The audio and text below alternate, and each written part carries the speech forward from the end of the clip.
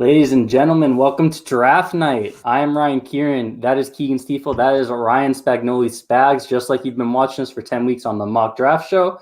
It's the three of us. Pat Lane will be joining us soon. We got plenty of guests throughout the night. Fellas, welcome to the draft. I can't believe we're here. Keegan, I'm real MVP. I'm so excited to be here. Tell us where you are. Keegan, tell us your story real quick. Dedication. Yeah, so I'm at a hotel right now. Long story short, no cable, bad internet. Got to do what you got to do for the boys. Come hang with the pals during the draft. So I'm here at a hotel. If anybody wants to reimburse me, just send me a DM on Twitter. Venmo. You should have your Venmo at your. Yeah, exactly. Yeah, your name is the Venmo. His Venmo's open, ladies. All right, so let's get into it. Spags, you're gonna be hanging out with us for the first few minutes here, and then hopping off. So give me your thoughts for tonight. Just kind of set the table for us a little bit. In terms of the Patriots? Yeah. Whole night. Give us the whole night. Start with the Patriots, then give us the whole night. Yeah, so I've said it before, and I said it on the mock draft show. I'm hoping for, right, just like everybody. You're hoping for that quarterback of the future. Whether that's a trade up, whether that's sit at 15, whether that's move back and get one, right? I just think there's so much smoke out there, and people may be connecting invisible dots in terms of Justin Fields. Mm-hmm. When has the media and these, and all the respect to them, the draft analysts, they have the coolest job in the world, something I'm sure me and you would love to have. Right. But when have they ever nailed the Patriots pick, right? It's like they need a quarterback. They went out and spent, they spent all this money. They're talking to teams about moving up. So, in Justin Fields' stocks, sliding. So let's connect the dots here. Would I love him? Of course. But I will be shocked if he lands here, and I'll be ecstatic at the same time. Right. So give me what you're putting your money on then tonight, if you had to, for the Patriots. What am I doing? As we pull Pat in here too, but keep going, Spags. I'm going to go out on a limb, and this is crazy, but I think they move up potentially for one of these Alabama wide receivers. Maybe that's the 8 spot. Or I move back. I don't think they pick at 15. I really don't. I think that's completely wrong. Fair. I think they move up, and if they move up, it's for a non-quarterback, and if they move back, it's maybe for something down the line tomorrow in terms of an old pal. Don't pick it. I mean, my thing is don't pick at 15. What are you doing? Absolutely. Don't do that. Because, and Keegan, you've talked about this before, man. 15 to 25 is a wasteland. It's all the same guy, essentially, right? So it's why are we doing that? Why are we drafting it? So to me, it's trade up or trade back, right? And if all the QBs go, let's just say Atlanta trades out of 4, you don't get up there. Cincinnati trades out of 5, or Miami trades out of 6, you don't get up there. Then you say, okay, now Penny Sewell's at 11, maybe, and you trade up for him, or Jalen Waddle is at 12, and who, you know what I mean? Something like that.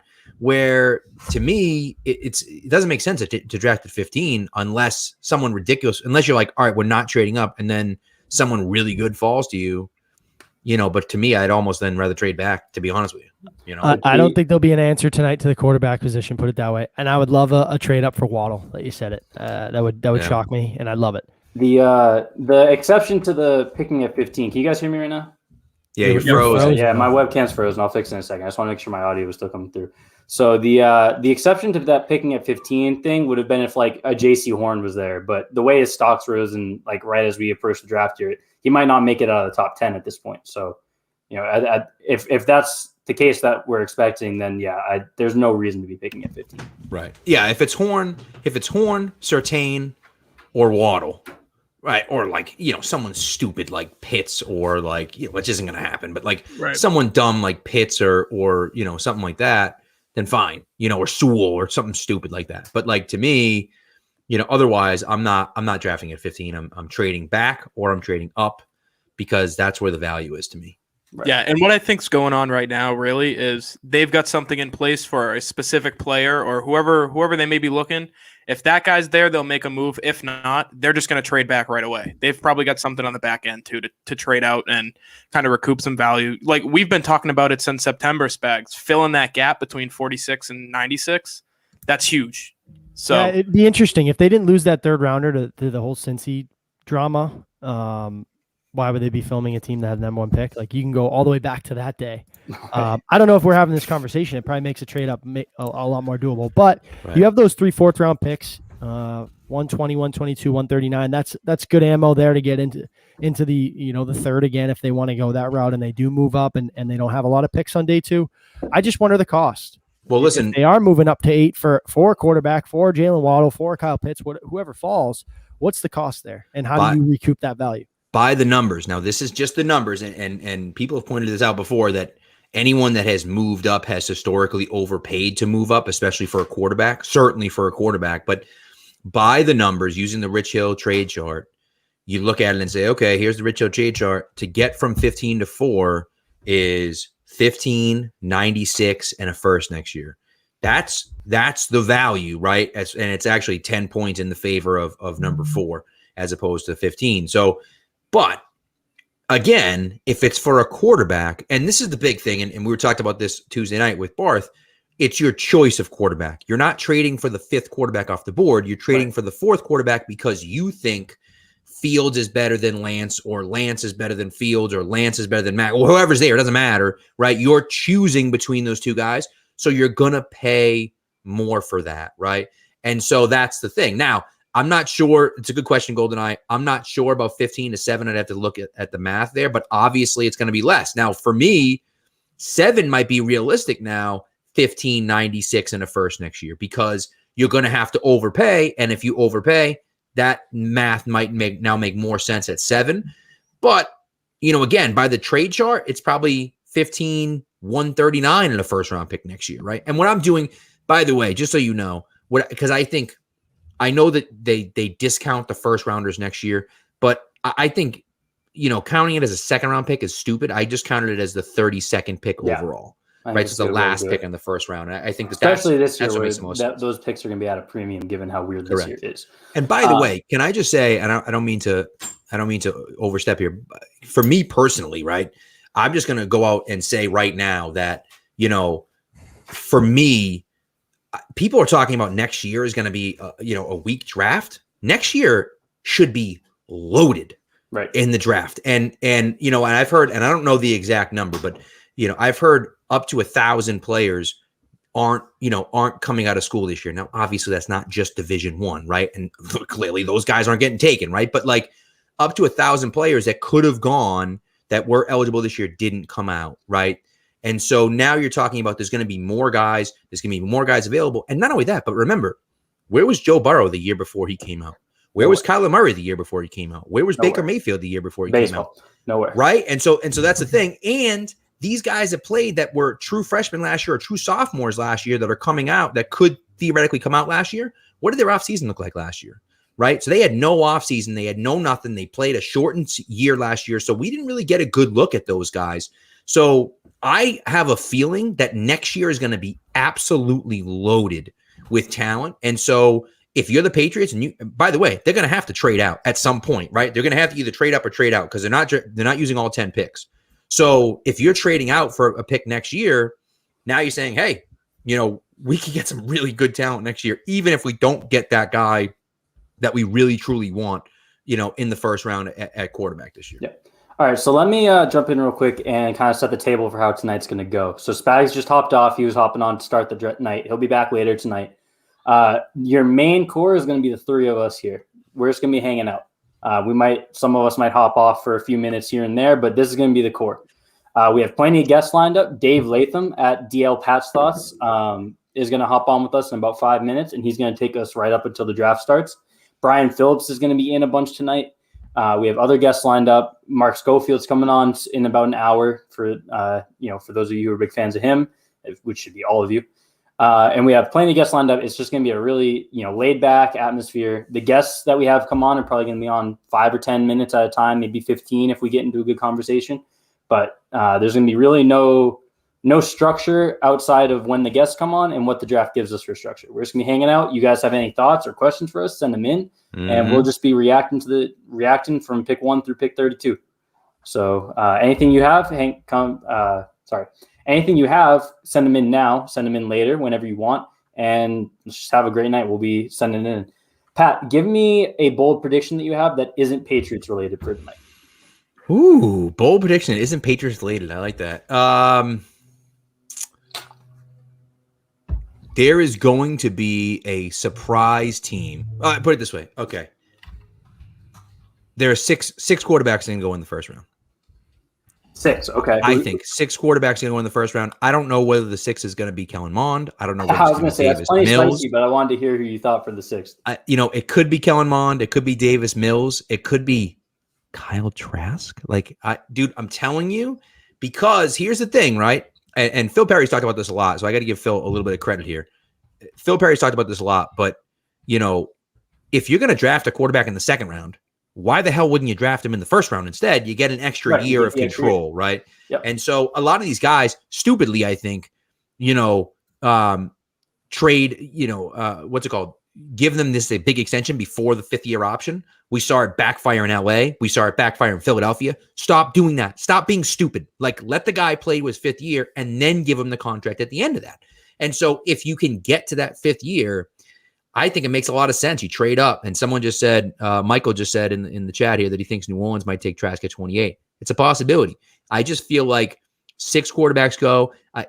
7 is possible, but that seems a little outlandish to me. I think 6 quarterbacks go in the first round tonight. Okay, I like it. And our first guest is ready to go, so I'm going to pull him in here. Dave Latham at DL Pat's Thoughts on Twitter. How you doing tonight? Doing great, guys. Thanks for having me on. Oh, I think you got some audio issues.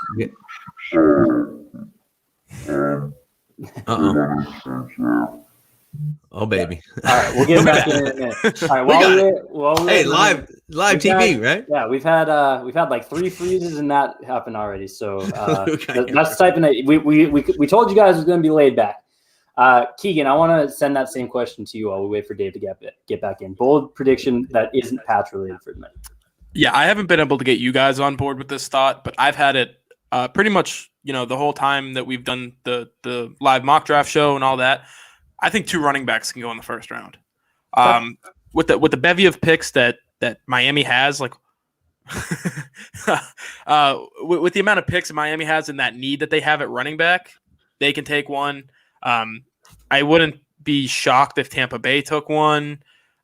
Pittsburgh could take one because Pat mentioned it earlier, me, Ryan, and Spags have been talking about it on the mock draft show. That's the worst pick in the draft to have. If you're Pittsburgh, no one wants to be Pittsburgh this year and the situation that they're in. So I wouldn't be shocked if they just went ahead and took the best player available, and that could be Najee Harris or Travis Etienne on their board. So 2 running backs in round 1. We haven't seen it since 2015, 2014. So I definitely think it's not likely to happen, but it's a little bit shocking if it did happen. Hey, man, could be.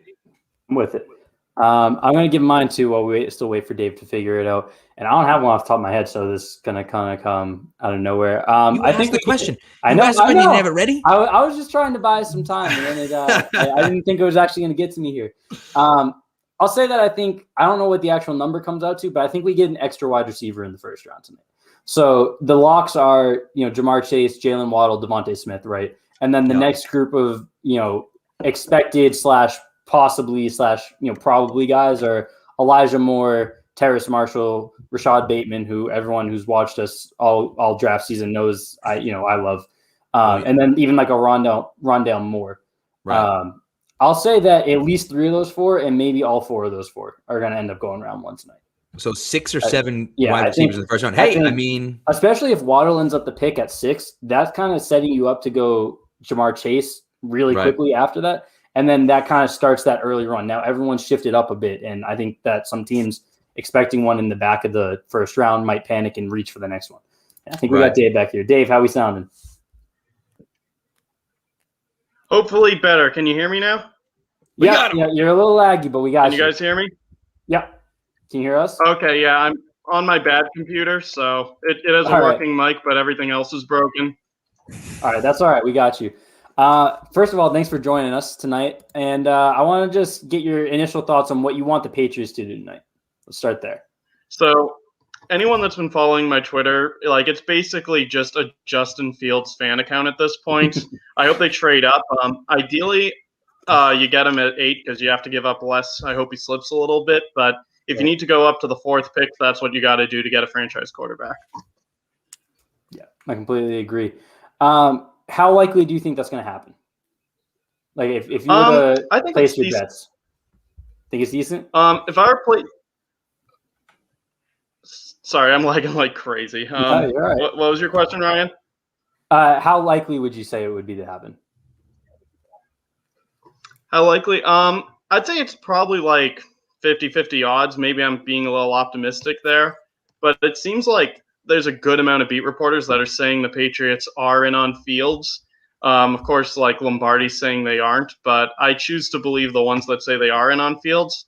I think it'd be a perfect fit for the offense, and frankly, I don't see what there is to not like. So, yeah, I'm completely with you there. I bury my head whenever anyone kind of pours water on it, and then if anyone even just kind of mentions it a little bit, that's the fact.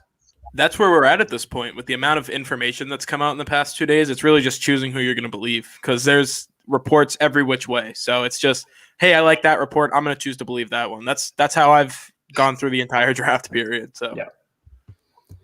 Let's flip it on its head a little bit. What's your worst case scenario for tonight for the Patriots? Worst case scenario would probably be trading up, but for Mac Jones. I am not a Mac Jones guy in the slightest. I don't think he's very good at all. I thought he's just a perfect product of Alabama's system. So if you give up a lot to get him, I'm praying to God the 49ers take him at 3 and sort of save the Patriots from themselves. So I just don't want that multi-year mistake. Dave, right. What if he's the 5th quarterback off the board? What if all 4 quarterbacks have gone and you give up something to move up to, say, 10 or 11 or 12 to go get him? I mean, that wouldn't be the worst thing in the world. At that point, you just, shoot your shot with your quarterback. But even then, like, I don't have him that much farther away from, like, Davis Mills as a prospect. I'd rather just, spend your first-round pick on, Zaven Collins, somebody like that, and then take Mills in the second, maybe trade back a little bit, get some more picks. But, I mean, if Mac Jones is there at, like, 10 or 11, I wouldn't hate it. Okay. Pat, I saw you kind of looking at your phone saying, "Oh no, did we get some news in that we missed, or was that something?" No. That's just okay. that's right. He said. Sure. You said, "What's the nightmare scenario?" And I said, "Oh no, okay. I don't even want to talk about it." Just making sure we didn't miss anything. All right, no. Dave, let's kind of. That is gonna be non. We're just gonna don't scroll. There's no scrolling tonight. There's no scrolling allowed. Just the refresh. So the chat knows we aren't doing Twitter. We aren't looking at Twitter for pick leaks tonight. We are going to be reacting as they get made live on the broadcast. And I'm on a stream, so I might even be a few seconds behind. Well, I mean, I'm real quick, but I'm looking too. But I'm not going to talk about it until it happens on stream. I got the TV going right here, and it's not on, so I didn't hear it. But I saw that Mort was on there, and I read the little thing at the bottom, and we haven't gotten into it yet. The Aaron Rodgers news. That's like the big news of the day. We haven't even talked about it. So, Dave, let's start off with your thoughts there. Specifically with the Patriots. I'd like to change my I'd like to change my answer on that best case scenario. Like, I don't care about Fields if I can get Aaron Rodgers instead. Like, he's got a few years left, and the moves Bill Belichick made this offseason tell me that he doesn't really care about how good this team's going to be in 5-10 years. He's hitting 70. He wants another few runs at it, and the best way to do that and to do it quickly is to get Aaron Rodgers. So, on this Rodgers thing, Andrew Mason, who Broncos guy or whatever, Eric Goodman, who the heck's Eric Goodman? I don't know who he is. Whatever, it doesn't matter. Mile High Sports 98.5 FM. This is a half an hour ago. It's my understanding the Broncos are having conversation with the Green Bay Packers about Aaron Rodgers. Do not be surprised if a deal is executed tonight. Okay. Now that's just a report from some dude on a radio station. But I mean, take this with the slightest grain of salt you can. But Mort on ESPN, what I was getting at, he said the Packers are now open to trading Aaron Rodgers just because they're finally seeing it as a reality, and it's more likely to happen now than it was maybe an hour or two ago. So, and the Packers are warming up to the idea that they got to get rid of this guy. Not to be the wet blanket here, but the report that Rap Sheet sent out right before we got on that not to expect a Jimmy Garoppolo trade because they can't make that contract. They're not finding common ground on the restructure. Right. And you pair that with the reports that Aaron Rodgers would prefer to be on the West Coast. So if you're looking at him playing ball to make a restructure, Aaron, did you see Aaron Rodgers' salary this year? It's like $17 million. Nothing. Right. So that's still. I mean, they Denver still. can make That's that still work. more. Denver can make it work. I'm talking about for New England though. That's still something Oh, that Patriots- I'd they, also like yeah. from New England's perspective, like you don't want to move heaven and earth for Jimmy Garoppolo. You move heaven and earth for Aaron Rodgers. Correct. He's just a different Correct. breed. You find Correct. a way to make that money work if that option presents itself. right. That's completely fair. They're not the same type of person, but it's a similar issue. If contract is what's holding up the Jimmy Garoppolo part, that's gonna be a That's roadblock true. for That's a Aaron good Rodgers as well. Dave, I want to get into we're right when while we're waiting for you to get the internet figured out, we were talking about some bold predictions that we had for the draft tonight that weren't Patriots related. Do you have any that you think might happen here? Bold predictions, not Patriots related. It's not really bold, but the Raiders are going to do something stupid. You just know it. So Keaton's been preaching that for about a month now. Yeah, they're going to draft like Hamilcar in the first or something dumb like that. So hey, Hamilcar or Rashad, I mean, that's an elite name. I'd take that in the first two, to be honest. True. Yeah, I mean, I've been on the. He's the the Las 101 Vegas in like the all name draft. Hey, Yeah. Divine Diablo. I mean, come on, dude. There are some Okay, strong he's names great. in this draft. Yeah. There's like yeah, I mean, I've been on the what's Las that one, Vegas Matat? doing something stupid train. That's it. Well, the Raiders. They're the Raiders, right? Like they're gonna do something Yeah, stupid. as Mike's saying, that's not a bold prediction. That's just kind of fact at this point. You got another one? Another one. What about a let's see. surprise top 10 pick that you might think might happen? Surprise top 10 pick. Gosh, that's a tough one. Let's I know, say I'm putting you on the spot here. is it? I guess is Caleb Farley considered bold for the top 10 because the talent's I think there? at It's this point just he is. can he Yeah. walk? Yep, I think at this Okay, I'll point he say, is. I like that. Yeah, the Saints are talking about trading up into a top 10 for a corner. My bold prediction: that corner's Caleb Farley. Okay, I like it. Wow, that's a hell of a prediction. Hey, listen, he's my CB1, man. I just don't know if he's healthy. I friggin' love that guy, though, man. If they like the medicals, shoot. And I talked about Yeah, it the with Eagles check out, go for it. But I just personally wouldn't be taking that risk. But I also don't have nearly the access that like NFL teams do to medical reports. Right. So yeah, we take them with a grain of salt. By the way, one more thing about the Rodgers thing. Mark Schlereth on The Fan says the Broncos are not taking a quarterback in the NFL draft because they are close to trading for Aaron Rodgers per his sources. Quote, unquote, as close to a done deal as it can be. Wow. Oh, my God. Wow. Listen, Aaron Rodgers to the Patriots is always a pipe dream, but that's beautiful. Well, the problem is if that happens before they're on the clock, then they're sitting at 9, or theoretically that deal gets made before 9, right? It gets made at 5 or whatever. And then Green Bay says, okay, we're getting a multitude of picks. That pick gets traded early. Boom, we take 9 and next year's first and whatever else and move up to 4 and take Fields. And then we freaking lose out on Fields. Jordan Love, though, they've already been saying that they're okay with. I mean, that's true. Well, that's true. I suppose you can't really trade up for Field. I mean, I guess maybe if one of those guys drops to you, sure, but you can't really trade up for a quarterback. I would almost think that opens up an easy trade partner at 9 if Fields gets there, because now they just trade Aaron Rodgers. They're instantly into more of a rebuild situation. Touche. They flip back. They start to they're kind of flipping their entire plan on their head, looking at adding pieces to a contender. Now they're looking at a rebuild. They get that pick at 9. They turn it into 15 and a first next year or something. And now they're looking at a potential quick rebuild if Jordan Love can hit. By the way, shout out to Brandon there. Quit_nagging for that one. Tag me. He tagged me on the report, so I appreciate you. Yeah, that's perfect. Dave, I know you're gonna hop out as the draft starts here. So first of all, is there anything you want to plug? Plug your site. Plug anything you've been working on. Anything you want them to check out? So we've been working over at Last Word on Pro Football. We've got 328 draft profiles up and ready to go. We'll be sharing them out throughout the draft, and it just so happened that it stopped at 328. But gotta love that for the old Super Bowl. But so if you're anywhere online, check out what we've got. We've got if we don't have them, you don't need to know them. There's just so many prospects. There you go. Yeah, we here at Pat's Pulpit are good friends with you guys over there. So go ahead, click the links on our site, then head over to theirs. Click the links on theirs. Dave, is there any last thoughts you want to get out here before the draft starts? One more thought. If the Rodgers trade really does go through, that means Tom Brady in his age 43 season went to the NFC for the first time and ended the Drew Brees and Aaron Rodgers eras. So good job. There we go. Beautiful. That's amazing. Love it. All So right, good. Dave, thanks for hanging out. We really appreciate you. Enjoy the night. Hopefully, I'm right there with you on the Justin Fields train. So let's hope that happens and we can celebrate on Twitter together. Yeah, thanks for having me, guys. Yeah, thanks, Dave. Hey, thanks, Dave. Thanks for coming through, man. Bye, guys. Later. All right, so that was Dave Latham, and we appreciate him hanging out again. One more time, follow him at DL Pat's Thoughts on Twitter if you aren't already. Keegan's having a bit of a spotty connection issue, so he'll be back in a minute. We've got Brian Phillips in the waiting room here. We're going to pull him in here. Brian, how you doing tonight? Brian, what's up, man? I'm jacked, you guys. I'm jacked. So Brian's going to be hanging out with us for plenty of the night. He's not, a guest that we're going to have in and out. He's going to be hanging out as long as he wants. So send him questions too. Yell at him.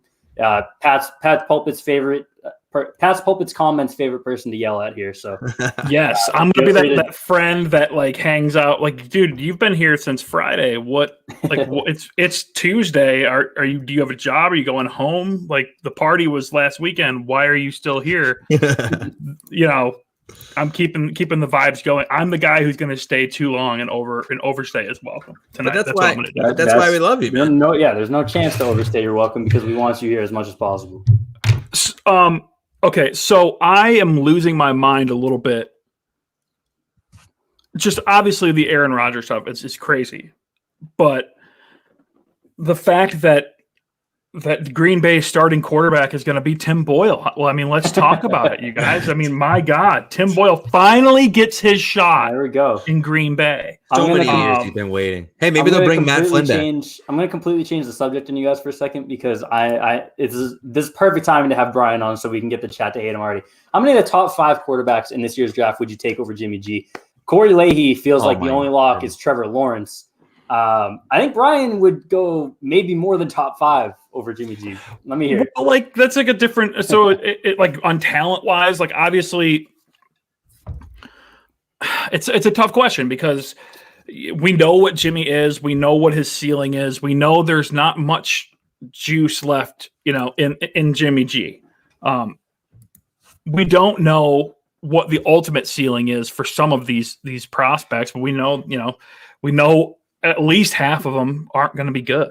They're not going to and whether that be, the situation that they fall to, or they just don't pick up the NFL game fast enough. But I mean, so if we're just talking talent wise and upside, I mean, yeah, go all the way.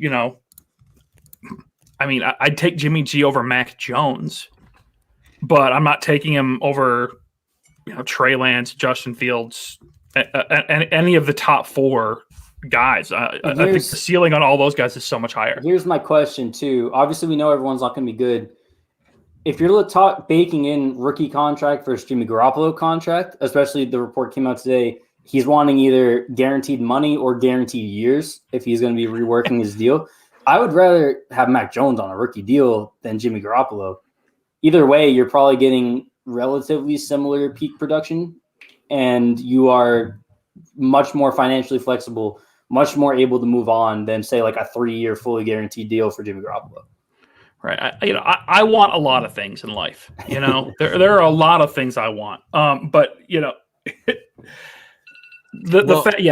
idea that Jimmy G has any kind or thinks he has any kind of leverage here is wild. Is it 8 o'clock? I think it's 8 o'clock. It is 8 o'clock. They got Kings of Leon performing, which is a wild 2021 move. Here's my take on rookies this year. There are 2 things in this life that Bill Belichick hates. 2 things. Number 1, the New York Jets. Number 2, rookie quarterbacks. He hates them. He hates rookie quarterbacks. Number 2, the New York Jets. Well, I know, yeah. I guess 3 might be rookie quarterbacks. But the problem for me is that I think one of the reasons why he brought Cam back is because if we get a rookie quarterback, he does not want him to play this year. And now we'll see that he gets to camp and all of a sudden you're like, that guy's way too good to not play, right? Maybe that's what happened. Or maybe that's what happens, I should say. But I just feel like knowing Bill and knowing the way Bill talks about rookie quarterbacks when he plays against them, he doesn't want to play. He doesn't want to roll with a rookie. Now he might. He just doesn't want to because they make stupid mistakes because they're rookies, right? But like when the safety makes a stupid mistake, maybe they miss a tackle, maybe like it goes for 20 yards instead of 15 yards, right? When the quarterback makes a stupid mistake, it's like could be a pick six, and now so like, it's just a much more valuable position, and he hates that stuff. And so that's where it's beautiful to be a Cam Newton believer, because there's your one answer. That's right, baby. Just join the dark side. So that has been my I'm already time. Like that's my like. It's not. I want them to move up for Fields. Fields is the only guy I would truly feel comfortable going up to get. Right. But I don't think it's contrarian or anything. I'm not trying to be contrarian when I say that I honestly want them to trade back, because the projected pool of guys that are going to be there at 15, we can might as well move back, fill in a gap later, and grab a. I've been ringing Trevon Merrick's bell all off season as the potential DMAG replace. You get a guy like that and grab another pick and move forward, unless it's Justin Fields. I mean, Justin Fields is going to be awesome, you guys. I mean, any situation he lands in that top 15, I think he can make work. It's going to be amazing. And I think he actually could. And you guys know how much I love Cam Newton. And I don't think it would happen, but I mean, he's got the talent and he's pro ready enough in my mind to be able to move in and step in day one and make an impact. But that's how good I think he is. But him and Trevor Lawrence are the only two guys I think in the whole draft that I would be comfortable starting day one. Yeah, no, I agree. And that's, Lance is interesting because, I don't know if he can play day one. What I don't understand, this is the one thing that I don't get. Why, like, Mac Jones supposedly is ready to step in and play right away. Why isn't any of these other guys, like Trey Lance, has played the exact same amount of games that? Well, Mac he's Jones not right. Well, right. That's what I mean. The answer is he's not right. The amount of information out there about and we see it all week long on Twitter, especially this week, and as we've gotten closer to the draft, how easy it is to just go and say these narratives out loud. Sure. Will Mac Jones will be the more pro-ready guy who can run from under center? It's as if they've never watched a single Alabama football game. Right. Where I mean, like Sarkisian, you watch the the clinic video of Sarkisian that came out in March, talking about how they didn't have any of their receivers run a curl route this year. He doesn't think he called a single play with a curl route because why ever get any of those guys? Why get them stopped on the field? Keep them moving and running. They ran RPOs every other play. If it wasn't going to Najee Harris, it was an RPO or it was mesh to Jalen Waddle, Devontae Smith, like insane athletes. And all of the schemes that all of these top guys ran, the least pro-looking scheme was Mac Jones' scheme in Alabama. Yeah, good point. Before we get started, by the way, get into the draft, I should say, Marcus had asked a while back what my pins were about, and so I just wanted to explain. I can't find the tweet because it's like, who the hell knows where it is now? But they are season ticket holder pins. I get pins every year. I've been a season ticket holder since the year 2000 was my first year. My dad, they've been in my family. My dad. Yeah, pretty much. Yeah. I mean, I'm not saying it's because of me that we've had all the success, but like, I'll say it. It's because of Pat. I'm just saying. Pat. But they've been in the family on and off since 1967. My dad had a pair of season tickets at Fenway in 1967. So we had this whole thing, but I have the MHK pin right here, which I don't know if you could. No, going the wrong way. MHK pin on the heart right here, of course. And then I saw a Coldplay show at Gillette, so I got my Coldplay pin from the show as well. But they've been adorning my jersey since, I think the earliest one I have is they started doing pins, I think in 2008. So that's when I have the pins from. So anyway, someone asked, so I figured I'd answer. Yeah, I like that. I was going to ask you about that too. Hodge comes in and says 2 had 4 guys like that. Nobody questioned him at 3. I think the better way to phrase that is looking back at why Tua went 3. And one is it was a weaker quarterback class. 2 and 5. 2 and 5. You're right. Right. But it was a weaker quarterback class. One, it was Joe Burrow came up at the top. Justin Herbert kind of had that spot for years with Tua and then fell off a little bit. He had more years of experience, and also he was probably overdrafted. If we're looking at how he performed rookie year, the actual physical tools he provides, if he was in this class, if Mac was last year and he was this year, I'm not going to say what Mac would have been last year, but Tua would comfortably be QB5 this year still. He'd be in the same exact situation Mac is. I agree.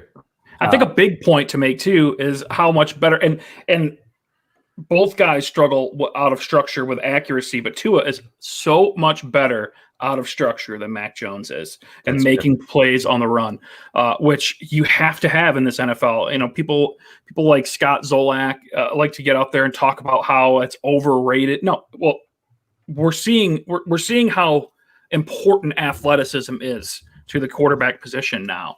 The fact that Tom Brady does what he does is the exception to the rule now. You know, you have to be able to make plays out of structure. And so to add on to what you're saying, Tom Brady became Tom Brady, right? He was a statue when he first got here, and he developed those things because he had to. He would never get the chance to develop those things because it just doesn't work in today's NFL. It works now because he, as he says, right, he's got the answers to the test, right? So like he knows what's going on. And so, you know, that's one of those things. The other part of it for me, and people talk, if I have to listen to one other idiot explain to me why Justin Fields and Trey Lance aren't going to be good in the NFL because dual threat quarterbacks don't work, I'm going to lose my goddamn mind. But the real thing for me is this, right? What I want in a quarterback, I want a quarterback that's a great passer who also has the ability to run.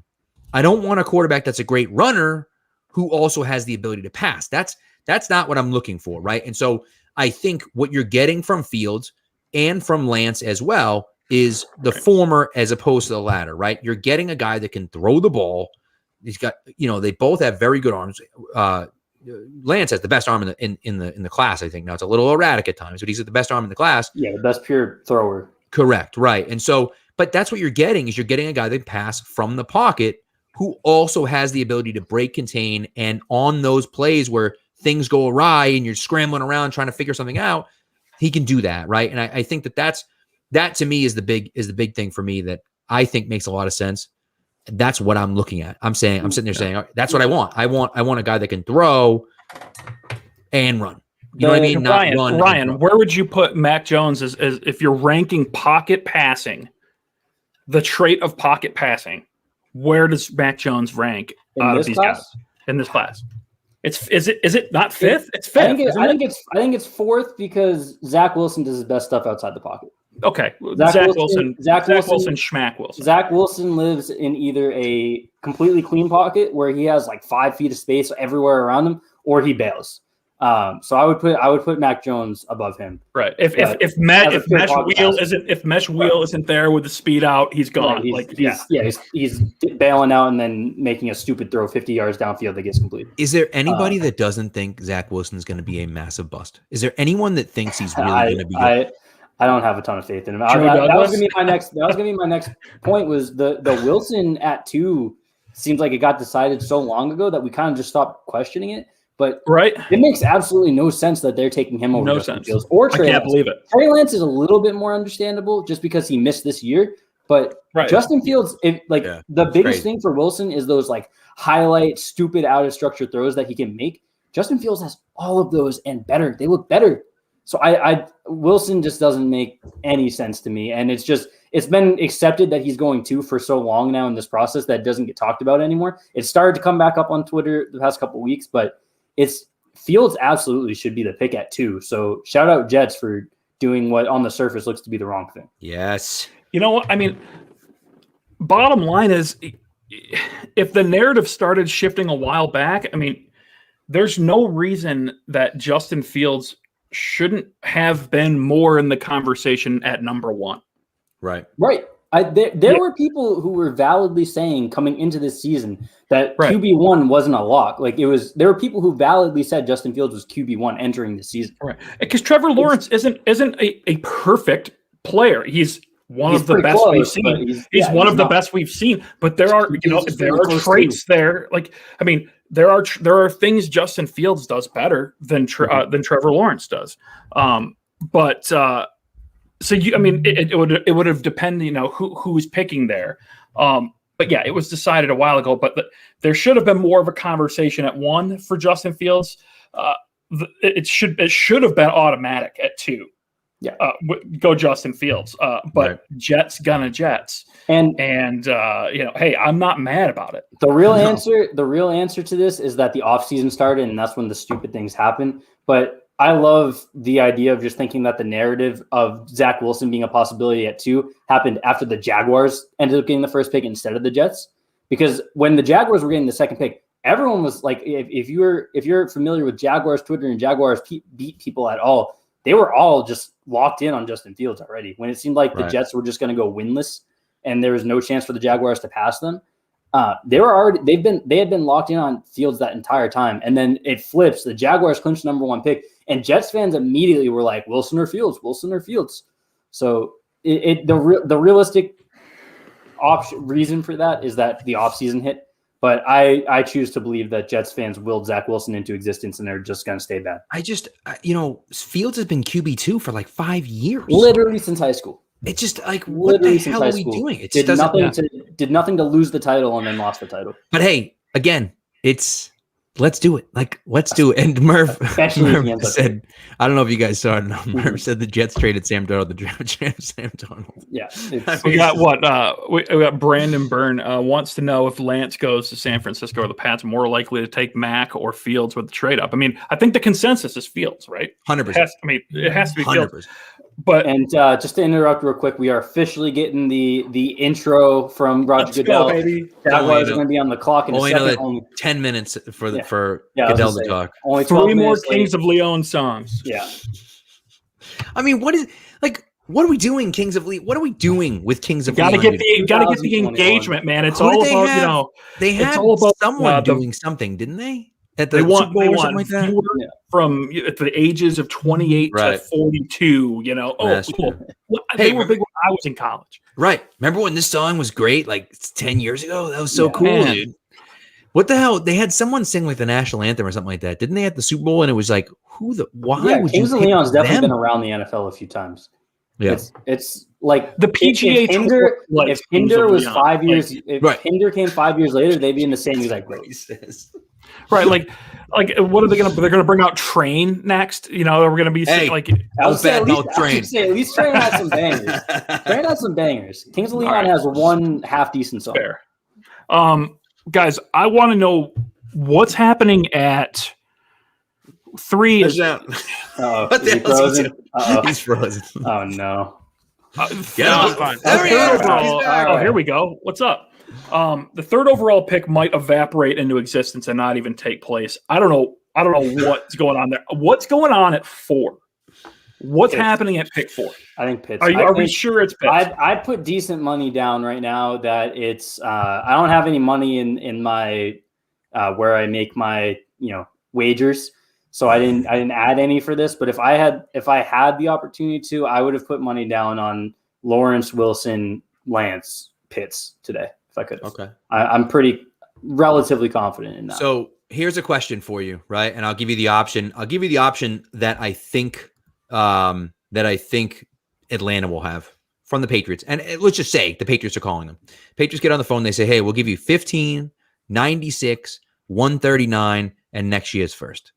Do you take that instead of taking Kyle Pitts? Or do you look at Kyle Pitts and say, he's unbelievable, he's too good to pass up on, we have to take Kyle Pitts? I take that if I'm the Falcons. Wait, I haven't been here in a while, so let me just throw something at the wall. 15, Kyle Pitts is. Go ahead, Keegan. Go ahead. Kyle Pitts is the best player in the draft, in my opinion. You take him. I said it. Strong take. I love it. It's a strong take. I mean, Trevor, listen, if you're not going to come hot, it's good to see you, Keegan. All right. Yeah, just real quick. I haven't been able to say anything to a person in a while. So Trevor Lawrence is absolutely the number 1 pick. Best quarterback, obviously. Quarterback's a premium position, like quarterback to tight end. It's not even close. Obviously, you take the quarterback. You take the 3rd best quarterback probably over the top tight end. That's what's going to happen this year. But just looking at a prospect in a vacuum, that guy's unbelievable. He's the best tight end prospect I've ever seen. So, why wouldn't you pick him if you're Atlanta and try to compete, right? Especially when you have a rookie head coach, a guy who's never been a head coach in the NFL before. Give him the most talented player available. And a rookie GM. A rookie GM as well. Just give them something to work with. Not, hey, let's push it down the road. Let's kick the can down the road. That's a soft way of doing business, in my opinion. I like it. I think I agree. Pitts is absurd, and I would lean there as well. Of course, if I'm at 4 though, I'm trying anything I can do to trade back. I'm team trade back wherever you are, unless you're at 1. Right. But Pitts is going to be nasty, but I kind of don't mind a tackle at 4. Is that absurd? No. Penny Sewell. Okay. Yeah. I think Sewell's a generational talent too. To me, Sewell's a generational talent. I'll go with whoever Brandon Thorne tells me to go with. That's who I'm going with. I think offensive line. Slater had some injury concerns, did he not? And he has he's like a T-Rex too. He's got those short arms, doesn't he? They're not too bad, but they are on the shorter side. Yes. That's why people have talked about, like I've talked about it a ton, him being a guy who can play tackle and guard. It's just that's the only reason is because the short arms. He's never played guard at the college level. I think maybe as a freshman, but like he's a tackle. Right. So that was the problem with Dimitrov, right? They just could not nail the lineman picks, right? They just could not make it happen. They've tried to will Jake Matthews into existence of it being a top 5 guy, like paying him like 1. Yeah, I mean, and then they went McGarry, they've gone Lindstrom, and year after year this line is a complete disaster. To be fair, I don't know a ton about them, but like it's got to be like I'll take whatever I can get to move back off of 4. Yeah, I mean, I think it makes a lot of sense. I mean, for me personally, again, if I'm the Falcons, like I think it makes more sense. Like trade back, pick up assets for next year. You're going to get a solid player at 15 as well. Like, and your team isn't, if you're not drafting a quarterback in the top 5, I know it's Kyle Pitts, but like, what good does Kyle Pitts do on a team when Matt Ryan is aging and your defense stinks and your offensive line is terrible? And like, so you have an unbelievable really tight end and then you're like, okay, now what? You know what I mean? Like, it's just like, it doesn't move the needle for you as a franchise. That's the biggest issue for me is like trade. Now, listen, you want to say, I need more than that. I need something else. Like, fine. Okay, sure. But like, I just feel like to me, Pitts just doesn't move the needle enough if I'm in that situation. And it just depends. Now, maybe the Patriots aren't willing to do that. Maybe no team is willing to pay and give a first round pick next year as well on top of whatever to move up. And maybe that's the case, and you say, okay, fine, Yeah, I just pictured Justin Fields in a throwback Atlanta Falcons uniform, and now that it makes way too much sense. The most coordinated outfit to player combo. He's from Georgia too, isn't he? Isn't he from Georgia? Was he? Yeah, I knew Trevor Lawrence. He's from Georgia. Yeah, he's from Georgia, and then of course he had the whole Georgia fiasco there. So yeah, I mean, in showing, I think they talked about it on. I heard it somewhere this week on one of the podcasts. It never goes well for the people who pass up on Justin Fields. Look at Georgia over for the last couple of years. So I'm gonna pull this up real quick. I don't know if you guys got to see it. I tried to put a quick banner up before the came on the clock. What's up, Murph? 9 News just came out with a report that they are now, or either those reports were wrong or something fell apart real quick. But 9 News out of Denver, which is a pretty good, reliable Broncos reporting source, said that they're no longer in on Aaron Rodgers, or maybe they never were. But either way, at this point, they're not in on Rodgers. So again, we've had some conflicting reports there, but just to keep it updated. That's the one where it's like, who knows? One last thing, touching on the Atlanta pick at number 4, like what are they going to do situation. I think it all comes down to this. This is a new GM. We don't really know what his strategy is, but is he looking to build a roster? Or is he looking to just get as much talent as possible in the building and kind of let things work themselves out? The talent, if you're looking to just grab talent, Pitts is the pick. But like you guys were saying, and you've kind of swayed me a little bit, if you're looking to build a roster that can compete, especially for a rookie head coach, you're probably going to go with the lineman pick, or you're going to trade down and try to recoup some value. Or you try to trade down and grab a tackle. Go down and get Darisaw, right? Right. Yeah. Or Slater. Pick out a third or something like that. Yeah, exactly. And now that we bring up Darisaw and Slater, and also just for the record, I think there's an echo coming through on someone. I'm not sure what the source is, but if we're talking Darisaw or Slater, if they do stick at 15, assuming J.C. Horn's gone, because it seemed like his stock has risen into that like 8 to 12 range now versus that 15 to 20 range that it had been in for a long time. offensive lineman has to be the direction at 15, just based on need cross value. Like it has to be Darisaw if Slater falls or Elijah Vera Tucker, in my opinion. Those are the only things only picks that they can stay at 15 that can be like, all right, I get it, because if they trade back, those guys are probably gone by then.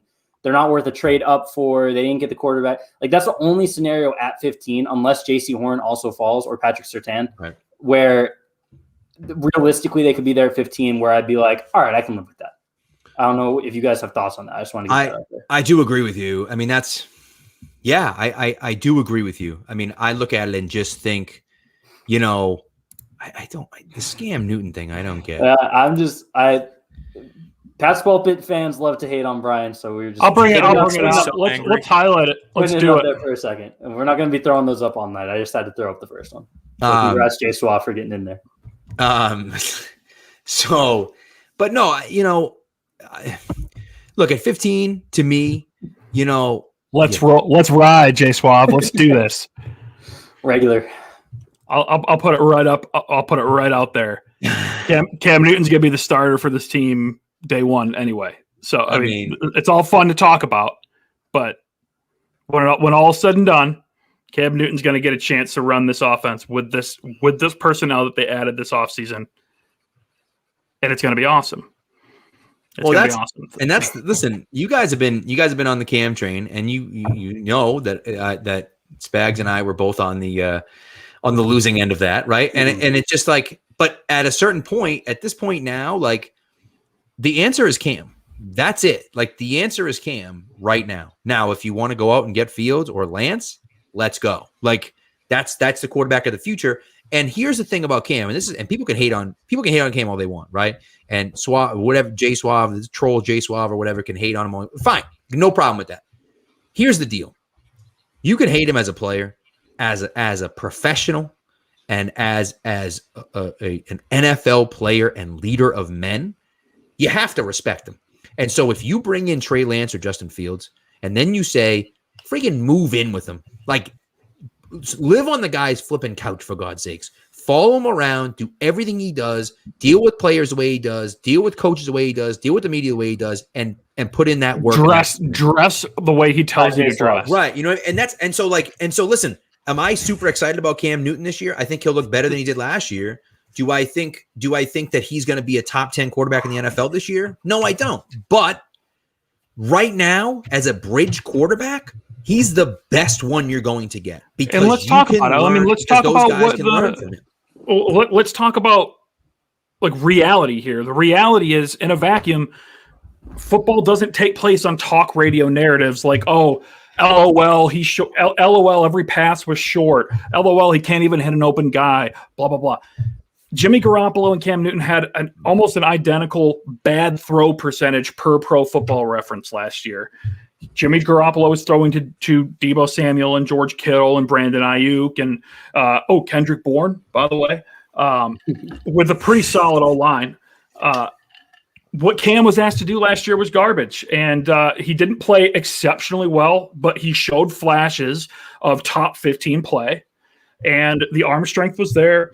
The film is just there. It's not a subjective thing when I say that he had flashes of a top 15 quarterback. I was just going to say, Brian, I'm going to cut you off because the pick is in. The pick is in. I wonder who they took. Who'd they take? Blaine Gabbert.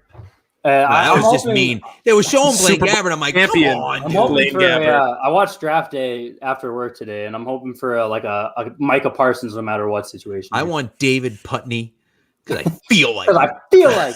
It's just one of the worst made movies of all time, and it is objectively I would never, and I love it. It's perfect. It's so bad that it's perfect. Funny story about that. I was at a screening of that movie before it came out, and while I was at the screening of the movie with my buddy, I got a text message. I looked at the text message. The Patriots had signed Revis, and I was like, "Let's go!" Like in the middle of the movie, and my buddy was like, "What the hell is going on?" And I was like, "The Patriots just signed Trey Lance, just signed Revis," and everyone was like, "Oh, all right, great!" Like we're all football fans, so it's like right. I love that. Here we go. It is the most Cleveland-looking weather. And then dark blue gold. I like your question, and I'm gonna pull it up after we get this pick official. Hey, I appreciate look who you, it Baseball. is. It's Trevor Lawrence.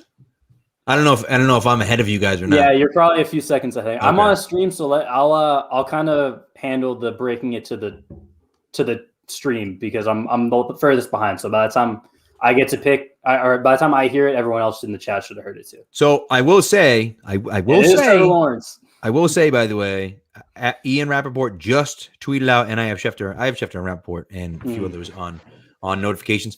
Rappaport just tweeted out the pick. So that's an indication. I know the NFL really kind of got after it and was like, hey, listen, like, don't, you know what I mean? So if you guys want me to wait, Ryan, if you want me to wait until you see the pick, so then that way it gives everyone a chance. I think it'll only be like 5 to 10 seconds, but yeah, just in case anyone that we have watching with us is also on a stream, and by the time I get to it, we should have everyone else do it. Yeah, we got some folks. We got some folks who knew they were going to be on television in Trevor Lawrence's living room and dressed the way they dressed. Hey, they made those choices for themselves. Those Stan Smiths, that's bust potential right there. You can't be wearing Stan Smiths at the moment you get drafted. Hey, you haven't been getting those Twitter ads, Stan Smith forever? That's tough. That's a tough look for the Lawrence crowd. All right, let's there was a good question that came Grandma, what is Grandma wearing? What is she? What is that? Dark blue Grandma, gold. what in the world are you wearing? That is Southern church woman attire right there. She's got a know from moo-moo experience. Was that the Simpsons? You guys maybe not remember that. No, the I Simpsons remember. with Yeah. They were like, do you want Wilson already got the call.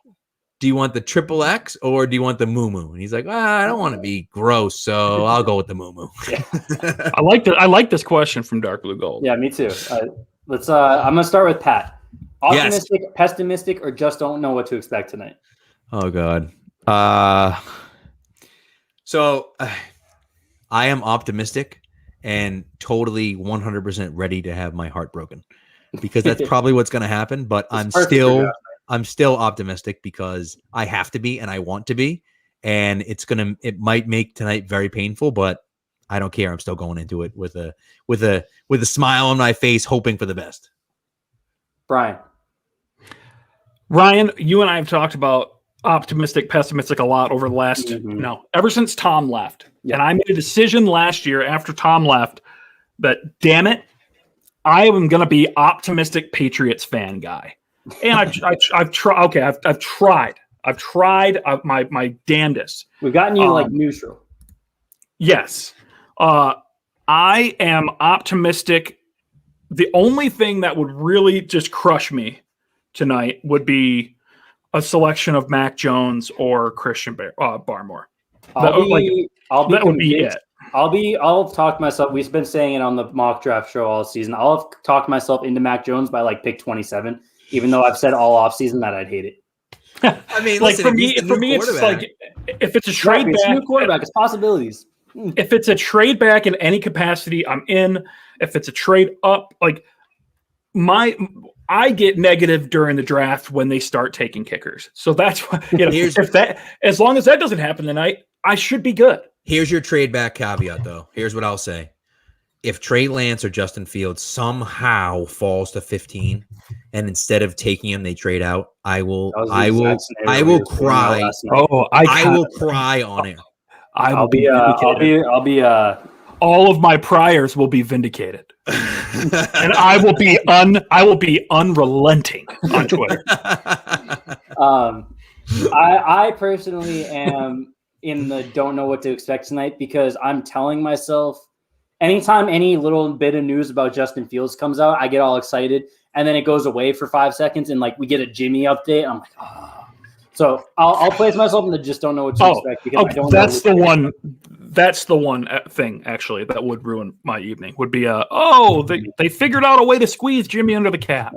Keegan, where are you at? Optimistic, pessimistic, don't know what to think. I live my life in a constant state of pessimism. I've never looked forward to anything in my entire life. No, but seriously, I think I'm cautiously optimistic. I think there's a real chance that they make a move for a quarterback. Even if they don't, I've talked myself into about 4 or 5 guys that if they select them today, I would be thrilled with, just on a team building standpoint. But there's also the chance for Mac Jones or like Kwity Paye or something like that, where I'm just like defeated. dude. That is in fact a clip right there. I need what Keegan just said in video form, so I can and tweet listen, it every Sunday. This is the thing for me. If you've ever been to a Patriots game, which none of you have been with me, but my dad, who I think is watching right now, shout out Dad. What's up? Shout out Pops. It is a chore. It is a chore going to the Patriots game with me because I am outwardly the most pessimistic person in the entire world. I am constantly screaming at the field. You suck. You're this. You. In the meantime, right? I am inwardly extremely optimistic. So the Patriots could be down 35 points with 4 minutes left to go in the game, and I'm doing the math in my head, like, wow, if they score a touchdown, they get. You're screaming. They fucking. They suck. Right, get them out of here. Right. And I've had some. Ryan's been removed from the chat. Yeah, I haven't started drinking yet. This is an issue. I've had some good ones. I mean, I've had guys. I have an announcement to make. It's. I'm going to share my screen real quick, and maybe you've already seen it, but this is the freshest draft look you can have. Oh, baby. Oh yeah. And so we need to make it happen. Yes, I'm a Cam Newton stan, sure, yes. But this has to happen, guys. Man, that's my dude, man. That's my dude. I don't know if you guys. By the way, the Jets pick is in. The Jets pick is in. Yep. I don't know if you guys saw. I retweeted it and I said I love this kid, which is funny because I'm pretty sure he's older than me. But there was a video of him before the Penn State game last year, not 2020, 2019, basically telling his teammates like, "I got it. Don't worry. Let's go kick their ass and go back to Columbus." Oh yes, I almost ran through my drywall. Yeah. I haven't been that pumped up since like the Brady speech came out after the Super Bowl. You remember that Brady speech after 51 where he was like, in the locker room at halftime? Yeah. You guys know what I'm talking about. I haven't been that excited since then. So I need it to happen. I'm feeling a little bit. I want to jump back to your game day experience here because that made me so happy to hear you say, because I've in my head compared you to my dad as a Pats fan multiple times. Raj is at the mic right now. All right, we'll get back to this. So we'll get back to that. He's walking out. He's got the okay. So this is what we're doing. He brought out his chair from last year, and he's got a fan from each pick now going to sit in the chair. We got to stop that. I hate. Got to stop so that. That's a mess. The guy doesn't even know what he's. What am I doing here? Zach Wilson is the pick. Oh yeah, Keegan, you were out. So I'm gonna I'll break the pick to stream just because I'm on a stream, so I'm a few seconds behind. No, come on, Keegan, listen up. Just to kind of recap how it's gonna go. I'll break the pick as they come in because I'm on a stream, so I'm a little behind. So anyone in the chat who's also on a stream should be good to go by the time it gets to me. Just so in case people do like seeing it be announced, that we don't ruin it there. But yeah, Zach Wilson is the pick. 49ers are on the clock. I mean, real quick, we already hit on this. Go ahead. I could not tell if that was his mom or his girlfriend. Good for Mama Wilson, dude. Looking great. Looking just phenomenal for somebody who has a 23-year-old son. We talked about it in the kind of lead up, but no one thinks this is a good pick, right? When Fields and Lance are on the board. No one. It's a poor selection. I don't know if it's his mom or his girlfriend, but I'm bringing that up for the display name Smartwater. Beautiful. That's Margot. She's the GOAT. Margot. I just got the follow on Twitter. Margot Margot was on NBC Sports Boston tonight talking to the Celtics people. She's like a ridiculously talented artist. She did my banner, my Edelman banner, which is the dopest banner ever.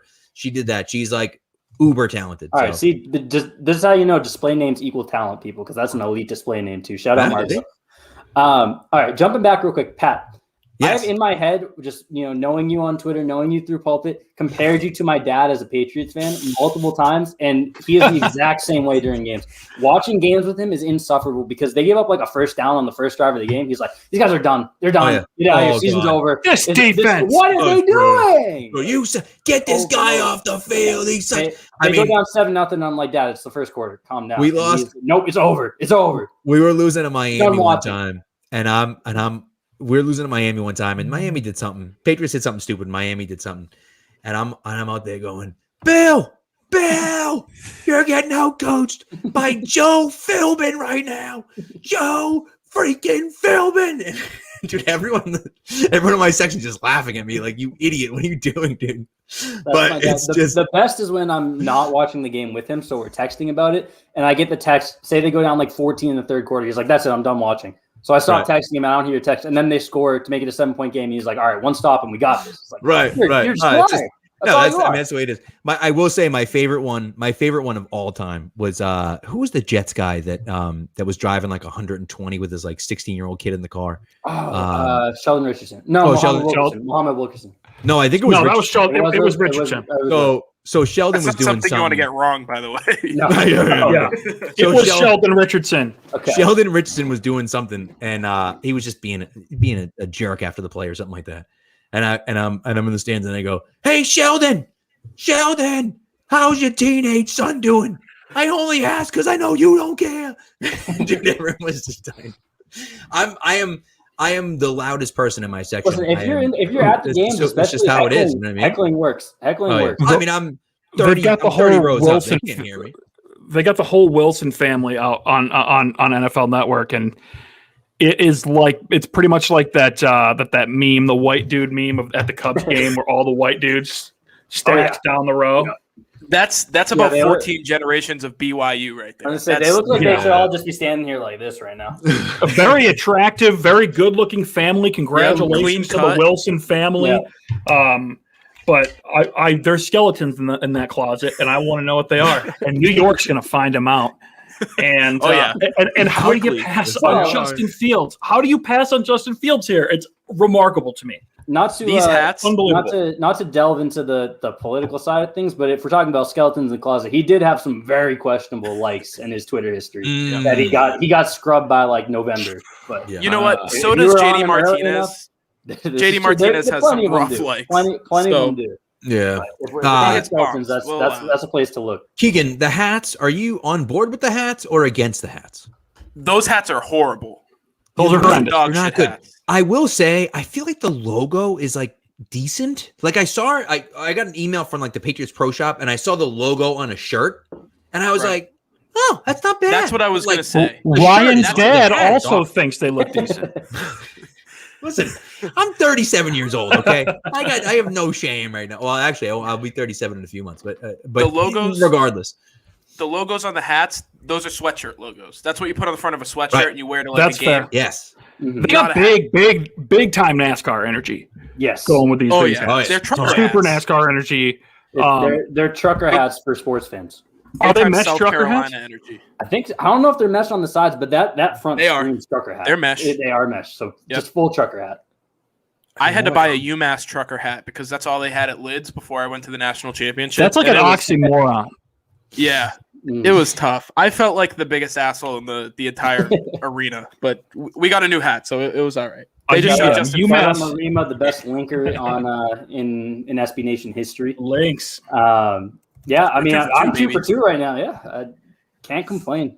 On every single mock draft that we've done. 2 for 2. 2 for 2. All right, they are going to San Fran is going to take the whole goddamn 10 minutes. They are. They hate everyone. And I like that because it gives us a chance to talk about it now. Because we should have probably spent a little bit more time on this. It's the craziest pick in the history of the draft. Jones or Lance, or do you think that they've really been screwing with everyone and going Fields here? Pat, what do you think? Up until today, I thought it was Mac Jones, and then everyone was like, most GMs think it's Trey Lance, and I was like, wait. What they do? Like, what do you mean? They've been saying, and now I have no idea. I don't know. Where are the odds at right now? Because I know this afternoon they flipped. I will say, 125. I will say, John Chapman, who came on our show, John Chapman, host of the 49ers Rush podcast. He, by the way, the pick is in. He has been saying for months that Trey Lance is the guy. Even before they traded up to 3, Trey Lance was the guy that San Fran was targeting. That Trey Lance was the guy they wanted. We'll see if he's right in a few minutes, but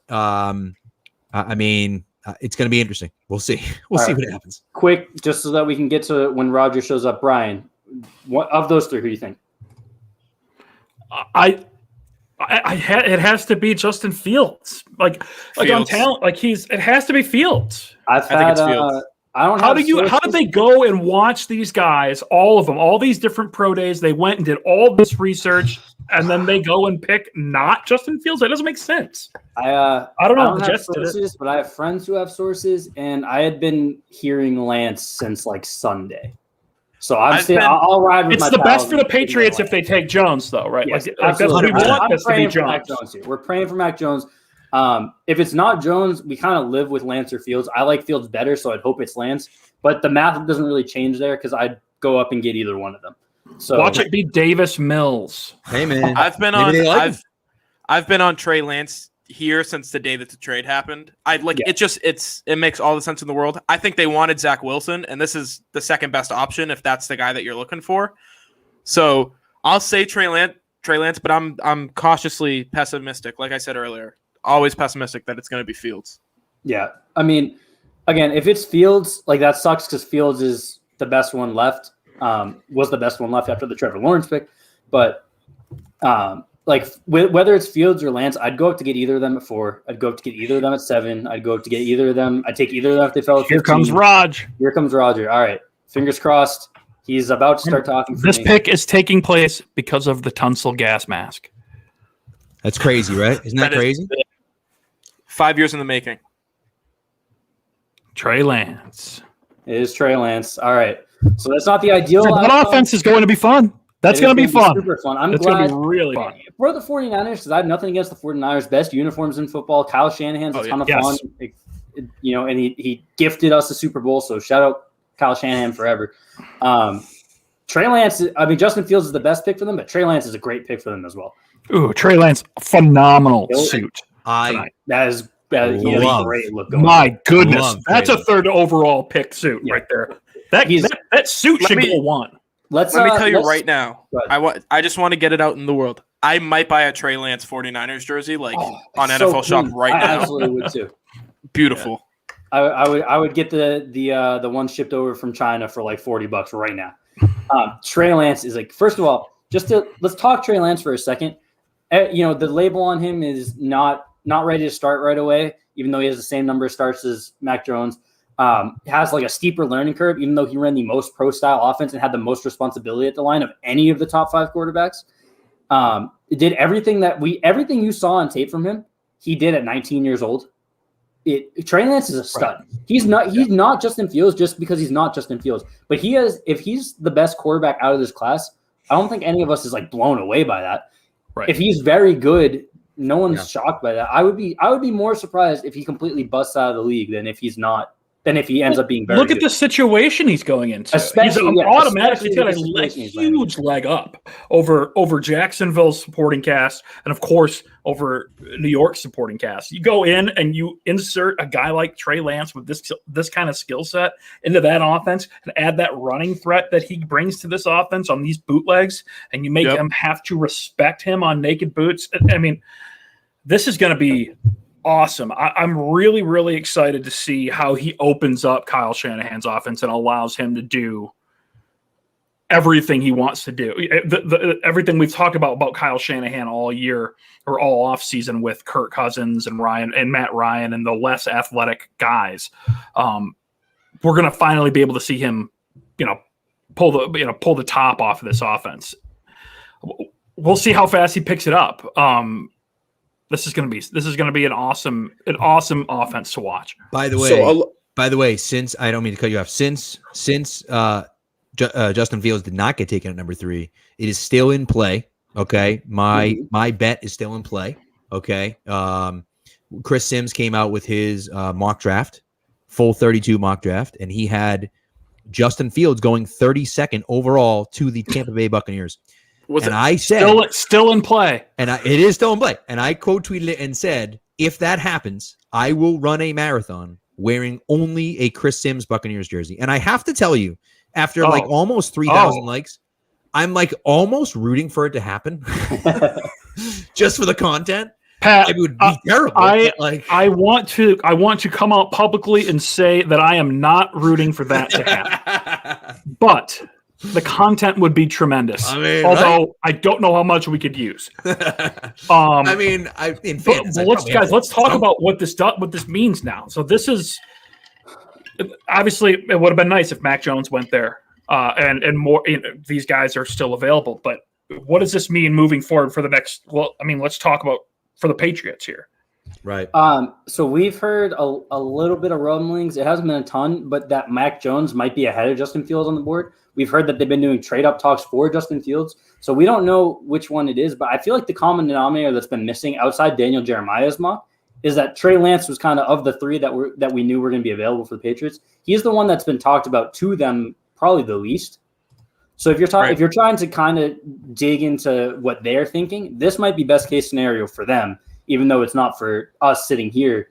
They might like Mac Jones. I mean, Keegan, I know you think that they would like Mac Jones the best. We talked about it last night. But if they do like Mac Jones the best, then this is great for them that he didn't go here. For us, obviously, that's less ideal. But I think Trey Lance going 3 is the best case scenario if you're in the train of just get a QB to the Patriots. Because I think Mac Jones is ultimately the most realistic option, as much as I don't like it. By the way, that's a mistake, man. It is, in my opinion. 3 minutes left in Atlanta, and Atlanta still has the pick. Now that doesn't mean. Let me ask you guys this. Let's go around the horn here. Where does Mac Jones end up? Pat. New England. Keegan. I don't see anywhere other than New England. Ryan. New England. Oh God. Chicago.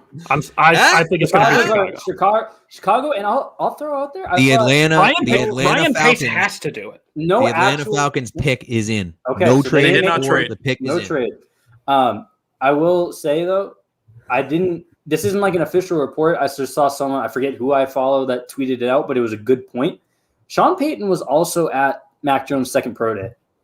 Yep. And also makes a lot of sense. Is makes a potentially lot of in sense. the market for QB, and has also been saying trade up. And Ian Rappaport did say that they're looking for non-QBs in their trade ups, but if one is there, they're going to be strongly considering it.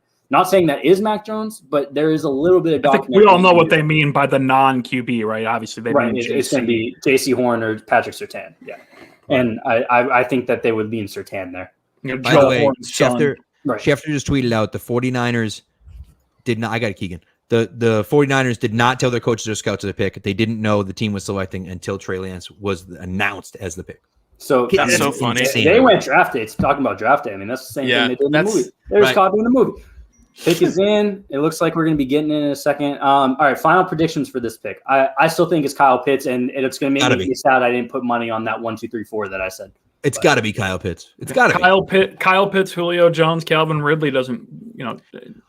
That's okay. If it's Jamar Chase, then Julio's has to get traded at that point, right? I mean, but it doesn't make sense. Well, no, then you just play Julio, Chase, scarcity. And Ridley. Right. Never run the ball ever again. For me, that's you know what I mean.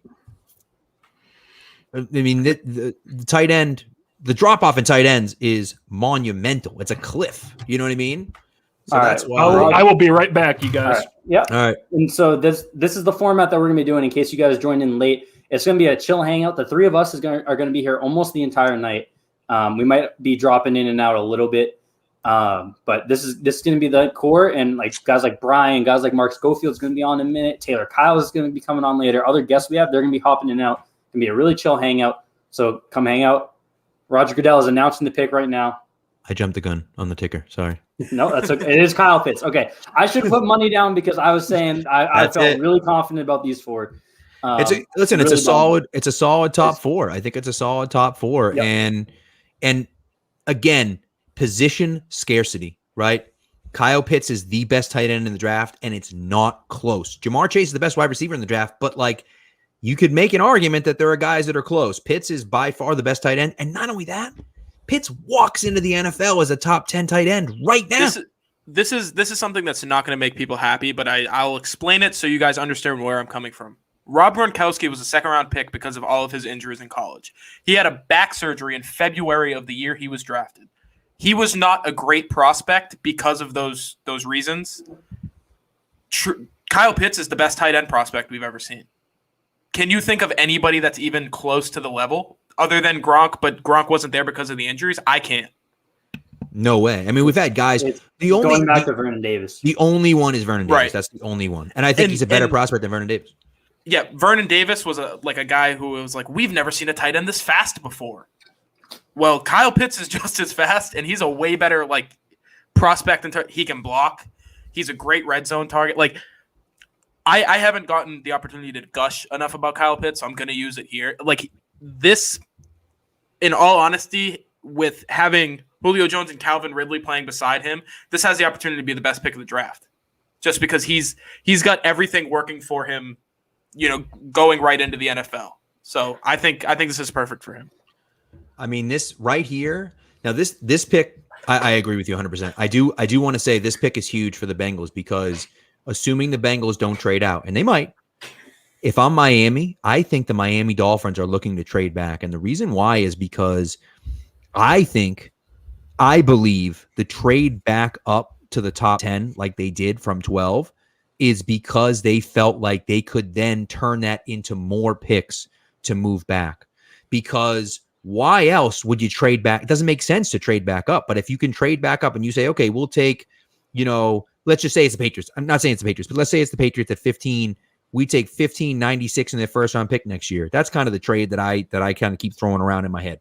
15.96 in the first round pick next year. Okay, great. Hey, we traded a first round pick, our first round pick, to move up. Now we move back to 15. We pick up a Patriots pick, which would probably be similar to Miami's pick, and they pick up a third round pick in the draft this year as well. And maybe they hold it for more ransom. Maybe Washington moves up. Like, who knows? So to me, I think Miami's hoping that Cincinnati right now goes Jamar Chase and, or Penny Sewell, I suppose. But if they go Sewell, you know what I mean? So, yeah, and then it gives them someone, and they trade back. That's what I think. If they go Chase, it gives them every reason to trade back. Like, if they want to trade back, this gives them yes, exactly, no reason not to. If Chase is sitting there, you might have to. We saw the report that they might even have Jalen Waddle above Jamar Chase. That felt like a heavy smokescreen, but it's just worth throwing out there for the viewers who might have missed it. What do we think Cincinnati does here? I think everyone knows it's Chase or Sewell, but which of the two do you think? Grab water real quick. It's Chase. I think Chase makes sense. I wish it was Sewell because I think Sewell is a generational player, and I think it makes a lot of sense. The thing is that if you're Cincinnati and you're looking at saying I have both. Oh, good question. Why no, sir? Trade Winovich, Chase Winovich. I think if you look at this class, right? Look at wide receiver versus offensive tackle. Jamar Chase, I think, has a higher ceiling, right? Or there's a bigger gap between Jamar Chase and a guy you'd get at the top of second than there would be between Penny Sewell and a guy you'd get at the top second as a tackle or as an offensive lineman. I think this is an incredibly deep offensive line class. And so that's one of the reasons why I think it makes sense. I still think Sewell's a generational talent, and they should be taking him at 5 to protect your quarterback. But I understand why you go after a wide receiver. Yeah, I mean, I'm higher on Chase as a prospect than Sewell as a prospect. I think both positions are important enough that there's no trump card there. I would go Chase if I were them. I think they'll lean Chase. They're an organization that, like, you can think of very cheesy reasons that, like, fans would connect the dots for, and you can do that for the Bengals because they're a poverty franchise. Right. And that's also why you know that they're not going to do the smart thing and, like, try to trade back a couple spots here because they just historically don't do that. The pick is in, by the way. Okay. Bengals pick is in. I think Chase is the better player. And then you talk about the Joe Burrow, Jamar Chase connection. Joe Burrow's been campaigning for Jamar Chase. That's something that the Bengals ownership would be like, all right, we got to go Chase then. Like, that's absolutely something. I was just about to say, this is a situation that I believe where they kind of narrowed it down to 2 guys, and they went to Burrow and they said, who do you want? Right. Yeah, like, this is your franchise. We're giving you the keys to the Ferrari. Who do you want? And I would be shocked if he didn't pick Jamar Chase, like a college teammate, somebody to throw the ball to. Like, let's get those numbers up a little bit, everything points in that direction. Well, and the other part of it too. Hello, gentlemen. You're a quarterback, right? Yes, your offensive line is important, but realistically, you care about your wide receivers more than you care about your offensive line. Yeah, you buy your offensive line nice stuff and everything like that, but, like, you care about your wide receivers more than you care about your offensive line. Let's just be honest, right? And Cincinnati did sign a few offensive linemen in free agency as well. They got Riley Reef, and they got an interior guy. Not like they don't have anyone, right? I will say too, if you're talking about from the Patriots' perspective, Penny Sewell's the better pick if you're trying to just look at domino effect. Keeping those wide receivers on the board as long as possible is much better for the Patriots than keeping keeping offensive linemen on the board as long as possible. So if we're talking about, just those little dominoes to get us to 15 or trading up, sorry, Murph, it's gonna be like that a lot of the night. But if we're talking about those little dominoes to potentially get us to 15 and as enviable a situation as possible or close to for a trade up, Sewell being the pick here is the better outcome. I agree. Right. I think Joe Burrow has a little bit of psycho in him where he's like, I don't need offensive linemen. Give me some ballers, dude. Give me somebody to throw the ball to. I'll run around out there. I don't need anybody to block for me. So, so fun. I'll weigh in on the Pitts pick. More I'm thinking about it. This draft is so stacked with offensive linemen. It's one of the only deep positions. Yep. I mean, it's the deepest offensive line draft we've seen in a while. Kyle Pitts is nasty. It's going to be a really fun offense. They're not missing any pieces.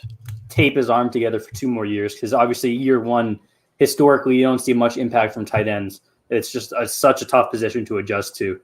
But Kyle Pitts is good enough that you should still see production from him. But year 2, it would be a mistake. It would be a mistake to use him super traditionally, though. Wouldn't are we all agreeing there? Absolutely. Try to get him into that big slot as much as you can.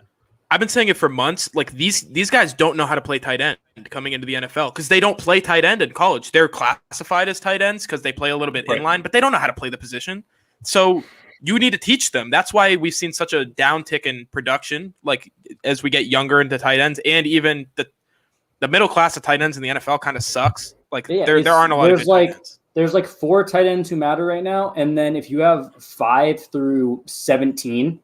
You're in basically the same spot. It's just depending on how you TJ Hawkinson. We saw Hawkinson make that step forward this past year. Yep. He looked really solid this year, and he's as close as we've really seen to this true tight end. Obviously, eight overall 2 years ago.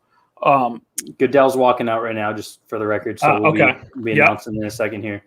But you see the problems with Dalton Keene and Devin Asiasi.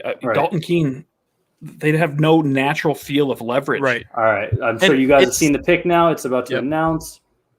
That suit? Come on now. Well, Miami. It is Jamar Chase. All right. So this draft is officially boring. This is a boring draft. Now I'm scared. Now here it is. This is where I'm scared. Miami's on the clock at 6. I think Miami is going to try to trade back. And what a king. It probably isn't going to be with the Patriots. Jamar Chase. Holy hell. I mean, he knew. Look at his shoes. He knew. Yeah. I'm just we can't pull the broadcast up, so I just took a quick screenshot in case you guys aren't watching. Look at Jamar Chase. I'm not sharing my screen. Hang on a second. Phenomenal. That's the best look of the draft so far. Look at Jamar Chase. We can all agree. Look at Jamar Chase, pals. The fit is just what a and he's got the orange and black and white shoes. I mean, like he knew. He called his buddy Burrow, and Burrow said, "Hey, bro, you're coming, man." And he's like, I would not be surprised at all if Burrow purchased those shoes and had them sent to Chase's house and been like, "Here you go, pal. We'll see you in a couple weeks." Keegan, earlier you said you think Kyle Pitts is the best player in the class. It's still Trevor Lawrence for me, and then it's Justin Fields. But Jamar Chase is 3, and he's in that class with them, and he's my favorite player in this class. I am in love with Jamar Chase. I'm absolutely in love with him. He's a stud. He's the best, guys, in my opinion, he's the best wide receiver prospect since I'm all right. We've got to talk about it now officially. Justin Fields is officially falling in this draft. He is. He was falling the second he got past 2, to be honest. Yeah. It's time. I'm praying. It's time to go. This is the spot. It's not going to happen at this pick. But if this is the problem. Sewell ends up the pick here, sorry, Pat, to cut you off. If Penei Sewell ends up the pick here, yes, this is officially where every single second that something isn't happening is when we're just sitting here fingers crossed. We just need Penei Sewell to be the picker. And by the way, much happier. I don't feel good. If this is Penei Sewell or Jalen Waddle, much happier with that than Jamar Chase going to Miami because that would have killed me, even though he would look fire in those jerseys. I'm about to go broke buying jerseys. Like that Jamar Chase new Bengals jersey. And he's going to wear one. He can wear one this year. It's pretty nice. Elite. Let's go. I'll be right back. Let's go. The pick is in. The Dolphins are not trading. The pick is in. Let's go. I'll be right back, Pat. If they announce it while I'm gone, just handle it. It's big news. It's got to be Sewell, right? Yeah, I mean, I would assume, unless it's Waddle. But I don't even care. I don't care. The point is that it's not a trade, and that's what we needed. That's huge. So that's still open. Leaves the door open for the Patriots still. We'll see what happens. But they can still make the move to either 7 or 8. I'll say this massive. now. I will never claim to know anybody that knows anything, but I believe if it's Waddle here, then the Patriots have a shot at getting Justin Fields. Yeah. If it's not Waddle, if it's Sewell, they could blow our socks off and make a move for. I would not be surprised at all. So I think if you're a Patriots fan, you're hoping it's Waddle here. Right. People that don't like how pro Cam I am, better hope it's not Waddle. It's, I was gonna say, I heard it while I was gone. I also think a trade up for Jalen Waddle is more likely in terms of if we're putting odds on it than a trade up for a quarterback, which kills me. Now, we all talk about the trade up, but like what drives me crazy lately is seeing the getting rid of 46 to move up to 12, as if that's some realistic That's not going to happen. Price. That's completely unrealistic. People I'm sorry to cut you off real quick, Brian. Jamar Chase just got compared to AJ Brown on ESPN. I don't necessarily love the comparison, but AJ Brown's my current favorite wide receiver in the NFL. Talk about a brand for Ryan. AJ Brown went 4 overall, right? We went before Julio. Yeah. No, AJ Brown, not AJ Green. I thought you were making a joke for a second. Oh, AJ geez. Brown. I love AJ Green too. So all three are. AJ Green still might be your favorite receiver. Yeah, I thought you were AJ Brown making. If I thought he was making a Patriots joke. I thought so too. That's what I was going to play with him on it. Not that I would anticipate any of you guys still following me back in the days when I was pumping out content for the blog instead of the video streams, but I was all in on AJ Brown a couple of years ago. I said in my pre-draft primer, I said I put N'Keal Harry on there, and I was like, he is just a pure backup plan because he's just worse than AJ Brown in every way, and they shouldn't go him over AJ Brown. I'll say this. Jamar Chase could have cleaned up the neck a little bit. He's got a little bit of scruff going. If I it is a little bit of a knock. That's why he fell to 5 instead of going. You got a little texture there because he's so smooth everywhere else. You want to have a little contrast. Hey, that's why. Yeah, that's why he did it. Perfect, guys. Take the guess. Who's Miami taking here? It's got to be Sewell, right? It's got to be. It's Sewell or Waddle. I'm hoping Waddle. I think it's Waddle. They need speed on offense. I feel like it's going to be. It makes me sad because I love Waddle. At risk of ruining my 5-for-5 streak here, I'm going to say Sewell. But this is where now Sewell starts to drop. If Waddle goes here, I'm sorry to cut you off, Keegan. If Waddle goes here, I think Sewell goes at 7, and that opens the door wide for a Patriots trade up to 8. I was thinking almost the other way around. That primes the Lions to make a trade back because then the Panthers are probably going to want to take Sewell at 8. So then you're like, if I was the Patriots and Sewell makes it past here, I'm calling Detroit because I'm assuming Carolina wants Sewell, given how much they've been struggling on the offensive line. Detroit might need to take Sewell after their current left tackle is Vax comments. They might be missing some time. So Detroit cannot take roll it on up. All my buddies are big. Oh, here he comes. Yeah. All my buddies are Detroit fans, and if they take Penny Sewell, they'll be apoplectic like they have been for the last 50 years. Wow. All right. I'm sorry. I'm ahead of you guys. No, you're fine. Yeah. I like it. It's called a teaser, Keegan. It's called a teaser. I'll say this. That's a gross suit on the guy. It is all right. I've lost my purpose. It is Jalen Waddle. They absolutely needed to get speed at the wide receiver spot, and Jalen Waddle is going to open up that offense like crazy. Listen, I can't believe Brian's forgetting about Albert Wilson right now. I don't even know if he's still on the team. But that guy's fast. I like Jalen Waddle.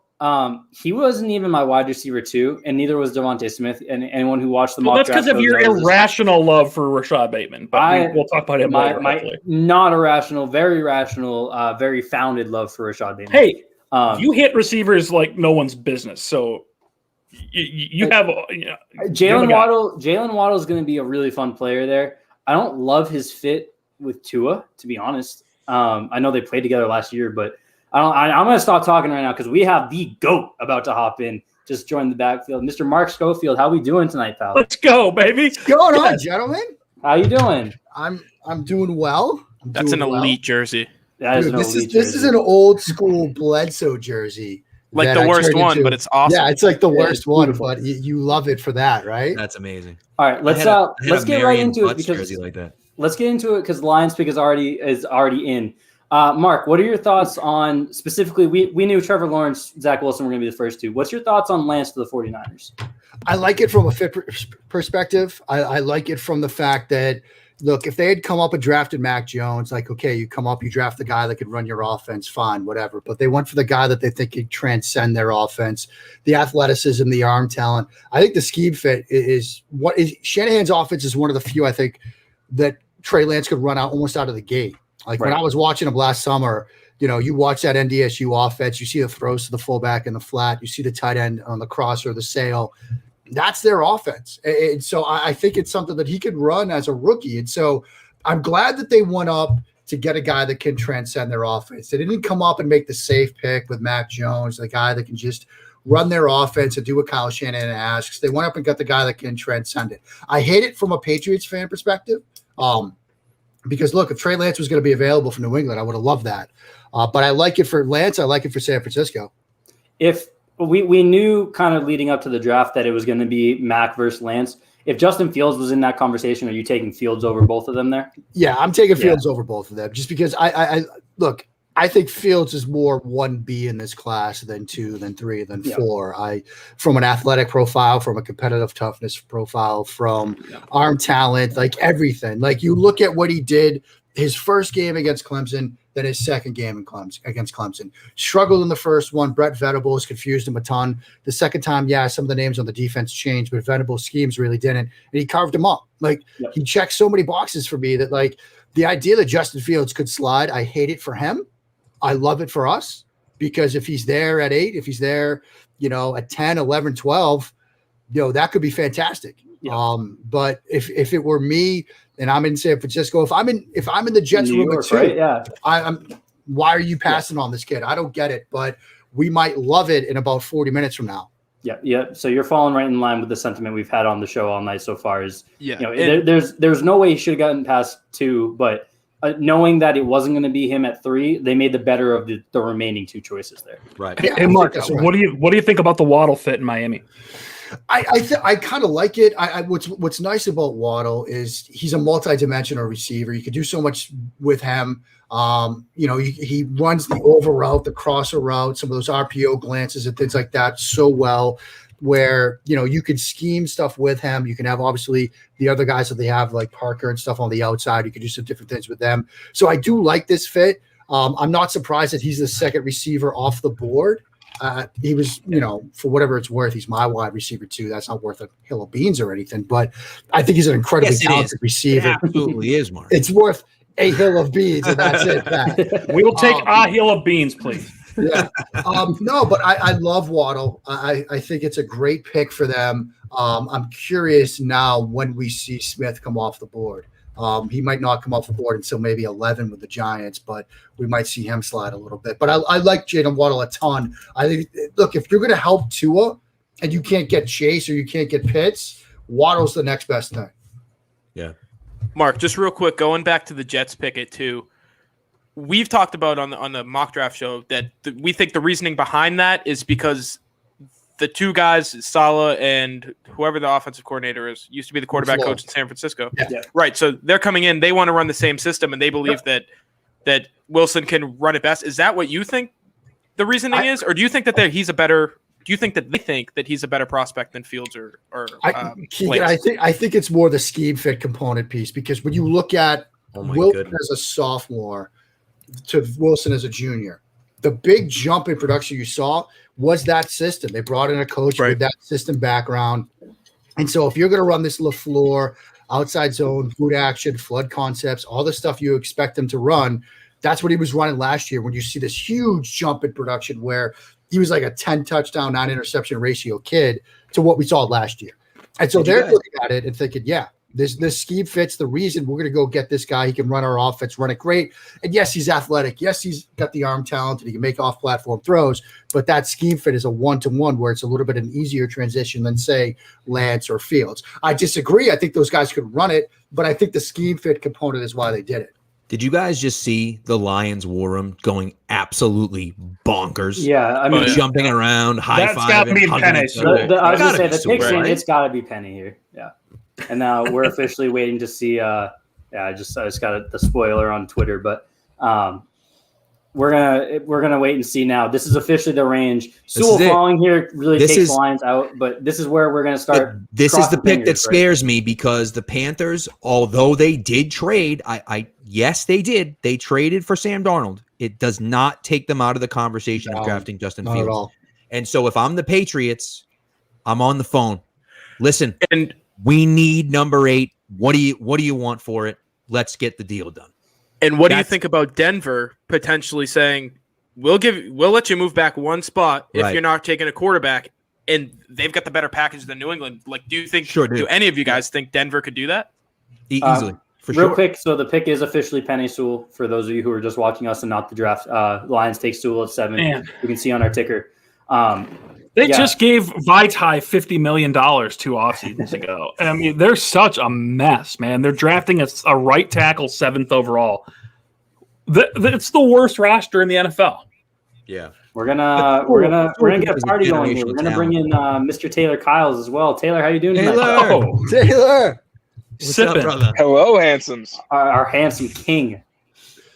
So Taylor, we were just talking with Mark. The quarterbacks tonight. Trey Lance ends up going 3 to San Francisco. Zach Wilson 2 to the doing Jets. Well, he's a little behind. I think I'm like super delayed. Oh no, I'm listening to myself on YouTube. That's where it is. My bad. I was hoping to slide in under the radar with the pick and everything, but it's feeling like something could be happening soon. So I figured it's time to hop in. You guys been killing it so far. Appreciate you. We're the 6 of us all praying for Justin Fields at this point, right, Taylor? Man, I've been going Twitter. I've been like pretty far off draft Twitter because, I like to wait till the picks are made. But man, I've been all in on Justin Fields today. I'm very excited. I'm ready to have my heart broken. I was saying earlier. Taylor, did you see do you see his draft outfit? Like looking fresh just at home? Have you seen it yet? Is he rocking some navy blue and red? He's just clean. I'll hit you in the DMs. He's got the ripped jeans, the black fitted button down. So Cam was the inspiration, clearly. Mm-hmm. Right. There you go. Yep. Some might say. Mark, if we're being real, because we've kind of been talking about what we want to happen, what we expect to happen all night. If we're being real, what do you expect the Patriots to do in the next hour or two here? I mean, maybe stay draft Christian Barmore, maybe slide out of the first round altogether. Yeah. I mean, we're ready to have our hearts broken, right? Yeah. I mean, I've been trying to tell people, I've been saying it on my show. I'm sure you guys have been saying it on yours, you prepare yourself for like Christian Barmore or a trade out of the first round. Like, no, the Barmore. It's brutal. I'm cool with trading back, but please not Barmore. Barmore is just like such a Belichick move, right? It's a thin position. Absolutely. He's arguably the best of the bunch. Like, just draft him, and we'll worry Go about right into the Adam Butler role. You think, right? Yeah, and we'll start talking ourselves into Davis Mills or Kellen Mond at 46, and I don't want to live that life. See you guys. I'm really doing it seriously. Man, I'll force him back in here. So just to kind of take notes here on 8. We're down to a minute left, just over a minute left with the Panthers pick. They're still on the clock. The pick isn't in, so there's time for a trade to get done. They're working the phones. They have to be working the phone. Do we think this is going to end up being Justin Fields? That's what's starting to. The longer this goes, that's what's. I think it's Pat Surtain. Pat Surtain, I'd be fine with it. Anything that isn't Justin Fields, I'd be fine with. We haven't talked about the very important piece of news regarding Pat Surtain. The pick is in. Carolina's pick is in. So we just got to see what it is. Have you guys seen the chain that they made for him? For Pat Surtain? Yeah, the PS2 controller? PS2, yeah. Yep. I lost my mind. It's insane. With the lights. I lost my mind today. I saw that. Brian, you got to send me these fits, man. I'm missing out. Yeah, let's Brian, do you have it My up? DMs are on empty. deck? Let me grab it. Hold on. We might have to start a Pat's Pulpit Fit account, just a Twitter account, just about fits, so we can all just get our. I mean, we all know names, nicknames, jersey numbers, and aesthetics are the most important part of player evaluation. So that's why. I mean, yeah, I was going to Young Jock is going to be a first-round pick just because his nickname's Young Jock. I mean, that guy's going to have 8 sacks and 5 interceptions this year. So right now, Rappaport is saying that that Justin Fields is the only QB that they're interested in. He didn't say that they're taking him, but he's the only QB that they're interested in. And who's interested? Carolina. So we'll see if Carolina makes that pick at 8. But that Sam Darnold is the future. He's the only one they're interested in. This is easily trademark. The most. Even if this isn't the Justin Fields pick, if he gets through this pick and then he doesn't end up on the Patriots, that's just going to absolutely shatter my heart. So this is like the watershed moment. We need to start thinking about fending off trade ups from behind them. Now we need to start thinking about Washington, Chicago. Pittsburgh. New Orleans, just in case. I mean, you need to move up to get him. You cannot sit back and wait to 15. Well, Denver's going Aaron Rodgers, so we got some breathing room, right? Right. They came out with a report kind of shutting that down shortly after. I think it was Mark Schlereth said it was basically done. But we'll see, though. I mean, Schlereth.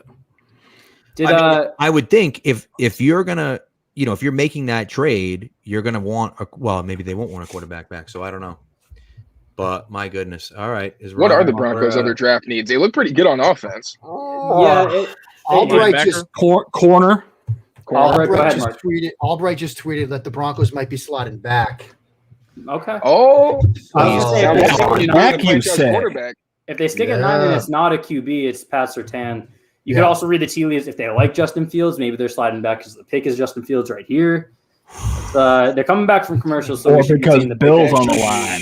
Bad juju. Okay, I'm not gonna be able to fake my reaction. I got the leak because I forgot to turn rap sheet notifications off. They're about to announce it. I will say it's not Justin Fields. It's not Justin Fields. I won't leak the pick from here. But I feel bad for Justin, kind of. I feel good for us, but I feel bad for Justin, man. I feel brutal for him. Yeah. It is J.C. Horn, the cornerback out of South Carolina. My CB1, huge J.C. Horn fan. I love I love that. That's a great pick for them. Great pick for the Patriots. J.C. Horn's one of my favorite players in the draft. Yes, I love him. Pat Surtain is completed. Like that dude is as solid as you can get. Right. Surtain's a stud. I think Horn can. But JC's ceiling, right? Yeah. The ceiling on JC. 1, he's cool. 2, he's Joe Horn's son. I know Surtain also has NFL lineage, but Joe Horn's just so cool. The ceiling is the roof for J.C. Horn. I love J.C. Horn. We were talking when Jamar Chase got picked. He's my favorite player in this class. I think J.C. Horn might be second. I'm in love with J.C. Horn. He's just so much fun. So they're realistically, this could not be working out any better. Goddamn Broncos! If they, Fields just okay, Pat. Pat, what do you know? I don't know anything. But the Broncos in here need a quarterback. Pat is like 30 seconds ahead. So at least bad, dude. Anytime he reacts, I have to like. No. Nothing's in or anything like that. But like, Fields is sitting here at 9, and if you're Denver, you have to seriously consider taking him, unless someone like the Patriots is willing to move up, which they might be. But like, God. Broncos. I hate the damn Broncos. If they end up with Justin Fields, I'm gonna be so mad, dude. Mark, I mentioned earlier. Mark's being a little quiet over here. I'm just furiously refreshing Albright's Twitter feed. That's all I'm doing because I do think though that look, if there's truth to this Aaron Rodgers thing, right? Then you're not drafting a quarterback. You're not drafting a quarterback here. Then you're either trading out or you're going in a different direction. Maybe they go Surtain here. I think that would be a good pick for them. Maybe they do trade back, give themselves a little bit more time to work out the Rodgers component. Does the difference between 9 and 15 mean that much to you if you're Green Bay? Maybe you have to throw in an extra future 6th rounder or something to make up that difference. So maybe that's what's happening right now. Maybe New England comes up. Maybe Another thing to watch, though, is Philadelphia. We've heard that Philadelphia really wants to get back into the top 10, potentially for a corner. And if you've seen Horn come off the board, Dallas is sitting there at 10. They probably want to take Surtain. You might want to get up ahead of Dallas to get a corner. And that could be huge for the Patriots because if that happens, now maybe Dallas is more willing to move that 10th pick. Move out. Yeah. Right. So all right. We're gonna pull in Maxwell Millington real quick. Panthers guy. Maxwell, how you doing tonight? Hey, I came in to troll Pat's folks. There it is. Look at that. I feel yes, sir. I feel terrible right now. Honestly, man, if it works out, great. I thought Surtain was the better player, the safer pick at cornerback. So I'm not mad that he addressed a need. But I am a little bit. I don't know. I'm a little bit disappointed. I thought again, probably I would say with what we were given, I would have preferred Slater, then Surtain, then Fields, then trading back JC Horn. But it is. And you probably could have for the given that he was a South Carolina guy, and the Panthers are kind of encompassed. Was there a big faction who wanted him because of that? That's not what I read. I obviously it was easier to kind of keep up with him being so close, but that's sort of something that it makes sense, but I didn't see anything that said where I was thinking with that is the COVID year, finding solid info on guys is a lot harder. So that proximity, I'm sure, had to have played at least a decent factor in them being comfortable enough with him. It could have for sure. So Maxwell, you guys got to be at least pretty pumped about the amount, the future of this defense now, with the resources that have been pumped into this defense with Derek Brown and now Horn, and then obviously Brian Burns. The sky's kind of the limit for this unit if these guys are all popping like we think they can. Yeah, I mean, the GM that we have now, we used to work for the Seahawks, so. I mean, if you're going for the Legion of Boom strategy and hope Sam Darnold works out, then it's perfect. Perfect strategy. Defense wins championships. We all know that.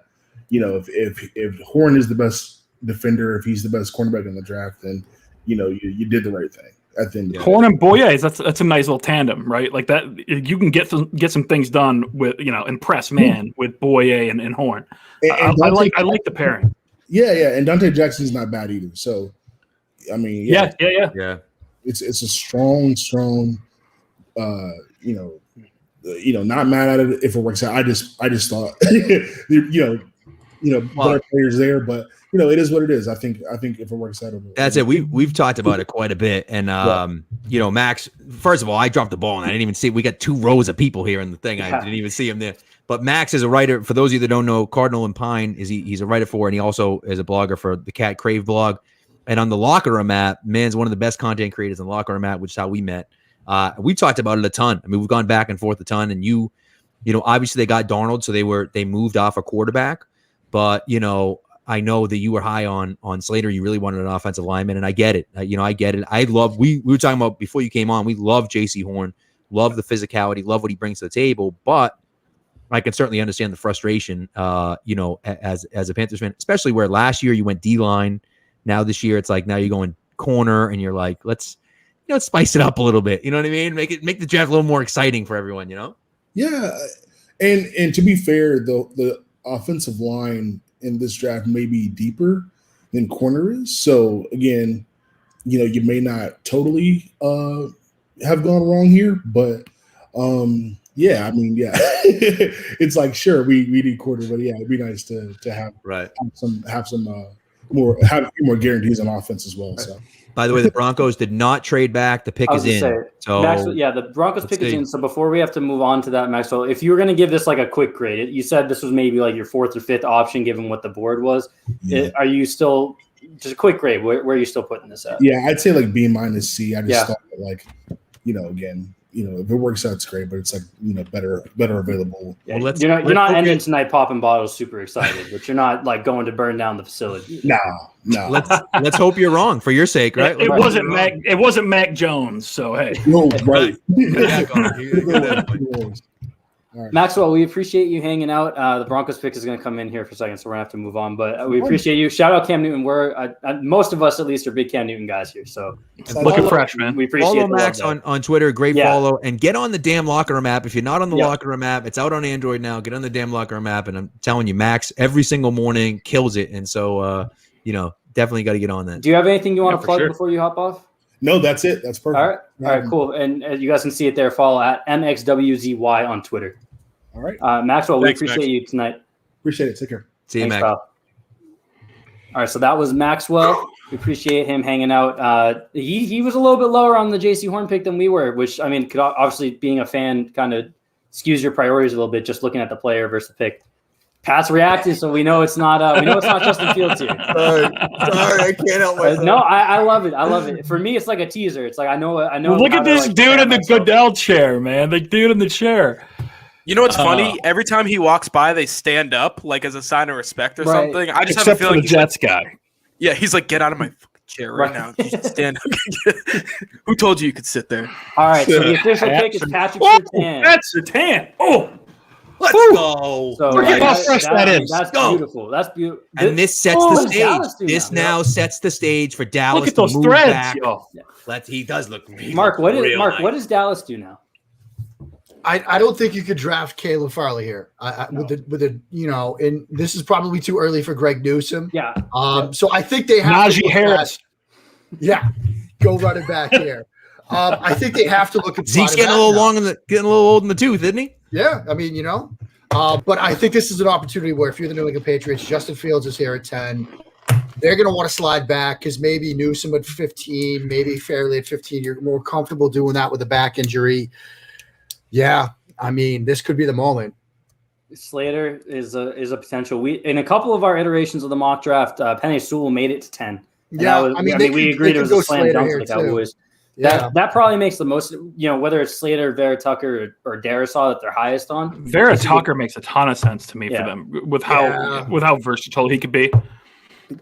What about any thoughts of? I know that they're wide receivers are already insanely deep, but where Gallup was kind of like an odd man out last year, is Devontae Smith like a shot in the dark option here, or with just no chance?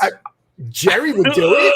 Right. Jerry. Everybody's probably holding him away from the phone right now, so he can't call that in. This is the way that I don't think many of us expected two corners to go before Dallas got here. This was like it's Dallas's turn, pick whatever best corner is still here and keep it moving. So this just became the most interesting pick of the draft to me. So no trades so far. No trades so far. For 9 That's picks, the most no surprising trades. thing to me, Brian. That there hasn't been a trade yet. I'm sure we all thought every time we did a mock, you're going to get 3 or 4 trades in the first round, in the top 10 easy.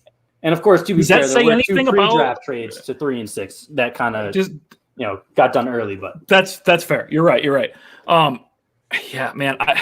I think if you're the Patriots, you've got to move up because if they truly want him, they cannot wait till 15. Somebody will jump them.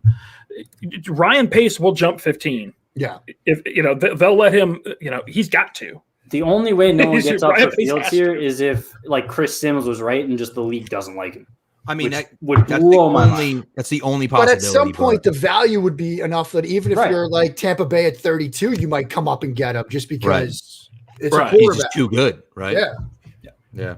Like, how about New Orleans? All the talk about them potentially trying to figure out a way to move up for a non-QB, quote unquote. If that's still in play, where Rat came out later in the day and said they could be if it was their guy available. Guys there, yeah. And I thought the report there was Mac Jones though. That's kind of what screamed to me. We talked about that earlier. They were at Mac Jones' second pro day. Sean Payton himself was there.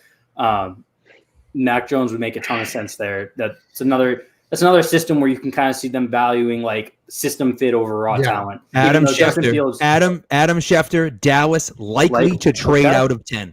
Here we go. I just saw that as well. Let's go. Here we go. Here's how we're going to handle this. If a trade is it going to be Carolina? Is it going to be New England or Philly? If a trade my comes through, we're God. leaking it right away. We're Yes, not we waiting are. for it to be 100%. announced. We're not waiting on it. We'll still hold the pick, but Palms are sweaty. I am not happy that Mac Jones is still on the board. I am very upset about it because If they trade up and it's Mac it's the Jones, Eagles. It's the Eagles. okay. But we know that's probably not okay. a quarterback. That's That's okay, though, 99% because not a probably not quarterback. Fields could still fall to the Pats. I think Fields falling is still Man. a very real option. Man, I don't trust Howie Roseman at all. We know Dallas would Fields, trade with Philly. when they were still at 6, That's there wild. was some talk about them still liking Fields. If this ends up being Fields, that would kill me. That would be awful. That's that's be 2 years in a awful. row that There, they man. get my guy at quarterback. Oh man. Mark, while we're in this little kind Me of too, lull, waiting by to the see way. what the Eagles do. I know you're going to have to hop off in not immediately, but coming up soon here. Is there anything that you've been working on that you want to play? Obviously, you're nonstop. You're just pumping out content 365 days a Anything year. that I've been working on? No, but I did just retweet a while ago, like 4 minutes ago or so. My Trey Lance is the perfect fit for Kyle Shanahan piece from March, which I honestly Well had done. I had Really forgotten good. I wrote it, but By the way, apparently I did. So They got a third round pick from Philly, obviously 12 To come and up and a two third spots. round pick to come up. That's two spots. that's beautiful for But Dallas. see, That's to great. me, I'm pissed at the Patriots because if all they were given was a third round pick, I mean, give them 120 or 122 in your first next year. Like, do But it. they Just also have more freaking connections do than it. we do. Like maybe they know No, where you're right. a lot of teams are leaning. You're right. You know? Yeah. No, and that's true. Maybe they know, like, hey, no one's interested in is Fields. Philly This- coming up for Third Smith? round I was pick. going to say because A the third Giants, round pick. yeah, That's the it. That's a Giants. lot for 2 spots. Yeah. I mean, if Number teams 84. teams know pretty consistently like who's looking at who and where they need to get to for guys. So Devontae Smith's been linked to the Giants a little bit. So especially where it's an in the division connection This there, could I be could see Philly them. saying, we're Yeah, I trying to could get see them. ahead. We're not taking that chance Yeah. that he, That especially third- with that- Waddle and Chase gone now, and that's Yeah. that's the clear top 3. Even though again, I would put Bateman in that group with them. Yeah. Just behind Chase. That's the consensus top 3 there. I can for sure see them. That would have to be the favorite right now. That price, I feel like, reflects an intra-division trade, right? Like, Right. all right, Yeah. we'll trade with you, but we're going to juice you. We need Like a if lot. it was a next year Yeah. third, I think everyone's still saying Dallas did well there, and they're getting an earlier, like what's that, the 8th pick in the 3rd round this year, something like that. Yeah, I'm curious though. I'm curious what the trade chart looks like though. I mean, I don't know off the top of my head, of course, but like, 84 is not worth a ton on the trade value. It's like chart, it's a you know what I mean? 22. It's 22 points, and 84 is a 51 point pick. Yeah, so it is a 30-point overpay. So, you're paying. so they got twice as much as they should have per the chart. So there you I go. suck Around at draft twice. math. I'm so bad at draft math. Thank you. That's quite a bit. Then. Shout I mean, out, maybe. shout out Rich Hill for doing it for But you us. know Yeah, what though? seriously. Facts. I don't know if it's a quarterback. Do you think Dallas lets that happen if they know they're taking a quarterback? I mean, I guess theoretically they could say, "Screw it!" Like if they're going to take a quarterback anyways, might as well get a 3rd round pick out of it. Like, Right, you know what I because, mean? I mean, you know, the Giants aren't taking one, so if it's Right. if But see, that's- if you're in that situation, wouldn't you then maybe call the Patriots and say, "Hey, look, we're moving back to 12." Like, but if the make us Patriots the aren't best. interested in it, Well, that's because the thing. That's the other. it. We still don't know Right. that they're into. We don't know for sure that they're into Fields. Right. We're trying to kind of Pray- since Praying for our good friends Mike Hist and Ben Natan right now. And Are Ben we? Solak. By the way, Are we? we're praying Because for if they- Ben. We're at least Yeah, praying for Ben. We're praying for Ben. Yeah. But if they We're, come up and take Fields, though, I'm going to be all pissed. prayers are out the window. Yeah, absolutely. Yeah. Hey, listen, if they come up and take If it's Fields, Michael Parsons, somebody I'm needs sending Jalen Hurts. Mike Kist whatever I can. I'm just saying, if they trade up for Justin Fields, then Jalen Hurts got to go somewhere. I'm just saying. Jalen Hurts is my favorite quarterback in last year's draft. So Murph's right. It's not a lot. If it's Fields, it's not a lot. right. But I think that price definitely reflects the And intra-divisional nature. they're also working with the surplus of picks now after trading back from 6, of course, too. So they can Yep. afford a little bit. Yep. It picks in, so we should be seeing this any second. Keegan, what's your official prediction here? Devontae Smith. Brian? Devontae Smith. Please be Devontae Smith. Please God, Devontae Smith, anyone but Justin Fields. I don't care. Take whoever the hell you Real want. quick, Just don't anybody take see Justin what Fields. Adrian Phillips tweeted about an hour ago? I'm super late on it. Anybody else see? I didn't see it. He said, No. "Bro, y'all really playing Justin Fields? He's already getting behind us. Let's get it. Mark, what are you thinking here? I think it's Smith coming up ahead of the Giants. It's got to be Smith. I want to throw out one name. I don't think this is what it is, but I want to throw out one name that we haven't talked about yet that's been linked to the Eagles. And I know for a fact our friends Mike Kist and Ben Solak would lose their minds in a bad way at Kwity Paye. Oh God, they'd lose their minds. They would absolutely lose their minds, but that's the number one name we've heard that they love. So thick edges, baby. Thick edges. Just saying. Derek Paye. Kwity Barnett. Oh God, Kwity freaking Paye, dude. Picture being my blood pressure. I'm worried about my blood pressure at the current moment. Seriously, I had to take my Apple Watch off. I don't want to track in my heart rate right now. It's gonna call the authorities, man. Oh, shout out this! I don't know if you guys are behind me, but shout out this old lady who refuses to get up for Goodell. She just stuck her hand up. Way to go, kid. Way to go, lady. He's walking up from me right now. Very, very Philadelphia of her. Absolutely, oh, big time. One of these. Oh, he's so mad that she's still in her chair right now. His chair right now. He makes me so uncomfortable. Her feet don't touch the floor, so she's super into that chair. She's like very comfortable. She might be there for a few picks. Standing up for you. Get the message. I'm not going anywhere. She's gonna be there till like pick 18. I'm not moving. I've sat down, and now I am not moving. Legend. Picks been announced. Picks being announced.